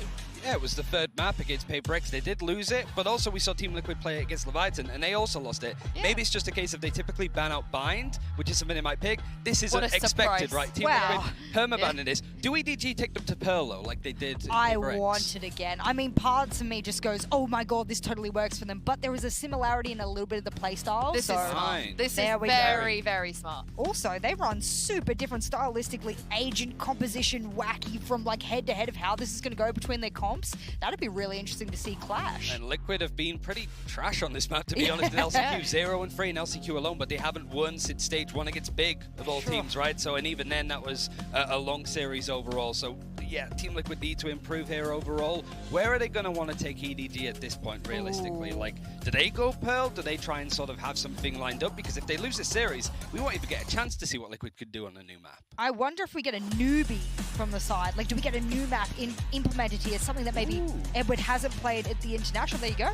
The opping battles like you were talking about, Jess. This is going to be a feast. Yes, Scream Feast does or it, famine, rather. I really feel like someone's going to pop off here, and whoever does is just going to take the lead by storm. Maybe your whole Pearl, you know, prophecy about them taking off at the start of the round or the start of the half might kick off there on Breeze, but Pearl is still open here. We could get that for map 3. I want to see Pearl. I want to see Pearl between these two teams. I think overall, I'd just like to see a free mapper, because I think these two maps are, you know, Bind leaning strongly towards EDG, Breeze leaning strongly towards Liquid. They beat Mech twice in LCQ, and Mech are a very good team on this map. But Ascent's been taken out, so it's still there. I'm quite surprised that Ascent was left open, considering EDG are on an insane run at the moment. Liquid, they were trying the Phoenix, it worked, but it didn't really work up against Leviathan beforehand. interesting. This might push an Icebox, and we know that Team Liquid, I mean... That whole gonna get Icebox. Yeah, that I feel like Team Liquid, not they've made a mistake by letting that through, but given the scoreline of Edward Gaming against Paper-X on that map, you would have thought maybe it's one of those maps that you put away and say if we had to go to a decider, maybe not one you've shown to be quite proficient on. It is also Liquid. It was the main pick at LCQ. They picked it 3 times, and again, decent results. The raise of Scream on this map is certainly like interesting, but when you go back to that grand final, how much impact he had alone, it feels a typical Liquid fashion. We're going to get to map 3, and it's going to be like a 19-17 overtime, like they always have against Mech. I think the Ascent ban in the second round for BDG was really, really smart. They forced Liquid to choose Icebox or Pearl, and Liquid, they just don't fancy going to Pearl, which means they have to play Icebox here. They don't have maybe the luxury of being able to go to Ascent, so I'm really excited, you guys. I'm very, very, very excited after seeing the map picks. I also think, and part of me worries that like map 1 will go a particular way. Let's say it's in EDG's favor and Team Liquid's favor, and we're going to like, wow, they're running away with it, and it's just map number 2 is just going to show us something completely different. It's going to be a mirror comp on map number 2 for Breeze, almost certainly. So I wonder whether or not the tables will flip and we just get back on the desk and we go, oh, yeah, sorry about that. We thought that was going a certain way. Yeah, you know how I said yesterday, like, we're going to be here forever? I don't think that's going to happen today. You think a 2-0? Yeah.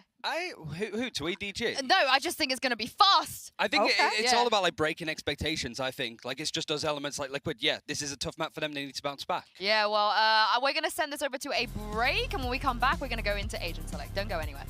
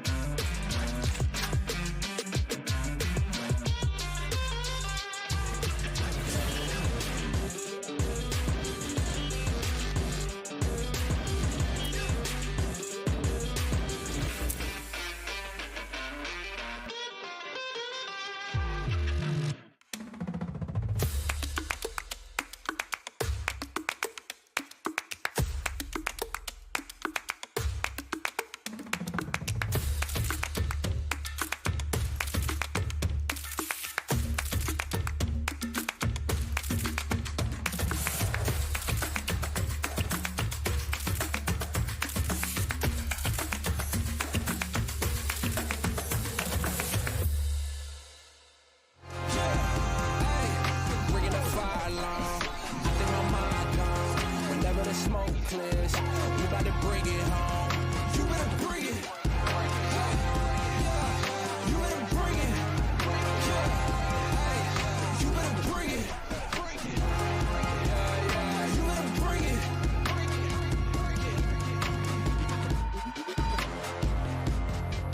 I think my mind gone. Never the smoke clears. You better bring it. Bringing the fire along. I think my mind gone. Never the smoke clears. You better bring it.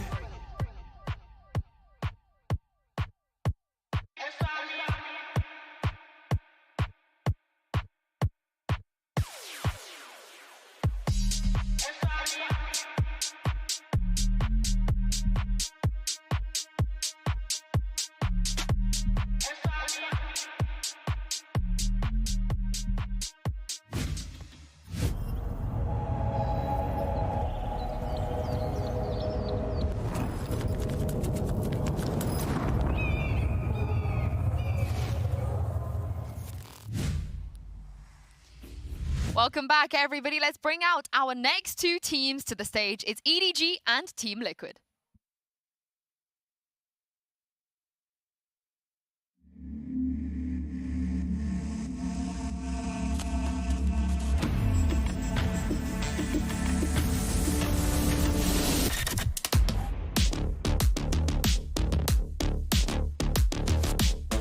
Show. Yampui.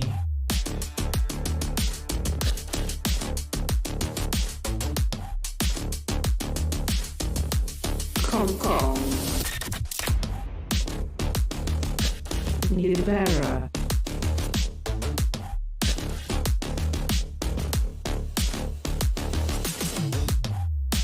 Howdong. Green.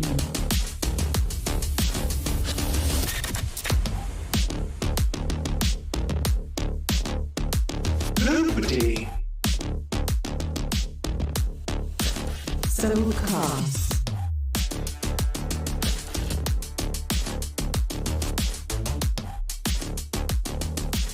Life. Demassic.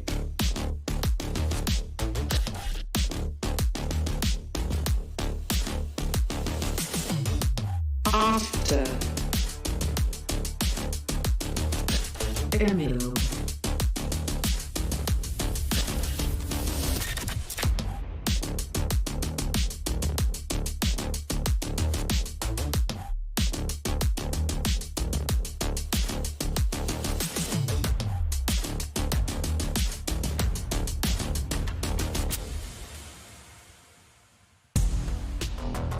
Well, it's all smiles on stage right now, but let's not forget, both teams are fighting for survival. You don't want to be eliminated from champions, you guys, this early. Especially not if you're Team Liquid. I mean, they were backing on stage. It's a good chance to see if their back's worse than their bite at this point. Like, this should be a team that scares anybody that plays up against them, and they could be upset by a squad that is coming in with a good amount of whimsy. They're coming in, they're enjoying themselves from what we saw against Piprex, but there is something about this squad for EDG that can go and do damage. If they get an early start, get up the pistols, get up the bonuses, they can really get into the heads of some of the most seasoned players in tactical shooters. There is one theme I saw at the press conference between the players. It was that you should not underestimate any team in this tournament. I think it was, you know, the XSET team. They were turning around and cries like they're a champions for a reason. They're a world championship level team. We cannot let anyone take the better of us mentally and, of course, in the service. So that's something that I'm sure Team Liquid's aware of, but how many of those rounds will get ahead of them before they can really grasp onto it? I mean, I'm glad they're all fired up and barking because they got to start on bind, and this has not been very good for them. Contrastingly, Kankan and Life, Ryan, you were talking about the early start. If Kankan and Life just come on the server and explode the way that they were expecting them to do, this could look really grim for Liquid. As a Raze and a Jet as well. So the thing about EDG's comp on this map is they don't play Viper, which is crazy. They pick up the Breach, which is something that Team Liquid used to do, but they've sort of gone back to Scream being on Raze, Yampy being on Chamber. Very de facto straightforward. We've seen that comp a lot. But it's the fact that Liquid have lost 5 times in a row against some decent teams in the EMEA, your Mechs, your G2s, your Navis. It sort of goes down the list and you're thinking like, Liquid, you're on this international stage. This is one of your worst performing maps so far, especially in recent tournaments with Dimasic, with Emil as coach. So does that then prompt a change of some kind? It's risky. This is an elimination game. Do you go with what you know, put it in the server, refine it, reflect on what you've done wrong, and then go into it, or does something change? Well, we're about to answer your question right here because we're into the Prime Gaming Agent Select, and it's a change straight away. Okay. Yumpy is not playing Chamber. Guess what? He's never played this agent competitively ever. Ever in his career, he's never played He hasn't played Sage. many agents, to be fair. Yeah. Well, if I go down the list, I mean, he's yeah. at least played Sky a few times, Brim once in his competitive career, but never. Every time Team Liquid have run a Sage, it has always been Scream 9 times out of 10. And now, Yumpy. This is the change I wasn't expecting. I was expecting a change of some kind, but an agent you've never played? I mean, the one thing I was going to say is just like, I like Yumpy on the Chamber. It still makes sense now overall. So yeah, it's a big change overall. For this, it's a crazy composition when you look at it, but it is sort of expected of what we've seen before. Life now back in the roster. He's on that jet. He's going to be fighting for those extremities as it is EDG attacking first. They have to sort of come out swinging. And without a Viper, it can be a bit scary on the defense, but we'll get there when we get there. Yeah, we will indeed. I mean, I feel like the only thing I'm not too worried about when it comes to Yumpy being on the Sage is that we've seen aggressive players like CNED play Sage on this map, and it's worked. And maybe, Jess, this is the change that they need to make. Maybe it's more about a little bit of control. I mean, you know, Kang's not going to necessarily be rocking that operator a lot on the race. So maybe he goes, you know what, there's no need to be op because I'm not really going to get that a lot across the map. So maybe if I stint him, I get the wall up, I get the slows, maybe I understand Shower's control is going to be hotly contested. I can sit there and I can really make a difference rather than waiting for them to get on site. And by that point, sometimes with EDG, it's too far gone. You mentioned CNED with the Sage. It's Team Liquid that have gone to that Ascend comp that helped them win Champions last year. They went on a crazy run on Bind with playing the Sage and stuff like this. So it is something going full circle, but it is a risky time to bring it out. Maybe GG weren't expecting it, but considering what they're playing, I don't think they care whatever Team Liquid are playing comp-wise. You got to stop Kankan and Lives in one way or another, right? We shall see it. We're going to jump into map right now, and I'm going to hand this over to your casters for this series. It's Bren and Sideshow. Thank you very much, Yinsu and the Analyst S crew. Yes, I am excited to jump into this one, Josh, because we have our second elimination match here at Champions 2022, Edward Gaming versus Team Liquid. Everything on the line. One team going to be moving forward, the other one going to be ending their year earlier than they want. Yeah, and I think Liquid have spent a lot of their career and maybe a lot of 2022 being the dark horses. They got that invite to Reykjavik, which was a bit of a free roll for them. But specifically, to bang off what Ryan was saying on the desk, Liquid have never been eliminated in groups. And he said in global events, I went back, I'm pretty sure that also counts in across every event they've played in Valorant. Maybe I've missed something, but as far as I can tell, Team Liquid, they just make playoffs. And so for them to lose out here would be pretty horrendous. For EDG, the pressure is completely off their shoulders. And Team Liquid are the ones going aggressive first up short. Trailblazer and a wall off into the one side. It's a really aggressive approach, and look at this. He's just being completely sandwiched, taken out early on. But they're being driven into Dimasic right now. So Dimasic is in elbow, and he's utilized the Molotov perfectly here to buy time and set up this flank. In the meantime, Kang in market. Yeah, Kang's just going to be watching for these rotations. He can hear all of them coming out already. Look at the fight that's taking place. And an impeccable timing once more. 2 kills, just watching market. And side control is theirs. The spike, quick tap just to try and bait some utility out. You're running right into that one. How Dong still denies. You're going to keep flying through. The right clicks of the Vera. You got to be kidding me. 3 kills on the pistol. And he's isolated it down just to Kang, but the timing once more. This guy is just elite. 4 in the round, pound for pound, answering back. If you thought this game wasn't going to be entertaining, oh, take a look, sit yourself down, get ready for this one. I mean, Kang and Life having an awesome pistol round, but also adapting to what Liquid threw at them. Liquid set the tempo here, and I don't know that that's going to be the case all the time, because EDG are quick. But that push down short funneled EDG up long, and they still had the presence of mind to leave a lurker to pounce on the rotates. And you can see Emil there getting rocked instantly as the pistol round strat falls to pieces.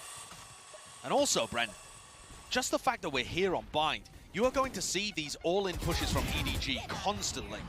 as Kantan finds that opening kill. But with a double duelist comp, they don't play the map. They don't spread out and default very often. They go for these kind of hits all the time. Yeah, big where they're just wholesale executes. bursting into B. Absolutely.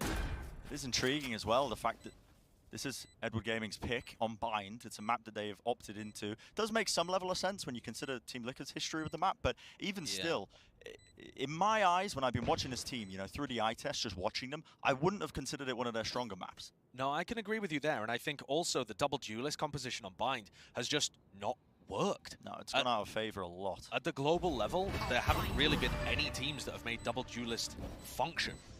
But the question is whether Liquid is good enough to punish them for that, or whether the double duelist comp just allows Kankan and Life to go crazy. It was so interesting listening to the Soulcast interview that was played before this, where he's talking about, you know, we've played against chaotic teams before. We know how to, you know, play against them. But I don't think anybody's ready for a team like Edward Gaming. The way that they play in terms of their chaos, I mean, it's almost like they invented it. Well, EDG have managed to keep all of their rifles, everything, heading into the next round. So it's still going to be pretty dangerous here. Kankan with a Phantom, and Team Liquid a couple of players on light armor on the anti-bonus. Like I said, EDG are going to group up and go for 5-man execs a lot of the time. And Liquid know this. This is why they've changed their composition, I think. Because having Yampi just hold B long for the whole round as chamber, that's not as useful as Yampi getting the wall down and being able to stack the other site off the first hint of info. So here you see dash into shower, lands inside his slow orb, and immediately calling for the rotates. Look how fast Scream is through. So much util already being used to just try and take that shower's control. And yeah, the rotation is going to be called. Again, space to be gained onto the site. Not quite getting too much done. In fact, Yampi's just at the back there, behind Triple, making sure he puts the shots in, but he opens himself up just a little bit too wide. Luckily, the trade is there, though. Scream still online. Team 6 swinging from heaven. And this has been a brutal round for EDG.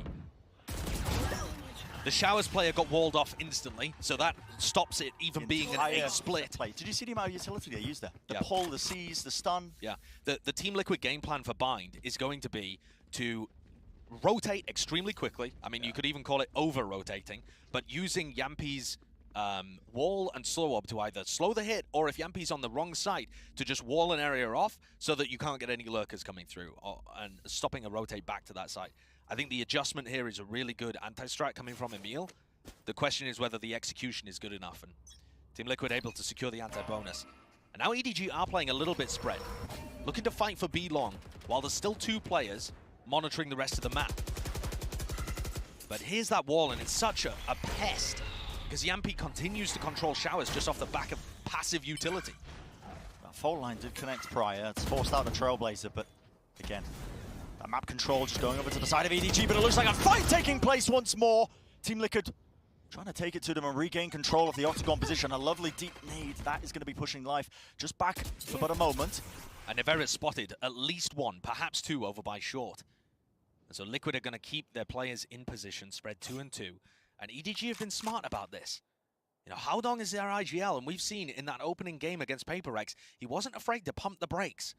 And now, silently, setting up for a B split, controlling that area that they got at the beginning of the round with B long. And this is all going to be on Soulcast and Scream to hold it off. The Boombox is going to be destroyed there. That's going to be, again, another boatload of utility. Nade into the back of the side. The execute's coming online, but that off angle by Scream. Just elite, and he's got the crossfire set up. Another satchel! Just clinical. But at the end of the day, there is still 1 player left standing for Edward Gaming to try and carry this round home for them. But it is the 1v2. Chichu just tapping the spike, trying to force an isolator 1v1. The Liquid players have split up. Going to be able to get the plan down here. Unfortunately, lost all information on where Team Liquid might be. So he's got to be paranoid. They could be around any corner. I think he just spotted a glimpse of Nivera. Snakebite into the corner. It's all about this first fight, the angle. Patience is the name of the game of 3 kills online. Yampi's going to cover it. Instantly with the trade, that's going to be the round secured as well. And that's a huge one for Team Liquid to get online. Yampi splitting up into that situation could have been a bit of a problem had she should have been able to realize which direction the final player was coming from. But it's nice control at the end of the day. Scream, by the way, having a monstrously good anchor from that position. This position here. Picking off 2 players from essentially a one-and-done spot against a team that has good trading. Yeah. That's just Scream things. And the Des was talking about how well he's been playing. In the loss to Leviathan, he still had 150 ADR. So he's always going to be doing damage. You can always rely on Scream. But he didn't take over the game. No. And that is something that he can do at any point.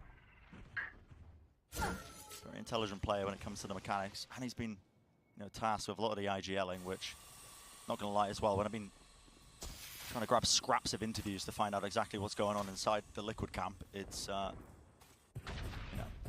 messy at the best of times. Sometimes is what it feels like, but... Okay, Dimmersick's been traded out. That's pressure up B long. Solcast grabs one on the other side of the map. It seems like EDG are going for this kind of B long aggression with a couple of players watching over by short and showers. Just testing, limit testing the defense of Liquid. Yeah. Smoke dissipating just at the wrong time. There's nobody's trying to punish that res. Head over the angle. Out on Will, claim the kill. Going for the repeats once more. Of course, you're going to be taking these risks. Only on the half buy, why not? But overall, I mean, Liquid know where both of these players are. Yeah. And they have great ultimates for the next round, as long as they can close this out. Spike down B. Closing it out. Easily done, it seems. Yeah, not too much pressure in that round. They did force the Resurrect coming out from Yampi, which is decent respect that Team Liquid are showing. There are just so many good ults on both sides, honestly, to be used here. But remember, the way that Bind tends to play out, if the defenders are able to use big ultimates like the Showstopper to stop a push coming through, it can be difficult to reset with your double duelist composition. Yeah, there's definitive weaknesses, I think, when you do see the double duelist being ran. When you're all in with the initial push and it just gets absolutely bogged down, it can be, like you said, really difficult to reset, I think.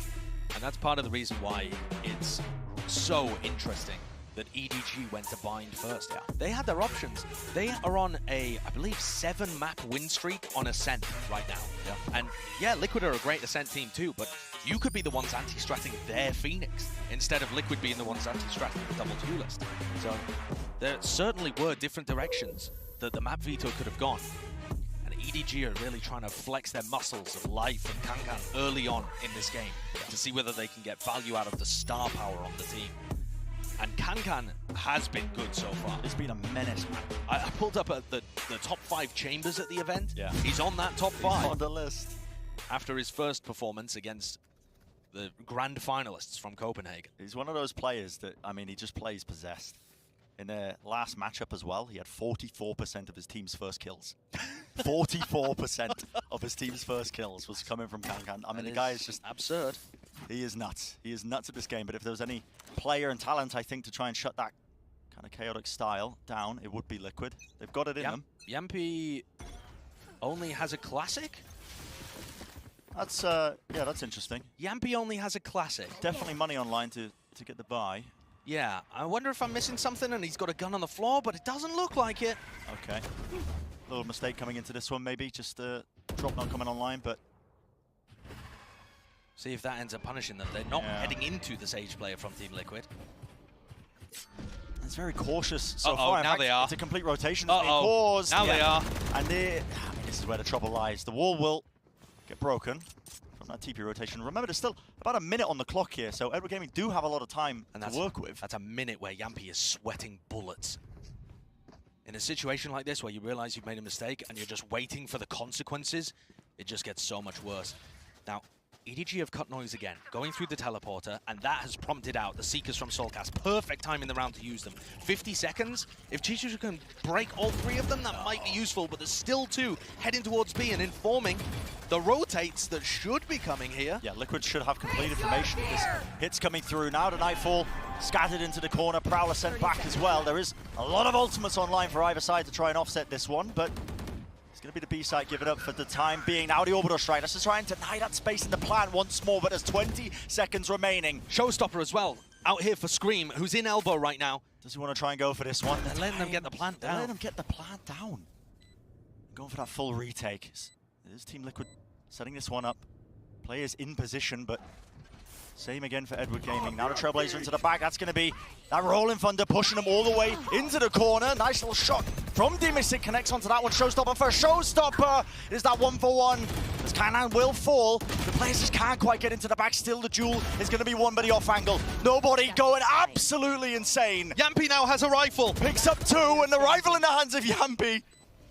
He does collect the kill, but time running low once more. The defuse, the pull, that disrupts it. Time is running low, and it is a spammable angle. It needs to be covered. Time's running low, they just call it. And Scream just gets out of there in time. It's a Red Bull clutch there as EDG hold on in the post plan. B on Bind is the worst site in the game to retake.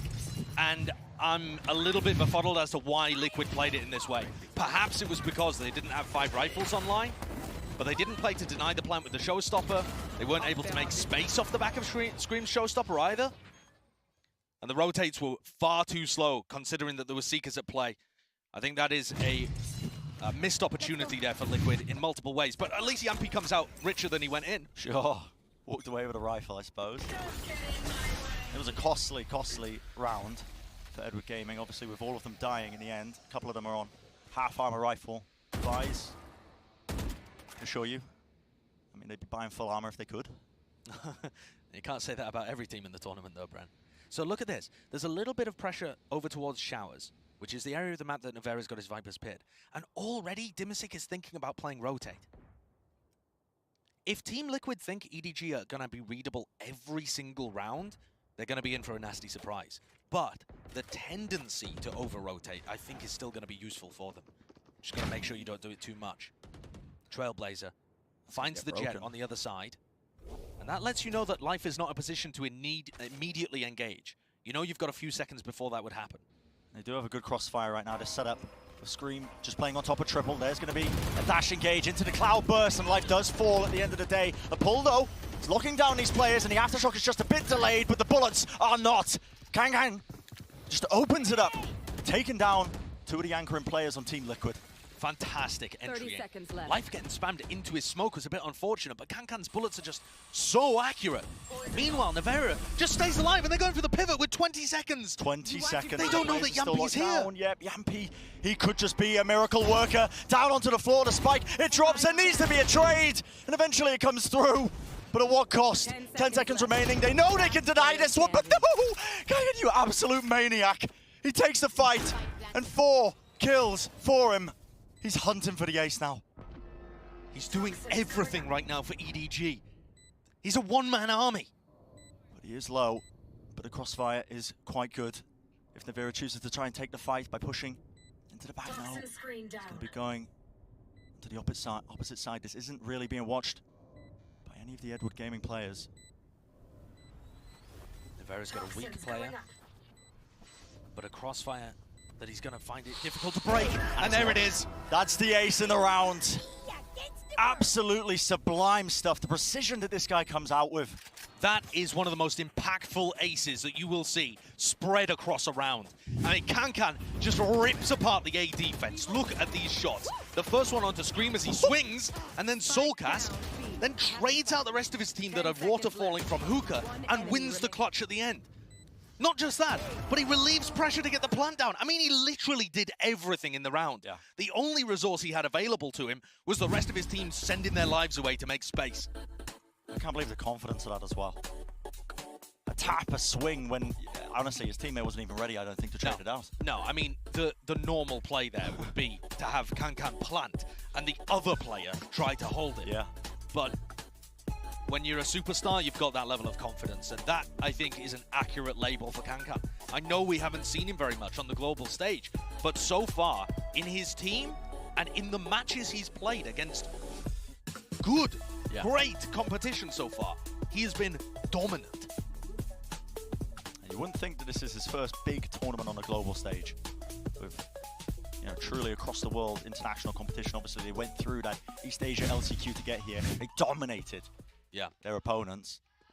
And as EDG take a small lead here in the map, I just want to talk about their opening game against Paper Rex. On the 2 maps that they lost, so I'm excluding Icebox, they still won 60% of the first kills. What? I mean, it's just absurd, isn't it? What they were struggling with was actually converting those into round wins against the best teams in the world. And so that's certainly something to keep our eyes on. Get out of my way! Same util set up to try and take that showers control. That pull, the C's over the top as well, but again, respect is shown by Team Liquid. Backing away to Trailblazer. Okay, into the nade as well. The updraft's not a single lick of damage for life. But Navira still holding down the fort as well from that one particular angle. Still the players will fall.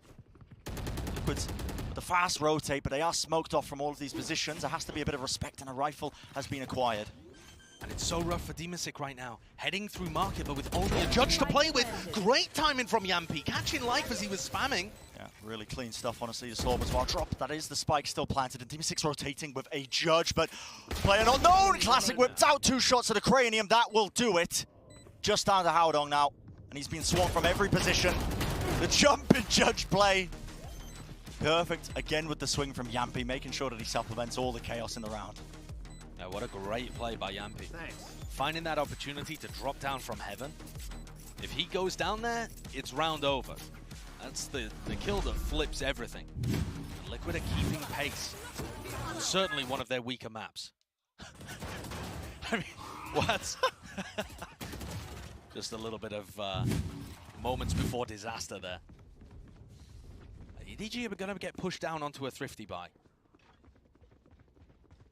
Kankan still with a showstopper. Yeah, that's what I'm looking at. And also, EDG just look dangerous on these kind of rounds.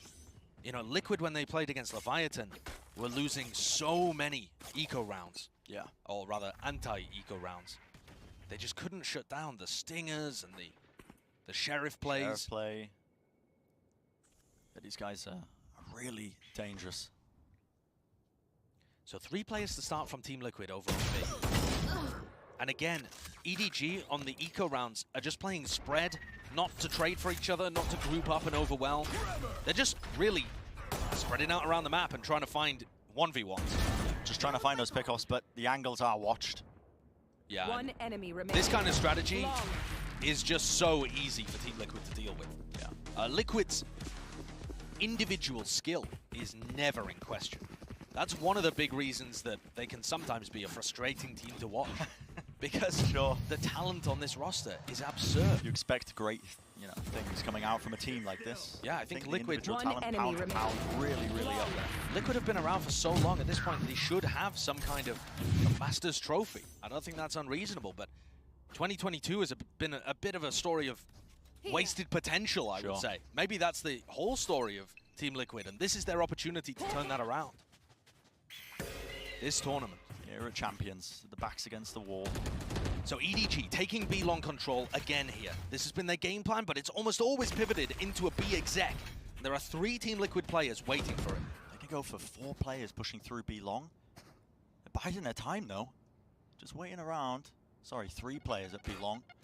Nade is really good at pushing back a lot of these at common angles, but it's going to be another smoke drop down into Hookah just to push back the players. Life got on the line and then decided to drop off it, and that gives the advantage to Soulcast. Bit of a mistake there. They're going to go for the re-clear, but it's a team flash. Yeah, it's a team flash. Never ideal. Falling Thunder though into this one, but there is going to be a showstopper to try and play into this one. It's a pre-fire into the corner, right inside the tube. Damage is being done, certainly, but Scream locking it down again at the back of the site. The Satchel to disrupt the movement. He's always going to be favored in that fight. To me, the impressive one, though, from Scream is the kill onto Haodong to avoid being traded. You have to throw more than 2 people at Scream in order to take him down. 30 seconds left. And EDG find themselves in a situation that is simply unwinnable. Liquid have a great idea of how to deal with these B hits. And that was against a Rolling Thunder and a Showstopper. Yeah, they were more than ready for it. And Liquid still held on. Admittedly, there was very little value from the Edward Gaming Showstopper. Kankan just kind of pre-fired it into the corner. Could have been dangerous, but I think when it does get scrappy like that, I mean, I'm just, again, thinking back to the words that Soulcast was saying. They played against chaotic teams before. And I think a team like Liquid as well, sometimes they'll relish the opportunity for the rounds to devolve a little bit more into those just fights being taken back and forth, especially Scream. Man can close his eyes and take him back to the good old days, just click a couple of heads once or twice. Yeah. Soulcast had actually been pushed off that angle. That's the frustrating thing to me. Look at this second kill as That's Haodong nasty. Gets up top. Scream's a demon. And he's been in such unreal form throughout the LCQ run. Red hot, man. I said it at the time, he looked like the best player in the world. It's just about keeping that up. Yeah. But at minimum, you get a great performance from Scream. So a round being taken here. Edward Gaming not going for that set play that we were seeing where they take control of Showers. The util dump, and Liquid happy to disrespect them. Now on top of the wall, Yampy okay. Slight off angle gives him a favored approach there in that fight against Life, and they know that the players obviously are pushed up here into Octagon.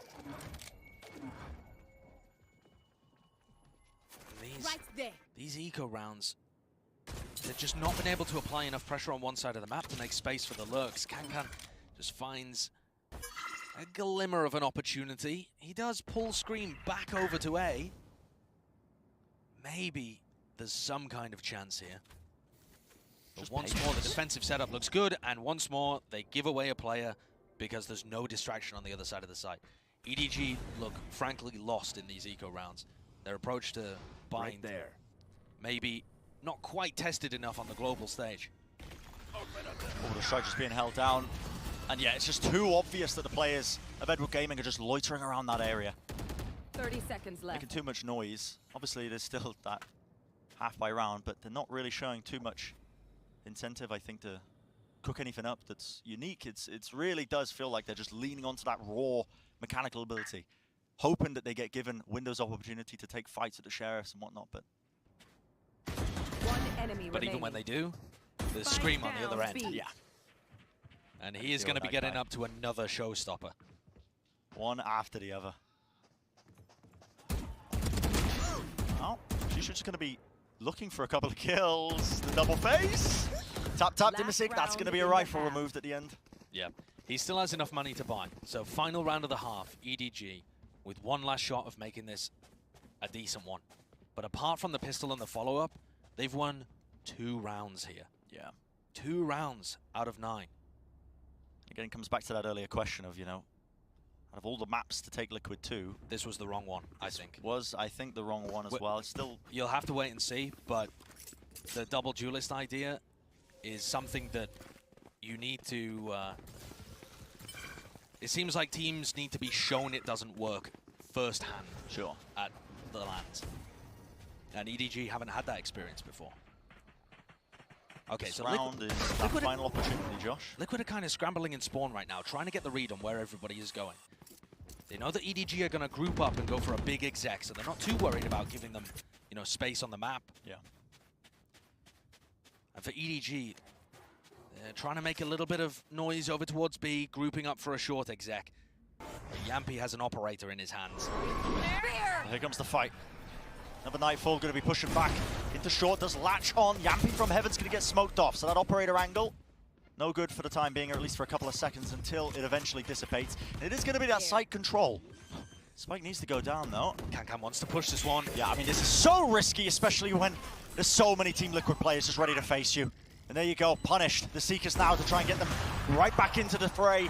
Showstopper in his hand. The movement was beat for about a second, but still claims the kill. Player standing.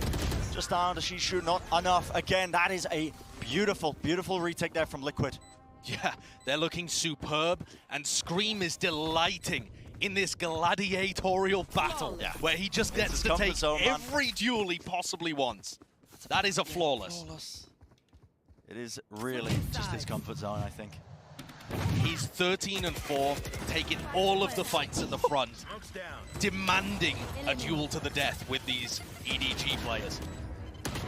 It's been a relatively simple game plan across the board, I think, from Liquid.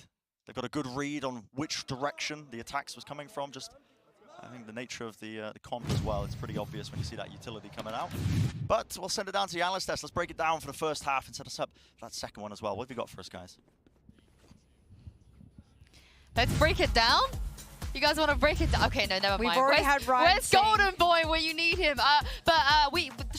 They mentioned the comm change. Bran was talking about that. Let's talk about that here because Ryan, Sage going in for Team Liquid, we didn't expect that. What did you make of Yumpy? It felt like a bit of a rock, paper, scissors from beta, right? Where loads of people were running double duelist. The Sage worked so well at just shutting down some of the rotations, making sure that EDG can go for those splits.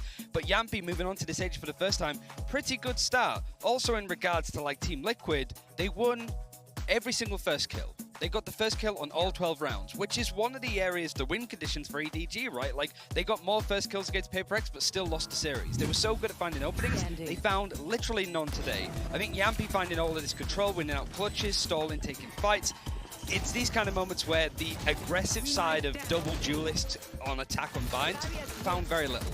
I love his use of the walls as well. There was one wall you're like, oh, what's that? So Over towards showers. Yeah. But I think it's sectioning, you know, the site, being able to create your own angles and whatnot. I love that from Yumpy.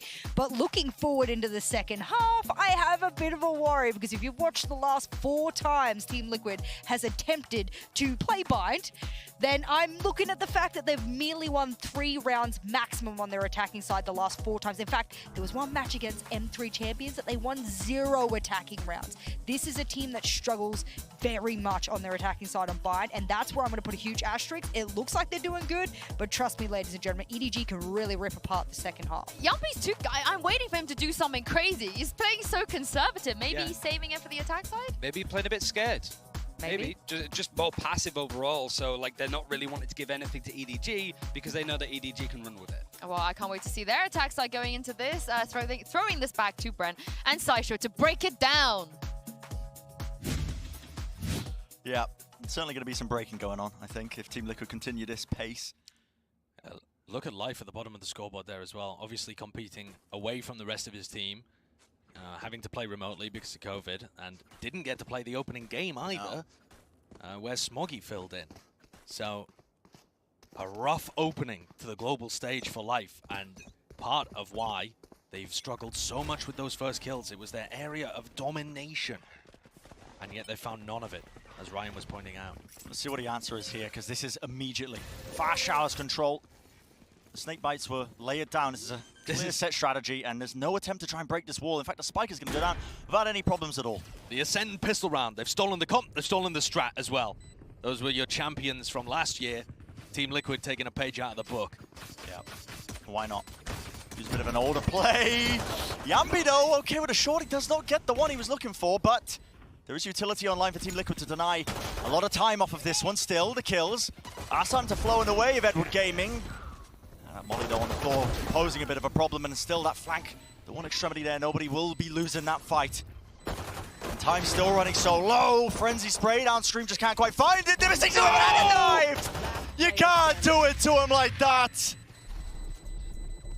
Welcome to Champions. Oh my word. They've just been done dirty. Whipping out the knife, man. There. That's a backbreaker. That's a brutal one. And if there was any chance of getting that confidence back into this map, had to be winning that pistol round. Yeah. Yeah, they really did. Of the 4 rounds that EDG have won, 3 of them have been off the back of hero plays. Round 1 was a 1v2, round 6 was a 1v2, and then you had the Kankan ace. Just the default plan has been getting no value. And Scream is just so willing to take these fights once more. He knows the players are not going to be equipped with much else. The rest of his team's going to be backing as well. Good gaming, just dropping like flies. And Team Liquid get into the site very quickly. Navera might get challenged a little bit on the flank here, but Shishu only with classic. Oh, it's dangerous. Maybe I shouldn't have said only a classic. One enemy remaining. Called for reinforcement. He does indeed.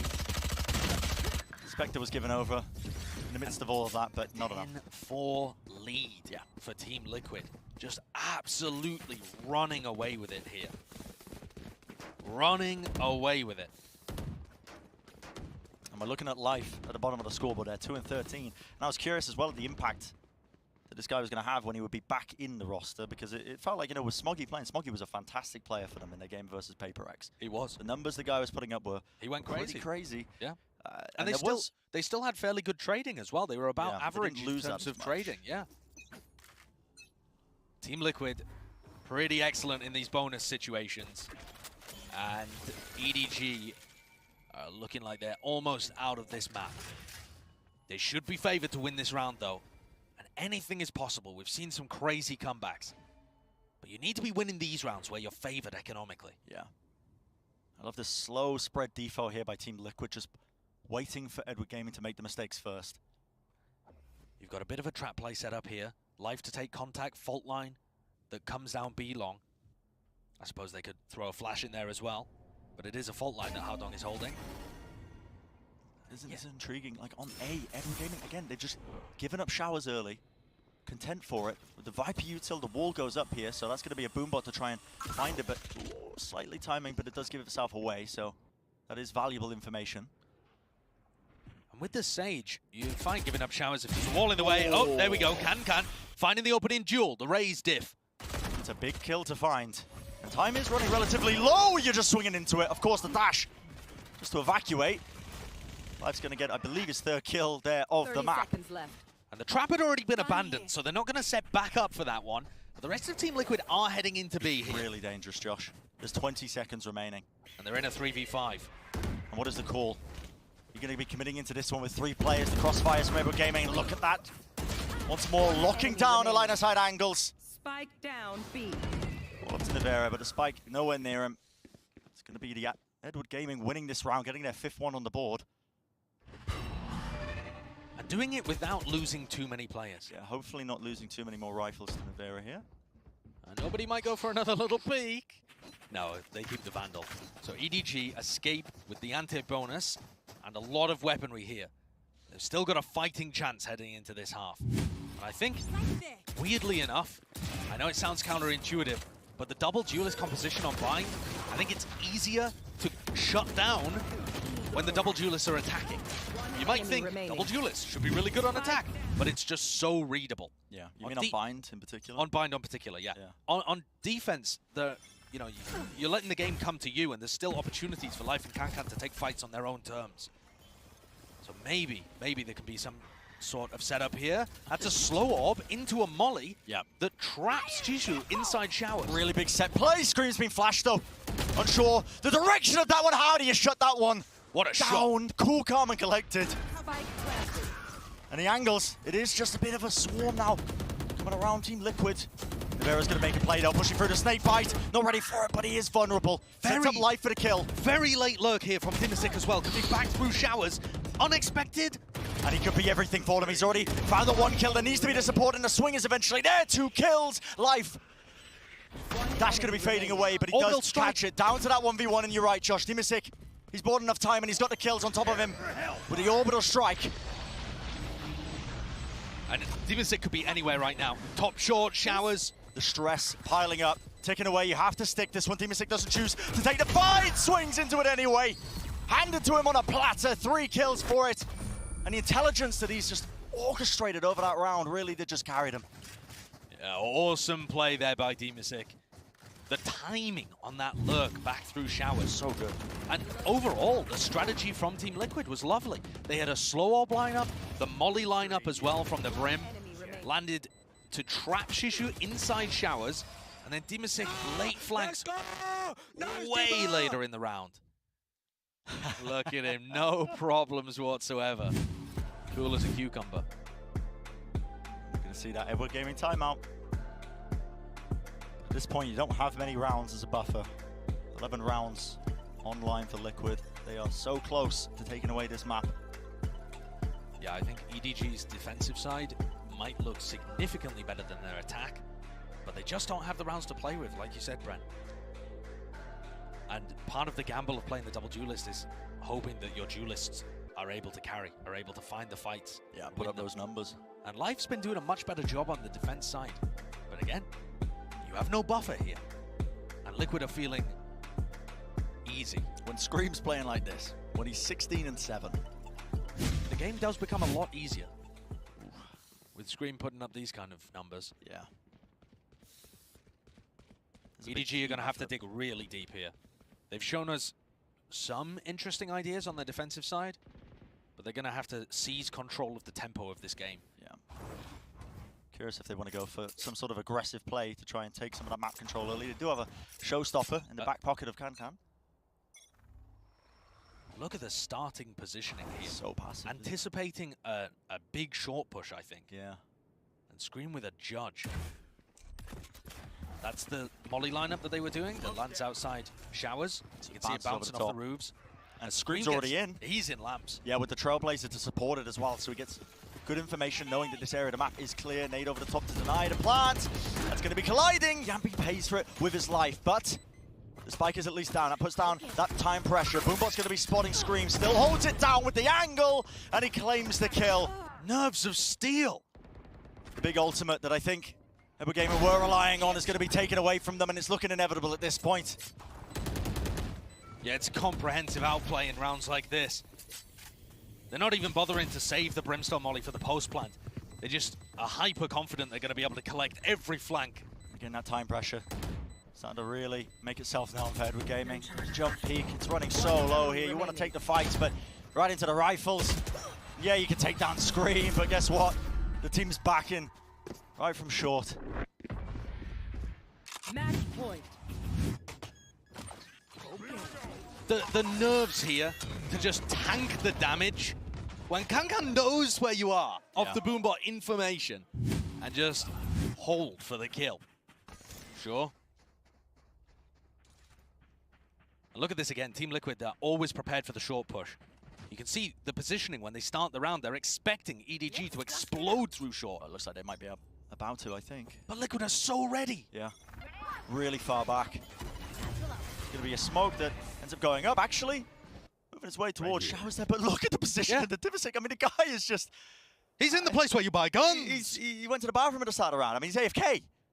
But this is prep diff. This is Emil and the rest of the team doing their job, adjusting the composition, and understanding how EDG play. This is anti-stratting. And this is why EDG, I think, have made a big mistake picking Bind into Liquid. It's just that one more round. That's all Liquid need.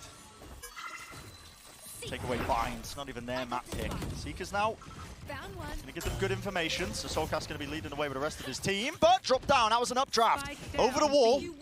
Headshots claimed, but that's going to be a res almost immediately afterwards, and the stun. I think the fault line do a decent amount there. Just collecting this wall is so pesky, though. Break through the portions of it. There's no more updrafts for life to try and get over this one. Bit of a jump peek now with the ultimate showstopper inside against the wall. Nivira just beaming them all down. Fights being taken all over the bloody place, and at the end of the day, it's Team Liquid on top.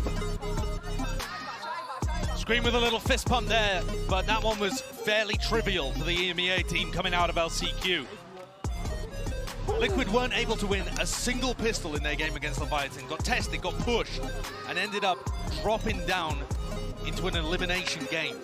But they have come back with fire here, and Liquid seem to always play their best Valorant with their backs pushed up against the wall.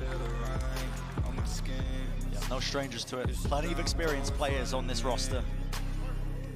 Obviously, early days yet in the series, but a great start for them taking that initial map. And now we're going on to their map pick. You gotta do your wrist warm-ups. Of course.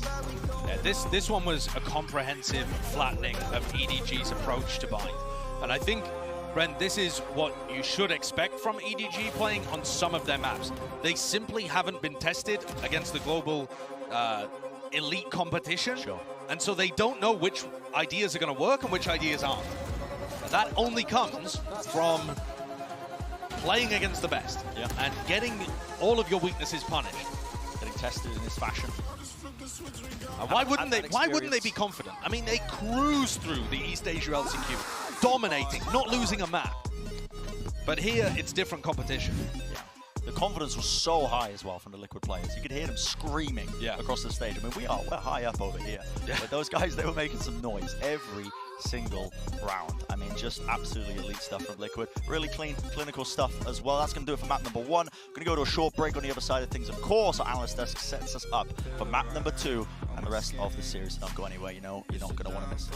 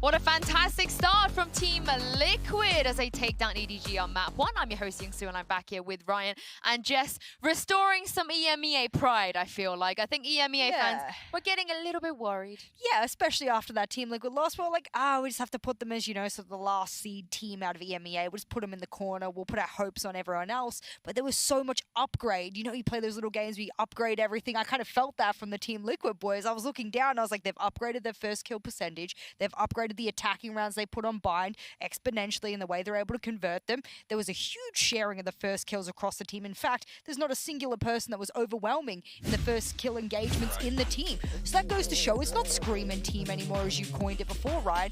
Everyone's taking the load. I mean, it's just the fact that like Team Liquid on Bind were like pretty poor, and it's their first win on this map since the 13th of March. Yeah, they a while ago. Yeah. Also, when you look at like EDG, they were like 4 wins in a row. But Sideshow put it perfectly, like that isn't against international teams. Right. Like, it hasn't been tested overall. And there were some good performances. Like Hong Kong was really sort of going head to head against Scream, which is nice to see. But overall, it seemed the Team Liquid had the read. There was a really good timeout from ML, like round 8, and they won every round since. So it was clear the Team Liquid had an idea on how to approach this. And they did a nice little read. Speaking of ML, they did a nice little read on the defensive aggression that they were expecting in those rounds from EDG as well. So it's not just we have great mechanical skill, we also have the ability to read.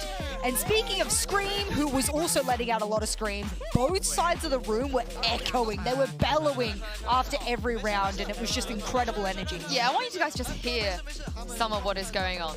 This is a team that was losing pretty hard. And yeah, I mean, they were losing pretty hard and they were still standing up. They were still giving it. They're screaming. They're taking the full Ryan experience of being here at LAN. Yeah, and I think it's the right approach against Liquid. Like, really get into their heads. And considering EDG had a pretty good start, like they won pistols. Liquid picked up their first pistol this tournament in the second half. But like, it was a great start for EDG. They got it, but then Liquid adjusted nicely. Yeah, I got a moment of silence for this next thing we're gonna show you. It's the Verizon high-speed moment of the match. This one goes to Demasig, and I feel like you love to see it, but also like you hate to see it as well. What I like is watch when he decides to do it. He runs out of bullets, and you, in that moment, you have a split-second decision. You either go back and reload, or you commit to the knife. And the man didn't hesitate once. He just went for it. Yeah, he launched himself there as well. Like, and Dima, especially in that second half, was just doing crazy things. The clutch that he had, like a couple of rounds in as well. Like, considering he's like, we see him as like a standard, but like the recent sort of addition to the team, it's nice to see that he can also perform on LAN for any other teams, whether he stays with Liquid or whether he goes somewhere else for franchising. I bet you SoCas was like, do it to him. Yeah. Do it to him at that moment. Yeah. But before we hop into map 2, let's take a look at the AIM Lab shoot around with Kong here. Jess, despite them losing pretty hard, he could not have done more than he did everything. Hold on a second. This guy's moving so fast. I feel like I'm on a roller coaster. I wonder what his top score is. It's got to be 120 or something, because that's incredible. But either way, whilst I work out exactly how I would ever move that fast or even be able to gauge that, I think when we talk about win conditions, we spent a long time talking about like Scream and how he's mechanically, you know, gifted, and sometimes he carries a team or sometimes it's Yumpy. I actually feel like it's worth having a conversation whether or not, you know, the team of EDG relies a little bit on the side of Kong, like especially in opening kills rates and whatnot. He was one that was propelling them into win conditions. Is it worth having that conversation saying, well, actually, conversely, it's not Team Liquid's problem anymore, it's EDG's problem? Especially when life, it just felt like there wasn't much life in that first half. Yeah. Well done, Yinsu. Respect that one. I mean, the caster said as well, like, you got better on the defense, but I mean, when you're a team that loses 13-5 and you almost have 300 ACS, that's wild. It's just a crazy performance from him. And going to Breeze, now he's going to be moving over back to the chamber likely. But who knows? They might change up some, because we haven't seen him play this map in 2 months. I got to see something from Life. I feel like Smoggy was so good in that first game. Right. And Jess, we're kind of expecting Life to be better than Smoggy. I mean, when you compare the two, I feel like Life has so much pressure on his shoulders because you had a stand-in come in and is currently performing better than you when you come back into the roster. That must be heart-wrenching. Also, his debut, so it's double trouble for him, and he must be feeling really awful coming into Breeze. 1, not their map pick. 2, mirror comp, so if you want to read someone who already knows you, well, Team Liquid is going to absolutely know what you're up to across the map. And long-range engagements, when we're talking about these opping, this is Kung's opportunity, but conversely, Life really manipulate the map on the side of where Kung is able to dissect it. Got to push ahead as well. Like, they chose to attack first as well. Like, it's sort of that pick and being able to sort of go there and start on a side that's a bit rougher. Life, we expect him to sort of still be on the jet. It's still a very meta pick overall. But considering the whimsical nature of this tournament, you just never know, because we haven't seen EDG play it in LCQ. It was like 2 months ago, like July, the last time that we saw EDG play on Breeze. Of course, Life still playing at the hotel, not with the team quite yet. Maybe that's affecting him a little bit. We know that EDG, they spoke about how they were really afraid of being nervous. Right. Of course, his teammates, they had a chance to kind of shake off the nerves. So Jess, let's hope that map 1 was just him being a little bit nervous. I always give teams the benefit of the doubt, and like map 1's debuts, especially for Life specifically, I always give them a map or even a series. Yeah. You know, unfortunately, they don't have a series to be able to have that buffer room with, but Cruz from Xerxia said it himself, even this many lands in, Xerxia still struggles with confidence. They still, to this day, at lands, struggle with confidence, taking those engagements and trusting themselves the same way they do regionally. So I would not be surprised if a team who's having their first debut is having those same mental problems. It's a huge area in esports. Just to come in, everybody's excited to see him play, to see the full roster play and perform right. So, yeah, there's going to be pressure if he's still feeling a little bit under the weather as well. That's obviously going to have an impact overall.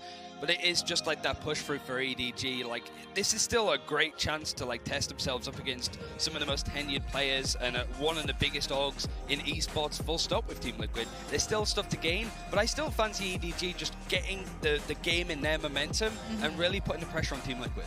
I mean, it's great if you're a Liquid fan right now. You just managed to overcome the one thing they couldn't do this year. And again, to reiterate, after the year they've had, maybe this is a sign. Maybe this is the turning point for some brighter things. We're going to head into the Prime Gaming Agent Select soon. We've seen a change already on the side of Liquid. Surely this is where, you know, we stick to what we know. I mean, on a map like Breeze, how much can you really change up? I mean, we're not talking FPX Yoru levels of like crazy compositions and It would be fun. That would be crazy. I think that's the most exciting thing I would have seen all year, but I definitely think that they just stick, you know, the Chamber, the Jet, the whatnots. You got Sky Server, Viper. Do you really need to change things up? It's the best way to go about, right? It makes sense. If it ain't broke, don't fix it. Like, you compared it to like Mech, who I think was, even though we've not seen them internationally, were one of the best teams in the world on Breeze. They were so good on that map, and not only did Team Liquid beat them in LCQ, they beat them twice. And I think one of those big things as well, if you're looking at win conditions, is Navira. He was clutching out insanely, and he looked so much better on the Viper that we saw on Bind in comparison to the Breach and the KO that we saw against Leviathan.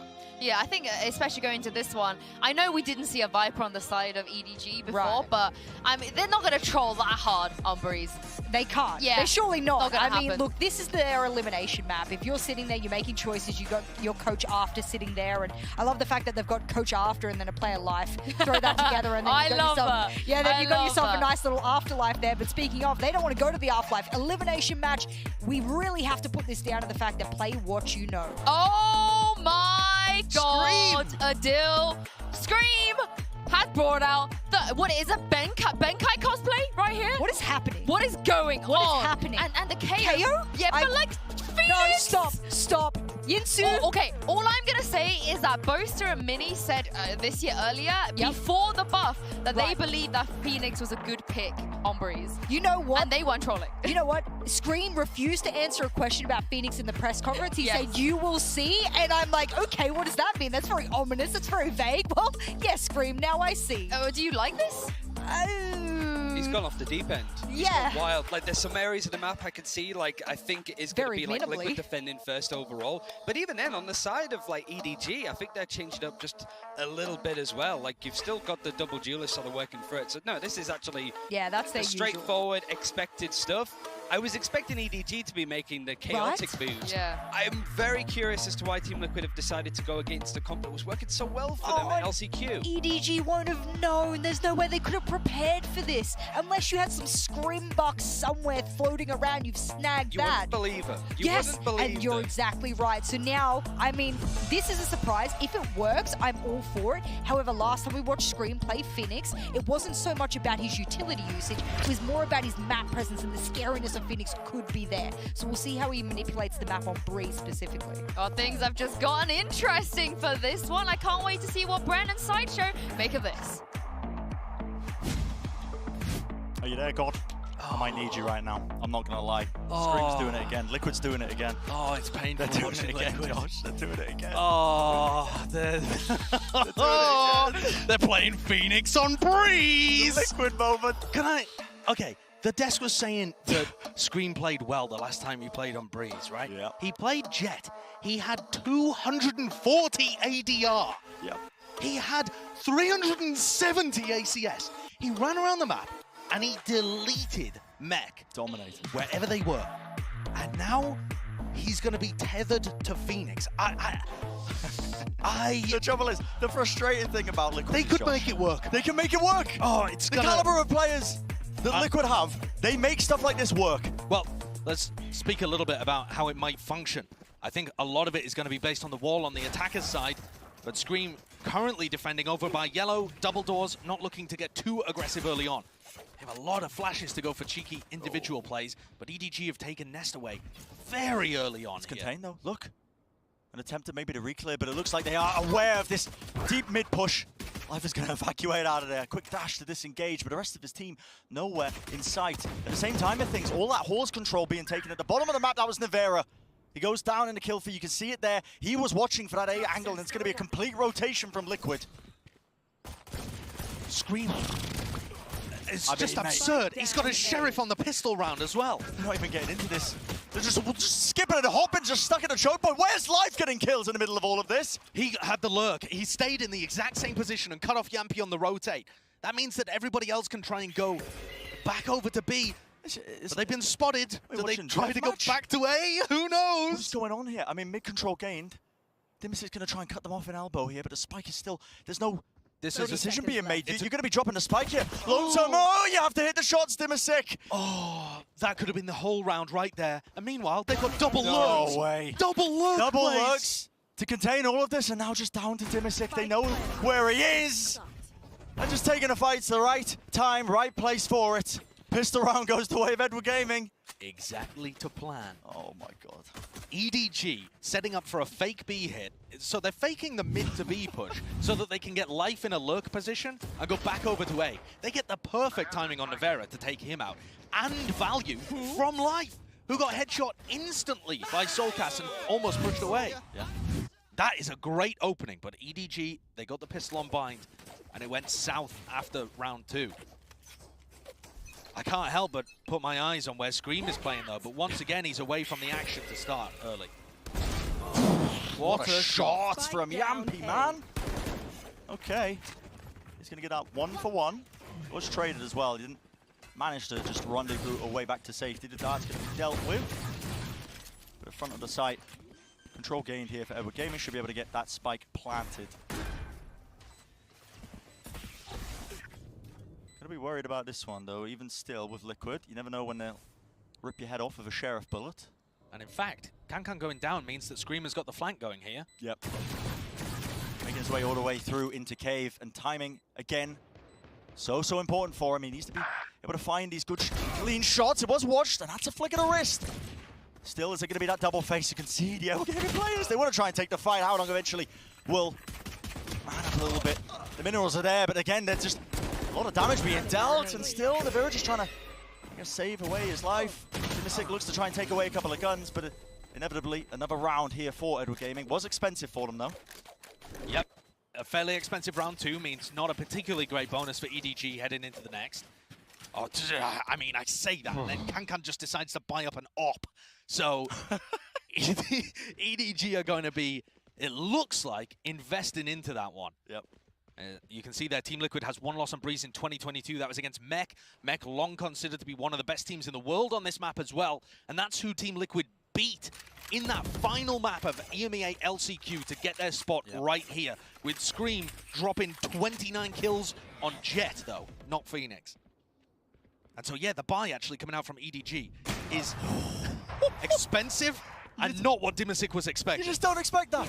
You don't expect that. You've done so much economic damage to them round 2. Why would you buy an operator? Why would they have an operator and a Vandal? Yampy with a spray down, and he's going to punish that cloud burst. A ton of damage in the mix of things. That's Solkas again, just trying to lock it down. He's being lit up by that recon dart. A lot of damage being done. Nobody onto 17 health, and still he's just rattling it off one after the other with the help of his team. Just down to nobody. And he is far too weak, surely, to get too much more done. Spotted out the positioning of Scream there, actually. Dodges the hot hands. The spike, though, is just down at double door here. Horrible situation and position for it. That's Nevera just taking the fight with a classic. And they've gifted an op to Nevera. Both Nevera and Yampi are fantastic op players. That one's going to go straight into the hands of Yampi. A kind donation to the Team Liquid economy. That's one of those decisions that you're going to be looking at, potentially snowballing the course of this first half. And just so many questions here for EDG as to whether or not they even bother investing. Yeah, it's Life is one away from getting his Blade Storm up. Okay. And so I would have expected them to be playing for that, but they're not at all. I mean, they've just opted to buy into this one. Yeah, he's going to be using his Headhunter bullets. Yeah, he's got the Headhunter, a couple of kills online, could get the Tour de Force out. They're still going to be dangerous. It's our same approach that we saw on the initial round. Cloudburster cut across. This time, though, Life is going to be taking space into tunnel. He is in a really dangerous position. He's going to get spammed. One shot does connect. Brought down to 55 health. It's a huge amount of damage, but honestly, lucky to get away with his life there. No pun intended. Shots are feeling crispy. Don't want to be on the receiving end of Team Liquid right now. Nevera saving his wall as well, choosing not to play it at the beginning of the round. Maybe looking to use it for retakes, but you would imagine that the Phoenix flash through the Viper wall would be a key component of how they're defending B, but it just simply isn't. EDG are slowing the game down so much here. There is 40 seconds left. Their spike is committed. This is a fake onto A. Only one player tagged with the knife. I don't think it's going to be enough to pull players of Team Liquid to rotate. That was the goal of Edward Gaming, but no one's taking bait. In fact, the jumping in Nevera knows exactly where they are. He's going to be putting up his own Viper order. He's going to be stopping them, and then tracks out on for solo. There's 20 seconds left. How long? He went down to the molly, man. An indecision is killing Edward Gaming right now. It's being picked apart. At what point do you just call it here? Scream wants to try and take the fight. Why not? Buckets of confidence still wrap around, but there's no time to even get the spike in a position to make it a winnable round. And this has got to be one of the most bizarre Breeze games I've ever seen. All over the place. EDG just can't find an opening, but they're not actually trying to take space until about 40 seconds left. Yeah, it's odd. Halls is an area of the map that EDG have not tried to explore whatsoever. And they're also not committing the Viper wall over towards A to deny information effectively. And so they just end up being stuck in these weird situations. Now, Scream going and hunting for those kills towards the end of the round. He has his ultimate online. And EDG are going to take a little time out there, I think. Makes perfect sense from After's POV. The coach from Edward Gaming must be losing his mind at what had gone wrong towards the end of that round. There's a lot to work on, I think, into these subsequent rounds. I think Edward Gaming will be going down to a half buy, I believe.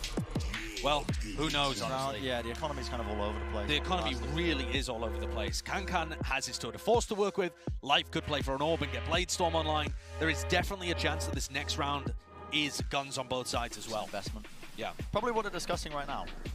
I would imagine so. Yeah. But Team Liquid's Phoenix comp has not even been tested yet. No. There hasn't even been particularly a single exec into a site, that kind of stuff. I haven't really seen the elements of it. But if we're thinking about some of the advantages that Phoenix has, well, you could use your wall to try and fast flank and get past trademarks, similar to the Cloud Burst. But that's not an advantage over the Jet. That's just a different way of doing it. I think once we get onto the attack side, you'll see Scream using his wall to get into sites, especially on B if they just commit Viper Wall on A every time, but that's a whole half away. As of yet, it feels like he's just happy playing anchor positions and allowing EDG to lose. Yeah, he's got to run it back now. You want to It is an aggressive play over towards the orb, making sure that they fight over this one. Yampi. There goes the Tour de Force. He's got that line of sight angle locked. Still wants to try and hold this down. 2 flashes, that's all it will take. Hard to dodge that one. There was an attempt here from Life. Players have worked their way into the A site, but again, it is being contained. A perfect read from Team Liquid as well. knowing that EDG were likely to play for the ult orb at A, they play it aggressively, and Dimasic's going to finish off the final player from EDG for another extremely clean anti-eco. Edward Gaming are not applying any pressure in these eco rounds at all, but if you can win the gun rounds, maybe that'll be enough. What an angle. That is a bit of a Phoenix moment. It does allow you to do that, the aggressive push. Sure. Onto the AWP position. So does the KO, but sure. But yes, it does give them that extra piece to play with. Bit of aggression. And Scream has saved the run it back for this round. Get out of my way. Does still have it. Ults though, you can see that buy coming through. Life does have the Blade Storm, so he's going to be able to help the rest of his team. That's a Trailblazer being used. Goes down super early.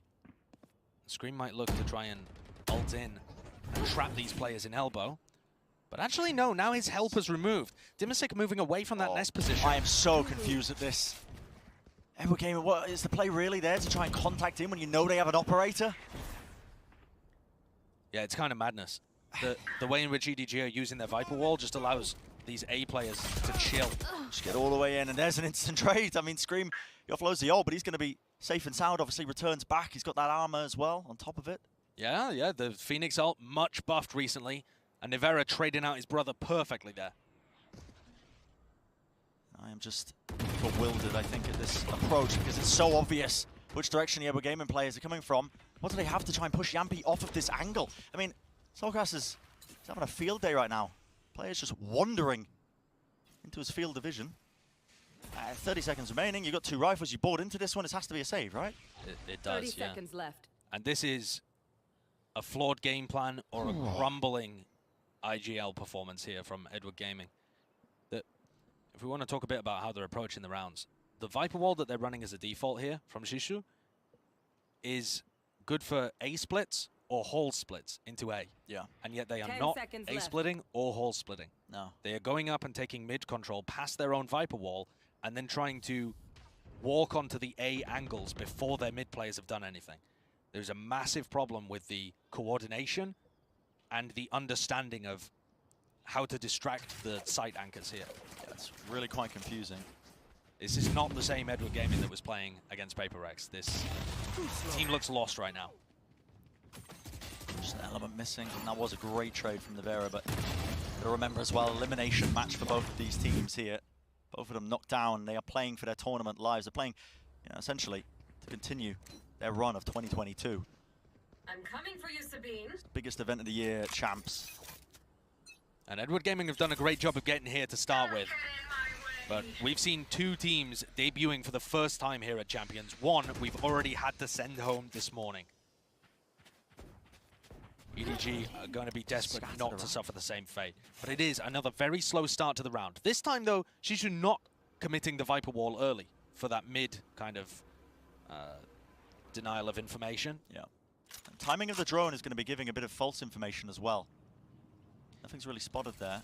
Meanwhile, a flash out through the Viper's pit. Scream already with none in the round. Yep. But they've got good info. It's not a cave. Hunter's Fury, that is going to latch onto at least one of the players. Yampi tries to take the shot. Life, he wins it out. It is incredibly weathered, I think, in terms of the way he was taking that duel.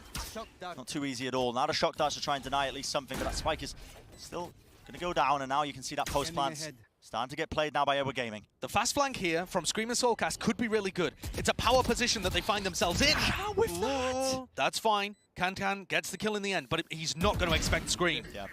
That guy's ready and waiting. A couple of shots, that's all it takes right now. They have to be aware of that choke point, but this is a crossfire setup that they've got through here. Scream shouldn't be able to get through easily enough with that snake bite. It really does stop him in his tracks, and it is still the 2v4. Good flash catches onto Dimasic. His kills are making it look incredibly dangerous, but I think that the way that the spike is ticking, it should still be an easy one for Edward Gaming. It should be too late, but extremely expensive. Scream seeing if he can grab anything towards the end of that. And just about manages to keep his Vandal and full armor in the round as well. Backed up into a corner. But that's the first time that we've seen real success from Edward Gaming. They faked a little bit of A pressure at the beginning of the round, immediately grouped up on B, and just ran a standard B exec. These are the strats that have just simply been missing from Edward Gaming in the first 6 rounds. And it's looking mighty familiar to Bind, where the pistol round, follow-up, and then not much in the next half. We're past the first quarter at this point. Edward Gaming need to make the adaptations. Perhaps round 7 gives them an idea of how to progress. That's quite good because they've been doing a lot of plays like this. It's a lot of utility being dumped in the Trailblazer as well, but look, immediately dealt with. I mean, Yampi, sort of tour de force, is perfectly happy to sit there. Safe and sound, teleports now back. As the Seekers come through, it's going to be an attempt on 2 to B side. They're going to be able to get the Viper's Pit, so this good looks setup like here. A very good setup for EDG. Meanwhile, Kankan is deep in spawn, looking for that fast flank again, but this time it's not coming. This is a serious test of the post plans. Yep, how are they going to be able to hold against this one? Life's angle is just offset by a smidge, but Solkas is just running out into the open here. He went fast before the Phoenix Wall could come down. Yeah. Big mistake. Drop to his knees. Would there be an opportunity for the res? It is being covered, the spray down. Haodong just playing close up to the wall. And what a play from the IGL. A flash play into the corner sets his team up once more. And they are evened up. EDG finding success out of the most basic default B hits so far. And Team Liquid were playing a full retake setup that time and just couldn't quite get the execution on that one. Not quite as practiced perhaps with this Phoenix pick, maybe just a last minute addition. You could see Soulcast there just slightly overstepping the mark, getting knocked down to his feet. But the idea was there from Scream with the wall. And EDG in a flash have tied this up and are actually starting to test things now.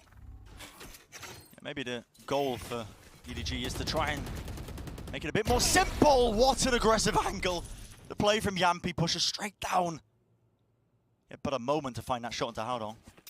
And you have to be fearful when Yampi's playing Chamber. Not something we saw in map 1, but he's been essentially playing Chamber perma ever since the start of LCQ, and he gets on every angle. He could be anywhere. Drone's going to get cancelled out. Look at all that utility as well. Liquid are really quite measured, I think, in their approach to try and push back this push. Kankan's so close to being delivered a pick. Yeah, the angle that he's watching, though. That's not ideal, Yampi. Spike down. Above the wall there onto yellow, and a flash peek from Soulcast. He knows what a second is. Make it a third. One after the other. The prime game in Flawless. That's going to be secured. Liquid get to build that bank up a little bit more. A round that demonstrates exactly why Yampi is such a great Chamber player and great offer on defense. He's in so many unexpected positions. Finding people who think they're safe, and then Soulcast with a beautiful counterplay to that normal A hit. For EDG, the only thing that has worked are the B execs. Yeah. I think it's just that there's not particularly well drilled, I think, as well against teams that are going to punish. You know, when you drone, it's going to get cancelled if you don't bait out a utility prior. Halls for the first time from EDG. This is new. This time you start to see that Viper wall that was being used earlier. The Shishu that does. It does give them a way into Halls. They haven't actually used it to put it up at any point, but now you're going to see that Klabos over the top. He is revealed! Great recon! Yeah, that's fantastic with that dart. Lights him up, Soulcast. This guy is unleashed right now. One after the other, the swings. Just immaculate. And the punishment once more is there. Not going to be let out of Halls, keeping them contained. Team Liquid seem to have gained back control of this half. Absolutely. Just a single blip there, and Liquid are straight back into it. The recon dart could not have been more perfect from Dimasik. It is a bit of luck, just that the pulse happened to hit Life as he was going for his dash. Yeah, if the dash had been half a second earlier or later, maybe Life doesn't get scanned like groceries there as he's just on top of yellow. The perfect reveal. Now you're in round 11 here. The money obviously not good for Edward Game. We're going to be going into this with the half buy. Is there going to be anything more creative? So far, we haven't seen anything too special. Get out of my When way. they do have these sheriffs in their hands, it's usually just looking for picks like it is now. Toxin screen down. And this wall in every round is just getting countered by that trademark from Yampi anyway. Spot somebody over towards elbow. Here's the running. Ooh, the shots. But not quite there. Just too late. Yeah, too late with a swing. There's another attempt to try and take this fight. There's a lot of damage being exchanged. Scream is willing to fight further. Wants to push it through. Knows he's in the corner. Bit of spam though. Does he know he's still there? Okay, flash. Turned away for about a moment. Oh, the kill's now starting to flow in a different direction. And EDG have control of the B site. This has gathered so many people towards Halls, and they still can't take down Shishu. They've given up B. Overeager there to try and take another fight, but he does get good information. He knows that the rest of these Liquid players are working their way into mid, into elbow. Life's gonna, again, contain that. Over the top into the right click. And finally, a thrifty round converted for Edward Gaming. They've been trying the same kind of thing all series so far. First one that they managed to obtain. Yeah, and that's the first one because there was such a distraction here. The dodge on the Phoenix flash, Scream with a bit of a fumble, and there were two other players that decided to come and help out. And they just opened the way for Kankan to find a pick on B and waltz in. And suddenly this half, I mean, this half has just been so dominant for Team Liquid, and yet the scoreline does not reflect that in the slightest. Yeah, you're potentially looking at 6-6. Depends which way this one goes. Tons of ultimates online for Team Liquid, though. I do want to remind it, but this looks like, yeah, you're seeing the pace once more injected into it. There was no utility to push them back. This time the wall is going to get dropped down there by Nivera for this post-plant retake. Running back going to be activated. Shut down, though. Scream not going to be rewarded with any kills. And no trade. Normally Team Liquid are very good at trading those, but they do catch life on the way out. And Kankan is incredibly weak. Hurt by the shock darts earlier in the round. How are they playing this round? A lot of the players just... It's just post-plant lineups. Yeah, it's post-plant lineups is the name of the game here for EDG. This could really backfire, honestly. It depends how they play this one. A flash into the corner. And Liquid, just sublime. Taking space. Cool, calm and collected. And the late lurk by Shishu is just way too late. You can't rely on a post-plant utility in that fashion. But again, these are all lessons that you only learn after having that experience at the big stage. And that's what this feels like, a bit of an experience diff here from Team Liquid. The Phoenix, honestly, not having the biggest impact upon the game, but Scream still being able to find his spots, pick his moments, and get a ton of kills. Yep. In classic Scream fashion. We'll see what the game plan is for them on the other half, though, because attack is where it will truly be tested. That is the big question. We'll send it down to the desk to break down what we've seen thus far.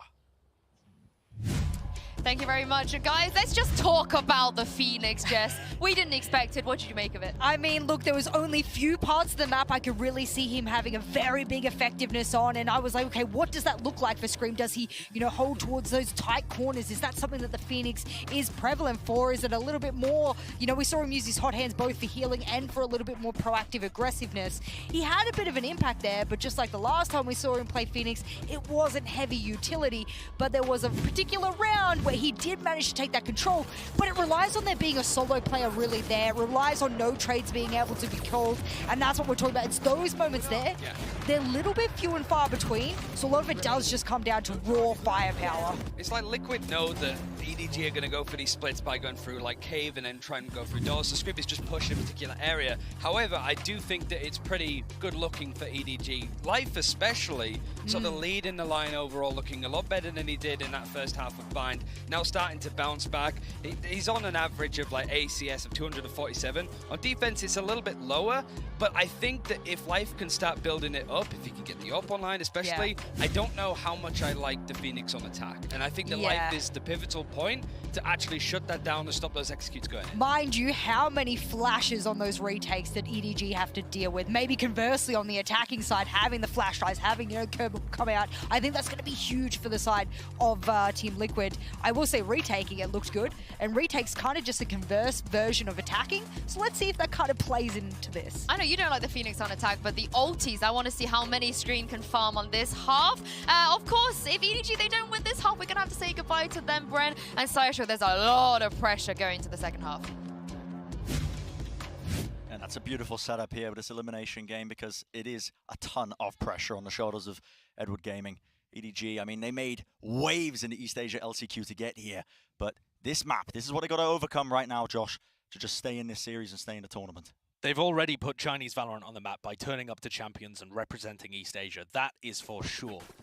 But they would have wanted so much more out of this appearance if they do end up going home right here. On the pistol, you can see Team Liquid leaning towards B. Scream buying a wall on the pistol round with a frenzy. The wall is so good for this. This is exactly what you expect him to go for. Stand up though, and the trademark. The trademark, the trailblazer, everything For EDG, they need to shut down these pushes in the choke point. That is the counter to playing Phoenix. You need to fight the choke points. They can't dash, engage, and get past you and break your crossfires. And look at this space that nobody has gained. He's made this play all the way into cave with the deep Viper wall, setting up with his teammate. He's going to be giving him a lot of mid-round information. They'll be able to hear Dimisic there as well. But not necessarily where the Dimisic has left. And this is going to be a re-hit over towards B. Yampi spotted. So much comes down to this duel, but Yampi decides to evacuate. Yeah, backs away. Another knife comes through in round 2 for this hit. Oh, to no. the B side, playing inside the Viper Orb, though. That's a frenzy in play. Liquid running up on top, though, with the kills. There's that 3v3. 30 seconds They'll left. be able to get themselves into the site. No spike down yet, though. No Yampi's been plays spotted made. again. All nobody needs to do is distract here, and he'll get pinched from both sides, but Yampi aware to it again, choosing the non-risky option, conserving his life. How do they want to take this player out? Just holding close to the wall. It's Yampi who's managed to find these fights, and he's isolated it down to that 1v1. Life still wins it out. Shushu's got to get a move on now. Needs to play with the rest of his team. So far away. He is super far away and so low as well. However, hey, how did he get that? I don't know. Dimisic falls and Life wins a shot anyway. One to the head with a ghost. That's all it takes.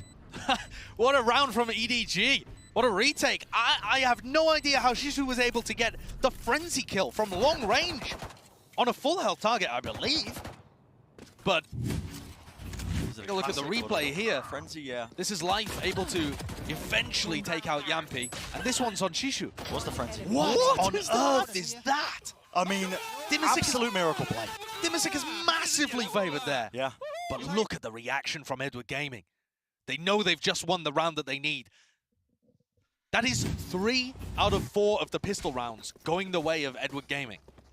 And I was going to say belief returning to a lot of their faces, but I think the confidence and spirit has been high on the side of Edward Gaming the entire time, even despite the fact the desk was touching on it. They were compiling all the clips, screaming back and forth between these two teams. And look at how interesting that is. The orb not being loaded onto Scream. You would expect, as Yinsi was talking about on the desk, that the Phoenix would be trying to farm up the ult orbs. Oh, Life getting headshot though by a Sheriff. Has to get out of there pretty quickly. Gotta respect it. Has to back away. That's given a lot of space though now in mid because Nest isn't really being washed down. They know exactly where Kankan is. Holding the same angle there is begging to be pre-fired. He's stuck around for a while, but eventually drops off. It's a very measured approach to this half by Liquid. You look at the spike, it is in the middle of nowhere. It reminds me of some of the EDG eco rounds. Oh, and Scream is so unfortunate not to get that one. Just clipped through a wall. Damage done. Viper Auto, it's going to be stopping them in their tracks again. 40 seconds remaining. Options here for Liquid, honestly, especially with the way that they're grouping up. Definitely cut noise and re-hit now that this Viper was going down. Here's the timing they're looking for, but nobody's really clearing the corner. It's a wide swing from Navira. The trade is in play. They need to deal with these players at the back of stairs and the pyramid. Shushu wants to try and take the fight, but it looks like Liquid are barreling through, just brute force at play. Despite the inferior weaponry, they are making it work. Last player standing. And Life incredibly weak. Damaged by a shot earlier on. And Hado's left down to 49 health. This is a round that they should never have lost. And Navira is the one who seals it. A Team Liquid Thrifty getting themselves in the lead, cementing and maintaining that lead via magic. Yeah. I mean, just some classic Team Liquid magic. But much more purposeful on their half buys, I think, compared to Edward Gaming. An idea was there, you know, just wait for the Viper Wall to come down, put the pressure in. Yeah, well, they did a lot of damage early on while surviving, which is something that EDG had never been able to do. Yeah. But I agree completely. The grouping up and taking of the A site, they were able to trade out and utilize that early damage that they'd done to finish off weak targets. And now the shoe is certainly on the other foot. What is flash? Beautiful. Rendezvous is in play though, so Kankan is safe. Up close though. Timing being taken, that's just with the classic right click. A 1-for-1. How long will be happy with that one though, and Kankan's just still in a position to do some significant damage. More than that, still alive. 2 bullets. 2 bullets. Sometimes that's all it takes for him. Reclear it round the corner. That Scream just a bit of good movement, making sure that he finds his way around the side. the shorty from nobody coming around to clear a trademark out, but he does pick up a Vandal. Really precarious. Could that there. be the difference maker? Yeah, a tap at a spike. This is Liquid just trying to force out these fights and make it more favorable. Again, a frenzy from long range. No way. Wins out the fight.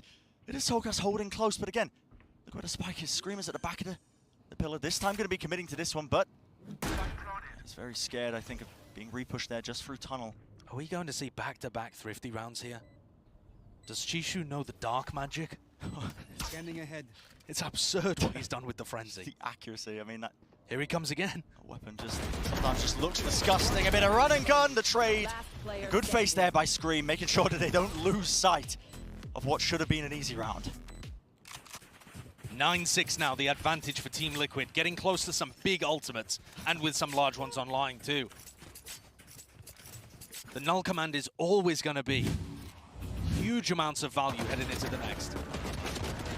If Soulcast had been dealt with a little earlier, perhaps that could have been possible.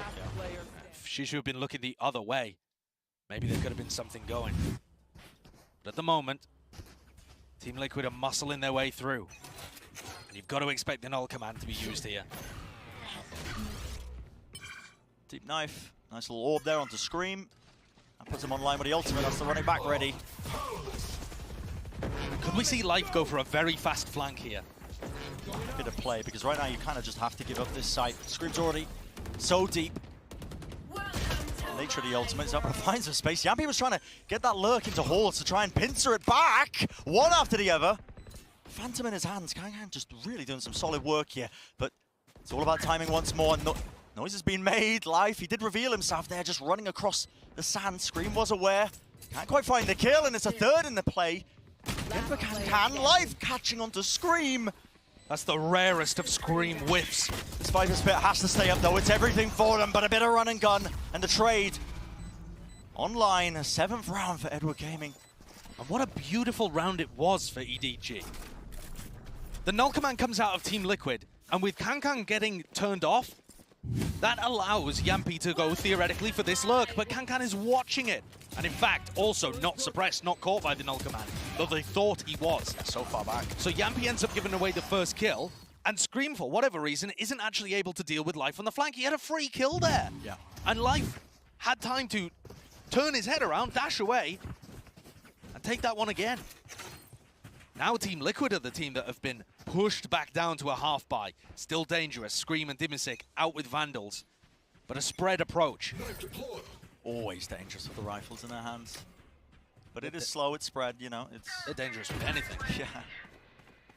And a delayed Viper's Pit 10 seconds in from Shishu. Just to give enough time, if it had been a fast B hit, for him not to waste the ultimate. Life is content just to get a slight jiggle with the movement for information. But it is a lot of space offered up here to Team Liquid. Of course, they're going to be taking it in mid. And it's the two players with the rifles in their hands, and you're starting to see them put to good use. What a way to open it up. Scream with the follow. And now, an attempt to try and take this A site. The Viper's Pit in the choke point does pose a problem, but might be content just to ignore this one. Another fight being taken.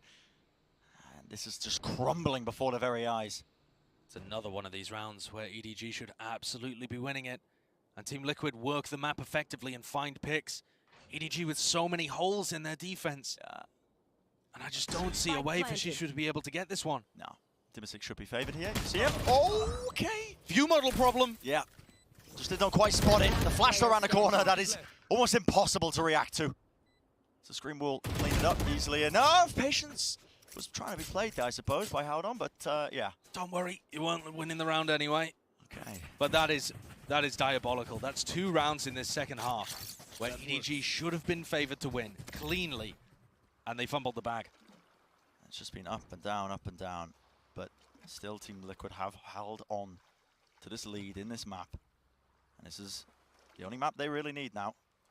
EDG are taking a timeout, and just before we disappear, look at the economy there. Yeah. I think they have to invest. They might be taking a timeout to talk about it. Last time they could have forced bought, they took a timeout, and they decided not to. They're approaching round 18 here, and just for everybody at home, they have Blade Storm, they have the Tour de Force available as well, and then they can get rifles on the other 3 players. I mean, choosing to allow Liquid to go up to 11, I think would be it's too the much. backbreaker, I think. It would It's be. the backbreaker. It would be. Either way it goes, this next round is going to be pivotal. Yeah. We haven't seen anything too crazy as well from Liquid on their attack side. It hasn't needed to be. They've basically got one interesting idea so far with the Phoenix, which is using the wall to be able to get out into the B site. Yeah. And it's countered quite easily, I think, by using the Trailblazer, trying to fight close to the choke point, and stopping the Phoenix from actually getting out past the wall. So far, the Phoenix, I would argue, isn't really the difference maker. The difference maker is how much better Team Liquid have been at being able to take map control and squeeze EDG into uncomfortable positions. Liquid end up taking much better fights that favor them. And as I said, I think it was necessary for EDG to force buy here. They have two big ultimates online. No null command available for Soulcast. This round could decide everything. A dart in mid means that Life's going to be taking a lot of room. Pushing right up to the pillar. He's got the Blade Storm, but it's that slow spread default on the attack side by Team Liquid. They don't want to give any edge. They don't want to give over any opportunities for duels to be taken. But crucially this time, there is no possibility for EDG to hold the choke point at B. They've got to play a more passive approach to the B site, which is going to allow Scream in. So this is where the Phoenix should be able to get a very clean entry into the site if they do commit to B. Well, Haodong has got his Trailblazer all the way through. They have to have a read now that this is surely coming on to B. With the wall dropped up, there are no players really in position other than Shishu. Shishu's got to hold this down, got to anchor it. The knife in play, I believe that does tag as well. So all the Viper utility that would have been stopping them in their tracks is gone down, but there's no attempt by Team Liquid to try and push through this. In fact, now the Hunter's Fury offloaded to try and push back into the corner. Every single shot just offloaded. That is not where Shishu is playing. This is so slow. And everything's on Yampy! Yeah, it can fill and hear all the footsteps, but it is shut down. Yampy in mid, not able to get that done. Pop flash play around the corner. Soulcast, he is favored. Sets himself up for that kill. And the flashes have been working. Now it's down to Haodong. A little bit all over the place. He hears the footsteps though, right in front of him. Spray transfer, one after the other. He's done his job now with 10 seconds remaining. Life's managed to work his way across as well. Down A. There is time, but not anymore.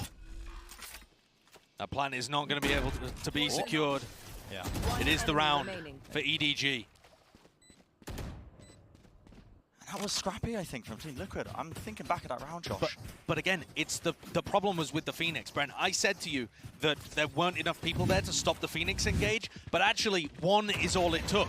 I was incorrect there in saying that the Scream would be able to get into the site easily. Shishu just put up his poison orb, threw down a snake bite, and that was it. Scream couldn't actually push into the site, and Shishu bought all of the time for the rotates. Even using a Hunter's Fury. They didn't really take too much space off of it. They couldn't take space, and that is where the Jet would be so beneficial. You think about a Jet in that scenario. Just a quick dash engage, you get over the top of all of the Viper utility and you make space for your team. But now, Scream is going to make space for his team with the ultimate. This is what you're starting to see in play, but no, it's been watched for. And nobody can follow him either because they're defending the choke point. I love this adaptation from EDG. They are punishing the Phoenix pick here. It's a lot of utility again exchange. You can see the shock darts to try and punish the damage that was done onto Life prior, but it's Liquid who have to go back to the drawing board in this round. Still a minute left, plenty of time. It's a minute, though, where nobody still has his Hunter's Fury online. And that Silver ultimate could be devastating. If Team Liquid let the clock drop down too low, it's amazing for denying plants or stopping site hits from coming through. Here comes the re-hit. Yep. And they've still got the Viper Orb, they've still got the weaponry, and that's a spray down of a lifetime. 3 in a round, and of course you're going to be watching the flanks. You know that late lurk is coming. Enable Gaming slowly crawling their way back to an even scoreline. EDG. That's a good spot. Finding the adaptations, making it work. And what a spray down from Life as well. We saw one in the prior round from Haodong. And this is looking a lot better for Life compared to map 1. Absolutely. Life's debut map. Life's debut map, bottom of the scoreboard. Life's second map, top of the scoreboard. Turn around. The devs were asking questions, and I feel like Life has really responded here, stepping up to the occasion. Liquid are only 3 rounds away from sending EDG home. And what a travesty that would be, honestly, for global Valorant. To only see our Chinese team for 2 matches, it'd be unfair, it'd be cruel. Yeah. But Liquid are certainly the favorites here. I think a timeout here, absolutely necessary for Liquid, just to, I think, come into this with a bit less of a scattered game plan. When the initial play fails, you see them just default usually into these cut noise rehits. Yeah, the cut noise rehits are not working. They're simply not working. And I think at this point, Team Liquid and Emil need to abandon the execs. The B execs with the Phoenix, it's a cute idea, but it's not working right now. EDG have got the read. However, what has been working for Liquid is playing the map, going and trying some A splits, take halls control, or specifically, what has worked really well is taking double doors control and trying to split A like that. They've been able to find so many weaknesses in the defensive protocol of Edward Gaming, just by taking that space. So now the question is, are they going to attempt that? We're starting here on an eco round for Team Liquid. EDG, they are favored to tie this one up at 10-10, but the last couple of times EDG have had an anti-eco, it's not gone well. It's a great start taking out Yampi. Yeah, if there was a player to do it, Yampi would have been one of them on the chamber. As you can see, fights. Oh, Life wants to take the fight. Gotta have confidence, I think, when you're playing on the global stage, elimination. Just swinging out, free-spirited gameplay. The tag there.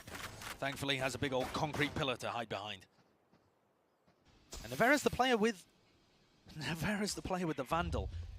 Oh, and he was looking to try and get a lurk timing in behind his Viper wall, but he ends up getting picked off. And that entire lurk was stopped by nobody's recon dart. Great utility usage out there. Enemy remaining. And Life's starting to get the confidence flowing now, isn't he? Yeah, certainly. Gives Scream a freebie though, but instant answer back. 10-10 being the scoreline.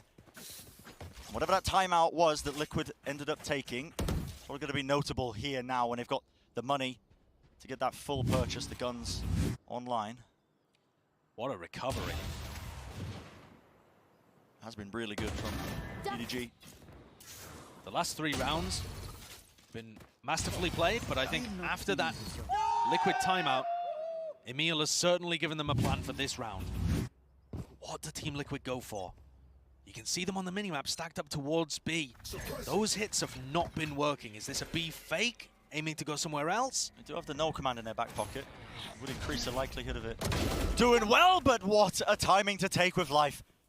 Exactly as Scream was getting to the corner, trying to pull out his flash. And it's so important to make sure you take just the right timing with that. Quirky enough that you catch players with the utility in their hands. A little later, and you've got a flash straight into your eyes. Oh, nobody just about escaping there. And this is a buy round that is absolutely crumbling before the eyes of Team Liquid. They're in Yampi, last 2 players left standing. And remember that stat that Ryan showed you at the beginning of this match? When Scream dies early on, only a 30% chance of victory. And I think the entire game plan fell to pieces there for Liquid. They took a timeout for this round, this economic swing round right here, and we didn't even get to see what the plan was. Yeah, it's fell to pieces. With 35 seconds left, there is no information gathering utility really that nobody has here to find out if they are in cave, but they've got their suspicions. They certainly do, especially as Haodong just runs around the rest of the map. And surely this isn't a percentage play. Limited weaponry, Yampi wants to contact in, nobody! It's just tucked. Perfect with it, sprays them down. Little 2K spray down going on. We've seen a bunch of those with the Vandal on this map so far. And this is a devastating position for Team Liquid to be in. That's rough as well, you know, the Viper Poison Orb missing there from Nevera, offering nobody one of those kills in the round and an escape. But think about Liquid's positioning right here. They don't have enough money to commit to this. They have to let EDG get to 12 and try and play for overtime. Their only hope is a young man called Scream. He's got that hero rifle. No armor, by the way. 1 away from his ultimate, though. And they also haven't been loading ult orbs onto Scream this match, particularly. Yeah, he has to get this orb. This could be the opening that they need. He's got it online. It should be an easy read, honestly. All you got to do is hold tab, look at the scoreboard, and you can see that Scream has been playing for that orb, and he's got it online now. Yeah. And the rotate is already starting to come through. They should know that this is likely. Especially As the Viper Wall comes down as well. Yep. Can Scream be the hero that Team Liquid need? Oh, EDG doing a good job of it. They put their own Viper Wall up. Gonna start the fade down now, and that is going to be the go button for Scream. Wants to push forwards right in between pyramids, making waves on the map. He will eventually be dealt with, though, and it's a great timing on top of it. Yampi uses the chaos of the situation, the chaos of the ultimate, to take a great fight. Whoa, got a and shot! Shut down Can. Insane 1-2 play from Scream and Yampi. And they've got EDG sweating right now. Yeah, this should have been an easy one for him.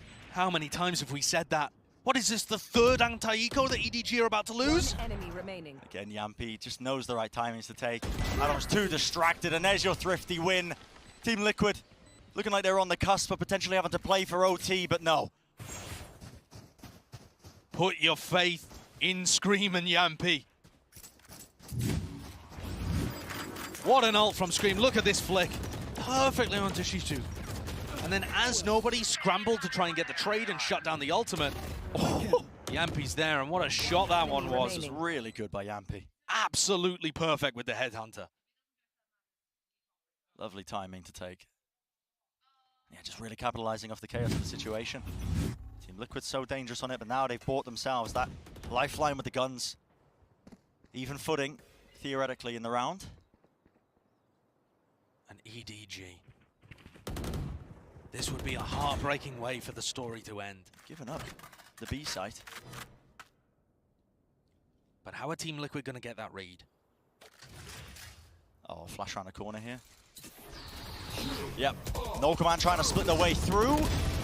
Howdong though, he takes a good angle. In fact, he just pre-fires it. Still running their way down, but it's life. He's still locking it down. No one cleared him out in the bottom of mid at that pillar. Nobody with a swing, and this fight has just gone all skew with. Nobody gives away his life, though. Nobody gives away his life early on.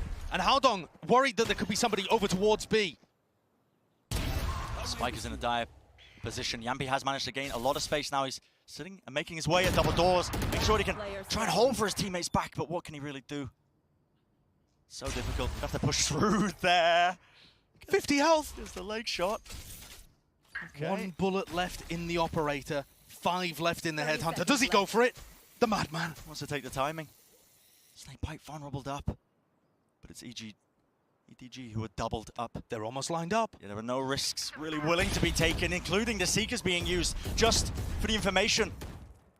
And time is running so low here at this point. The players could just survive from EDG. They have enough time. But if they go down to the double spray through, Yampi could just seal the deal and secure the round, but no, safe hands at the end of the day. Safe hands, and that's going to be bringing EDG to map point. Match point. The heartbeats on the EDG players must have been through the roof. That was everything for them right there. And what an incredible defensive setup to break exactly what Team Liquid went for. A couple of players in mid, 1 nest, 1 tunnel. They abandoned B completely and focused on crunching in mid. And it was exactly what they needed to ambush Team Liquid. And Liquid, I mean, the gamble they took there. B side was free. They could have done the standard stuff. Null commands, exec. I know, obviously, a lot of their pushes prior were getting shut down. Exactly, it's the conditioning, right? EDG have already showcased to Team Liquid that they cannot run the standard B stuff. And so now EDG on the defense can take liberties with their positioning. They don't need to anchor B anymore because the fear of B is in Team Liquid's head. And we now head into our final round of regulation. EDG at map point. They were able to take a map dominantly away from Paper Rex. Yep. But this has been a real slugfest, a struggle here. It's so labored, a lot of rounds. Yeah. Even the ones where EDG should win. Yeah. At a timeout. That's going to be dissipating. Liquid, their last chance to try and bring themselves to OT in this round. And if they don't manage this, we're going to be heading to Icebox, where EDG demolished Paper Rex. They look good there. Both teams have looked good there recently. Team Liquid would love to close it out here, though. See a bit of a lineup Larry moment occurring. You want to play? This one Let's going. play. Wow, lineup disrupted, I think. This is the bounce lineup that allows for an exec into B, and nobody's seen it. You should have some idea that they're going to be pushing, but this may well be a fake. The drone not being used at the same time as the recon should give this away to EDG. There is no commitment off the back of this. This is where the tension lies. It's Wall to try and split them away across. Team Liquid putting everything into this now. It's going to be that B split, but the Hunter's Fury cuts his way, and Kangang finds the opening, and a rifle at his feet still. Liquid will not be denied this space. Making their way onto that B site, the spike will start to go down. Yampi's got such a great angle here. He drops off it though for a moment, and that allows life out. Get themselves into this post plant, and yeah, Yampi could be everything. All comes down to who can get damage done. The Hunter's Fury. This one from Dimisic. Any targets being found? Not quite. Can't clear it. Scream is so weak using the operator here. Anti-flash position, but he's got the angle anyway, and Yampi returns once more. And Team Liquid bring it to that OT. The players are popping off down there. They're so hyped to have not lost that round. It's the B split for the first time. Liquid have not gone for this one at all. And Yampi and Scream both with operators that one of them picked up off a body. Yeah. Listen to that Yampi pop off towards the end. Oh, the players have been vocal. They are hyped. Never Gaming fighting tooth and nail to not go home early. Team Liquid, I think, definitely heat and pressure being applied to them over the course of this map. They'd love to just end it right here, right now. Take the series in 2. 3-4 players for Team Liquid over towards B as Scream makes his moves over at elbow. Life with the what jiggle. An opening. What a shot to find.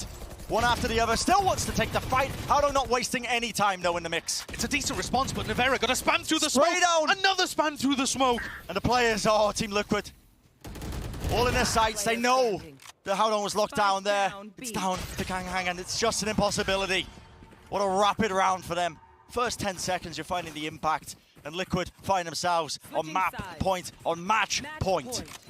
1 round away from Edward Gaming's story ending almost as soon as it began. EDG have shown us some awesome stuff, but do they have the grit to power back through OT here? Both teams look pretty good on their defense side, but Team Liquid found a strategy that worked. The splits into the site. Their double doors A splits were working. Yeah. The split through mid to B was also pretty effective. You muster that confidence to go one step further now. Trailblazer used instantly at the round. It looked like nobody was going to commit his drone as well. But that would have been every piece of defensive utility, or rather informational utility. Yampi's lurking through halls again, and it's going to be that A split. This has been working for them. Flash to force the rendezvous back. Kangang's at the back here of Yellow. He's in a dangerous situation, and look at that, nobody with the rotation. He's gone down. Another fight wants to be taken, but Scream will eventually meet his maker. Yampi is so patient right now. He hasn't opened the door to help the rest of his team here whatsoever. He's waiting for a retaker that isn't coming. He wants to play off the chaos that might be about to be injected into the round here, because this is everything now with the door opening up. Has to be eyes on it. Liquid do it! In a rapid fashion, a blink of an eye, it's over before you know it, and Edward Gaming are going to be sent home. They made waves in the East Asia LCQ, but at the end of the day, Team Liquid have never lost in a group stage at these international events. They don't intend to start today. Such tenacity shown from Team Liquid there to get through that final map. But that's got to be painful for Edward Gaming. They've come so far, put Chinese Valorant on the map. It was an underground circuit, honestly, before they stomped their way through the East Asia LCQ. And After's just gonna take part in a team huddle with life absent, unfortunately, as they get eliminated, and Team Liquid move on forwards. And what a game that is going to be. Team Liquid playing against Paperex coming up. Absurd match. Correction as well, my earlier statement is Liquid. They've always made playoffs at these big events. Absolutely. They've always made it. So it would be out of the ordinary for them to go out in the group stage. But they buy that lifeline one step further. A tough match ahead of them. Absolutely. And this game, after the first map was a flop from EDG and a flop from Life, I thought we might not get something this entertaining heading into map 2. And yet it delivered, going all the way into overtime, forcing huge stuff out of Team Liquid, who themselves are running a bizarre composition with the Phoenix that almost bit them. It almost bit them. And it would have been incredible to see that map 3, but Liquid deserved it here today. There was a lot of emotion being showcased on every player's face here at Edward Gaming. This was their first international appearance at a big global tournament. Yep. Not counting the East Asia LCQ that got them here. And this has been valuable experience for all the players involved. I'm sure it has, but the day belongs to Liquid. They've sent home the team making their debut in the same way that Zeta Division did right before. How far can Team Liquid go? Are they going to be able to get it out of the groups and through to playoffs as an incredibly dangerous opponent ready to meet them? But Liquid, with their anti-stratting that they demonstrated on map 1, I mean, that's some value that they were getting out of the coaching staff there for sure. I think we saw some good looks, like you mentioned. I think they came into this with a lot of prep. Good wholesale executes, maybe some stuff that definitely needs to be worked on, I think, as they go further into the tournament. But one of those, probably the pistol rounds, having won only one of them this entire tournament so far. Yeah. But still able to muscle their way through. Still playing teams close, despite the fact that they've been losing these pistol rounds. Yeah, and I think that just speaks to the incredible quality of the players on this team. Talent. Absolutely. Dripping with talent. Yeah, these guys just absurd, but they buy themselves another day as well. One more match, and they will be through, of course, into the playoffs, but it's going to be a tough road ahead. And of course, we've got our MVP, our in-zone MVP discussion. A little QR code below us. You can take your pick as well of who you think might be the MVP. Scream Soulcast, Demasic. I think it might be going in one direction for Josh there. I mean, there's one name there that might just be outweighing the others. The Scream's definitely got the big name value for sure, but I think both of those other two guys had big moments, excellent utility value from them on both of the maps that we saw too. But I mean, we'll see who the We'll see. Select. Maybe Clout will prevail. I don't know. Maybe Clout will prevail. I mean, we'll Soulcast did have some good moments in that one. But yeah, that is going to do it for the day of matches. But the show doesn't end just yet. I'm going to send it down to our analyst desk just after this break to break down the day that we've just seen. So we'll see you in just a few.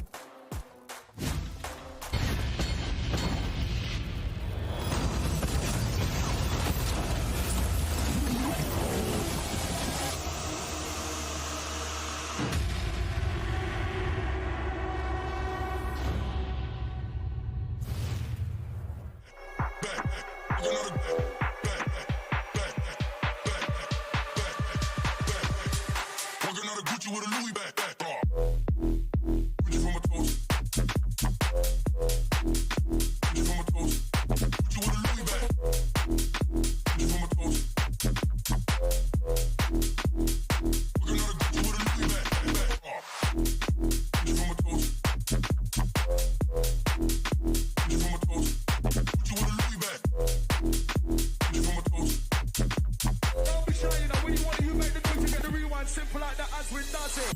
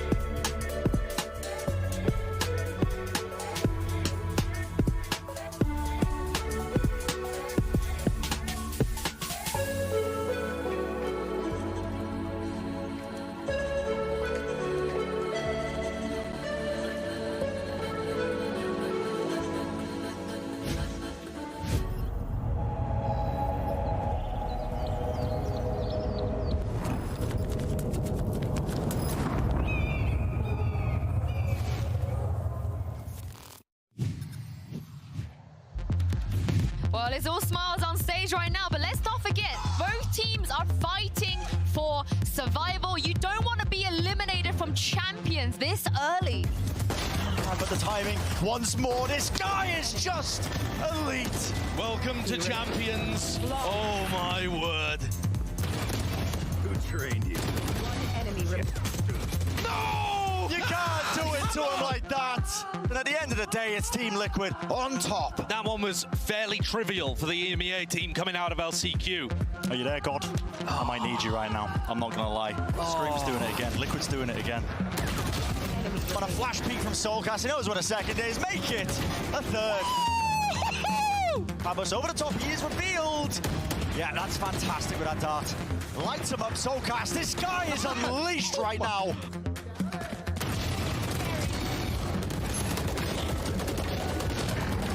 Nice! Nice!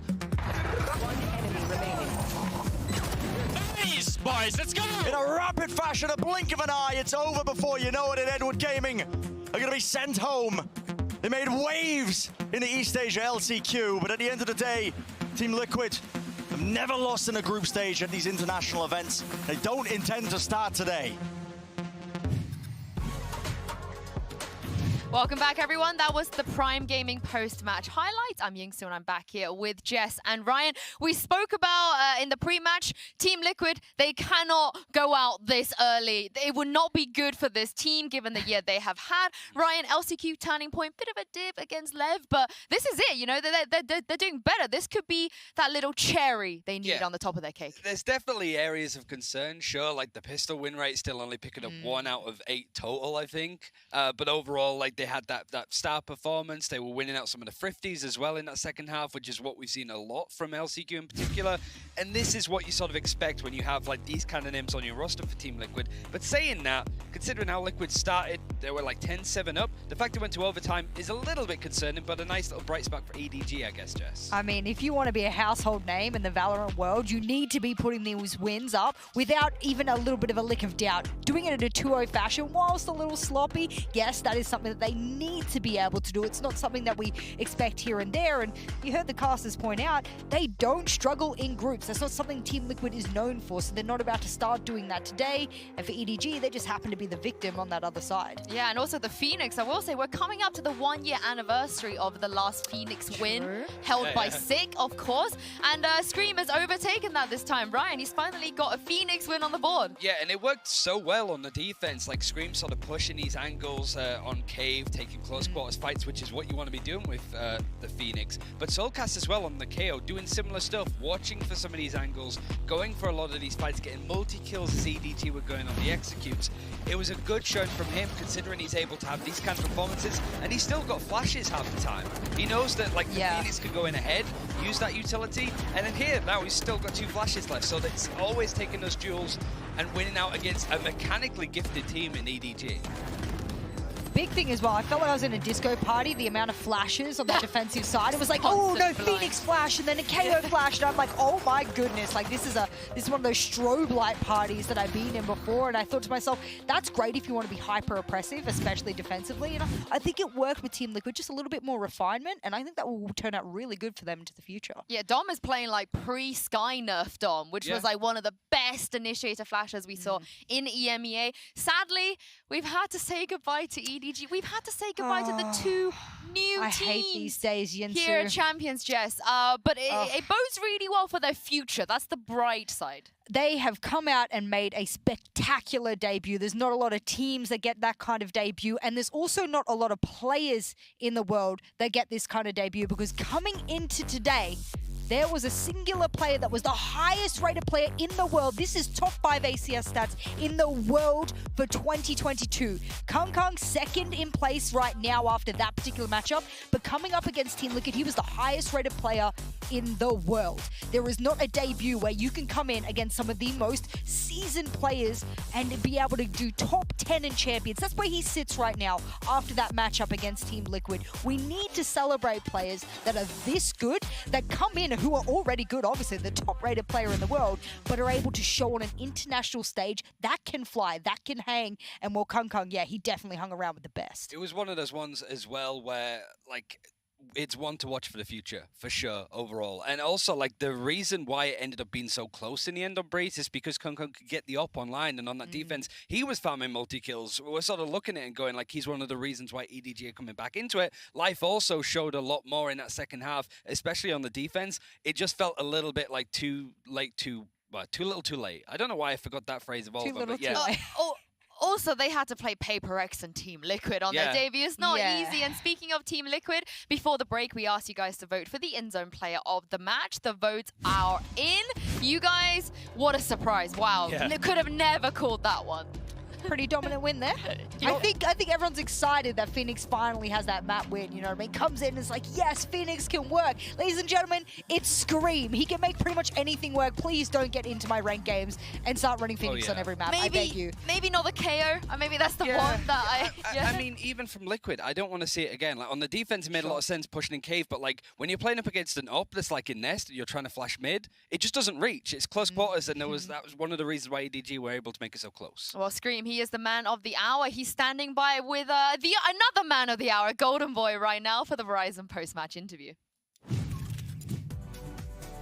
Thank you so much, Intu. I always feel like with this jacket, you know, I just stand out so much. I'm here, of course, with the Icon Scream. How you feeling, man, after that game? Icon, yeah, man, you were so nice. What can I say, you know? I'm feeling great, man. I'm feeling great, you know? Yeah. First game in, like, first win in, like, it feels good, but that's what we needed, I feel like, you know, coming into this tournament, you know? Yeah. To get that momentum going. Yeah, of course, of course. I mean, hey, well, speaking of momentum, you decided to bust out the Phoenix again, which is always fun to watch. And this time it was successful, so yay, it worked out for you. You played Phoenix quite a bit back in the day. What? I know that there were some updates to the agent and stuff. What changed from then to now, though? Like Phoenix's effectiveness that has, you know, kind of given you the confidence to be able to pick that agent. Yeah, I mean, I think, as you said, like, since the update, I feel like Phoenix had a pretty big buff, to be honest. I feel like people don't recognize it as they should, right? Yeah. I think today I didn't have my best game with Phoenix, but still, like, I really enjoy this agent. I think it's a very good duelist to play. Yeah. I don't play operator, so I think it's good for me as well. And yeah, it's just like a comfortable pick, basically. Fair. Do you... Okay, I need to know this. Is this your idea, or is Emil cool with it? Like, whose idea is it to bust out the Phoenix? I mean, I'm the captain right now, so okay. I do whatever I want, right? But like, yeah, it's a bit, you know, we have some talks with the coach, with the Emil, you know, like with our analysts as well. Yeah, I think, you know, since the buff, as I said, I think we would, you know, we thought it was be good to change a little bit, you know, change some things, and I enjoy Phoenix as well, so that's comfortable pick, basically. Yeah, well, you know, let's get some thoughts, though, on Edward Gaming. I mean, this team, you know, came out of the gate swinging against you guys, but obviously you guys were able to stand true here. Your thoughts on the team, you know, their future as well, just like any, I guess, words of wisdom from your long career to them? I mean, honestly, I heard a lot of stuff about them, so it was a bit scary coming into the game, you know, like, I heard they were really good. And I'm happy we beat them, you know, like, they're very young players, they're hitting some really nice headshots, and, you know, I wish them the best for the next tournaments, basically, Yeah, no, of course. Okay, so here's the thing. In the region, in EMEA, right, you know, obviously, FPX, you know, they walked away, Masters champs, right? Everyone's talking about them. Okay, Papa, let's relax for a second. And then we got Fnatic, you know, obviously, Boaster's twerking everywhere, so everyone's always talking about him. Do you feel like people aren't putting enough respect on the Team Liquid name? Everyone loves Boaster, man. Love to my guy. But actually, I don't feel this. You know, I'm not the kind of guy to go read the comments online. I feel like we're a good team. We have shown, like, in the past 2 years, you know, that we're kind of consistent. We qualify for events, even though we haven't won anything yet. But I think it will come, you know, it will come. We needed, like, that evolution going, and yeah. Do you feel like this is the event where it will come, finally? Yeah, I mean, like... Do you feel it? I think, honestly, the first game we played really bad. Like, that was not our level, you know? Yeah, like, also losing all the pistols, losing all the bonus rounds. You guys are allergic to them. Like, the momentum was not there, you know? Yeah. So, you know, getting this win today feels very, very good. You know, the boys are very happy, and I'm very proud. So, yeah, we're going to try to qualify for playoffs, man. Hell yeah, man. Well, congratulations, Scream. Always a pleasure to talk to you, my brother. Always. Finally glad we got to finally make this happen. All right, Jens, you heard it over here. Let's send it back over to you guys to close out the show for this short day. Feels nice. Don't jinx it, GP. Don't jinx it. I want to know what FPX did to Scream. Oh, can we just get Angel on the Like, phone? what do they do to him? Imagine the trash talk. Considering how much Angel went at his teammate Ardis in that interview, what is he going to say to Scream of all things? Scream's so nice to Versa, but then he's like, who's FPX? Yeah. It's just, it's good luck from EMEA overall, but I'm still a little bit unsure about Team Liquid going up against Paper X of all teams, so especially like losing out so many pistols and stuff. I want to see more, but good start. They didn't lose, so... Yeah, it's definitely a good day to survive for Team Liquid, but also Zeta Division earlier, they also survived to see another day, and it's time for our HyperX Reflex moment of the day, featuring Laz from Zeta, and Jess, what a nasty shot this was. I love that he set himself up. What people don't understand about this from the perspective range is that if you position your tippy toes on the edge of that little screen there, you can get the perfect angle over towards screen, and he knew that. He prepared that. He knew there would be a chamber with the rendezvous up there, so, I mean, he deserves that 100%. And I mean, I say he's the best, you know, Valorant player in Japan. Some people might disagree. I don't think anyone disagrees with that. Good, I think that's a very warm take. Yeah. I like it warm. That's how we like it. Well, we've had to say goodbye to 2 teams today, and the bracket looks a bit different because we're about to say goodbye to a few more of them. The nature of competition, of course, and the lower bracket, I feel like in every group right now, it just looks crazy. It's awful. It's actually awful. I think I'm going to put the descriptor of awful next to it because elimination games I already don't like. It hurts my heart. But even more so, the fact that either Loud or Zeta at the bottom there, you're looking over towards, you know, Paper X or Liquid again after today's matchup. And then depending on who wins, Fury or Fnatic moving on against 100 Thieves. There's so many of these lower brackets that I'm just like, I don't like this. I love Group C just because the first games were just whimsical by nature, especially seeing like Xerxia bring out the Euro and the Phoenix themselves, playing up against Crew tomorrow. We still need to see who's going to be going out top seed of that group because we're still waiting on FPX versus XSET. Yeah, well, sadly, like I said again, we have to say goodbye to a few more teams, but we have more Valorant action for tomorrow. I know you guys are probably disappointed that we weren't here all night, but we might be here all night tomorrow because Xerxia is going to be taking on Crew, then Furia will be taking on Fnatic, and I think FPX, of course, the winners of Copenhagen, will be playing XSET. Make sure you come back here and join us tomorrow, and we'll see you then.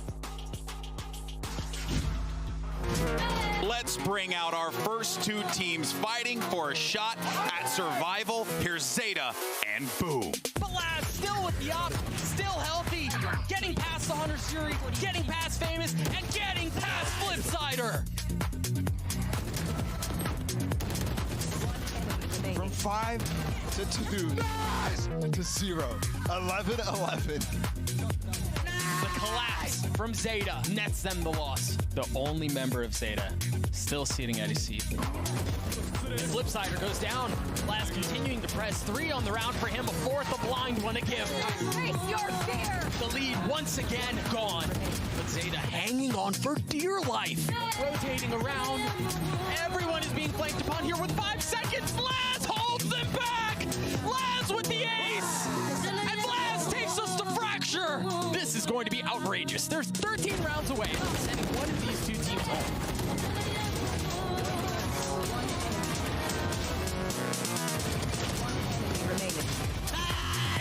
It's a roller coaster. Zeta take the right cross that Boom throw their way and deliver a knockout punch of their own. And now for the Cats of Istanbul. Meow.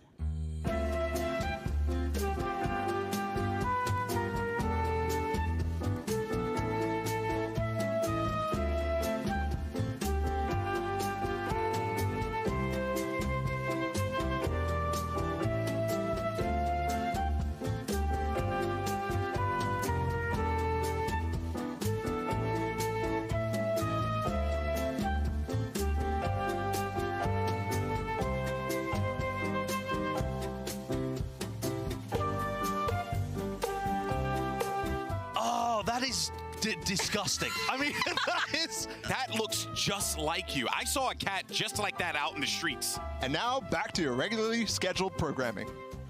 Back to life, back to reality. Make it stop. Well, it's all smiles on stage right now, but let's not forget, both teams are fighting for survival. You don't want to be eliminated from champions this early. But the timing. Once more, this guy is just elite. Welcome to Champions. Oh my word. Who trained you?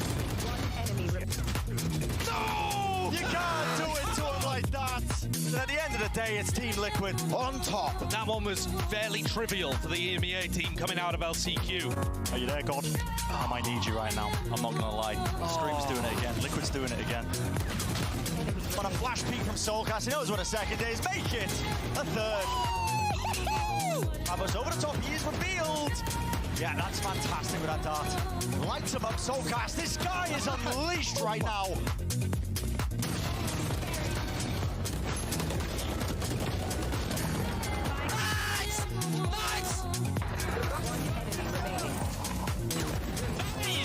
Let's go. In a rapid fashion, a blink of an eye, it's over before you know it, and Edward Gaming are going to be sent home. They made waves in the East Asia LCQ, but at the end of the day, Team Liquid never lost in a group stage at these international events. They don't intend to start today.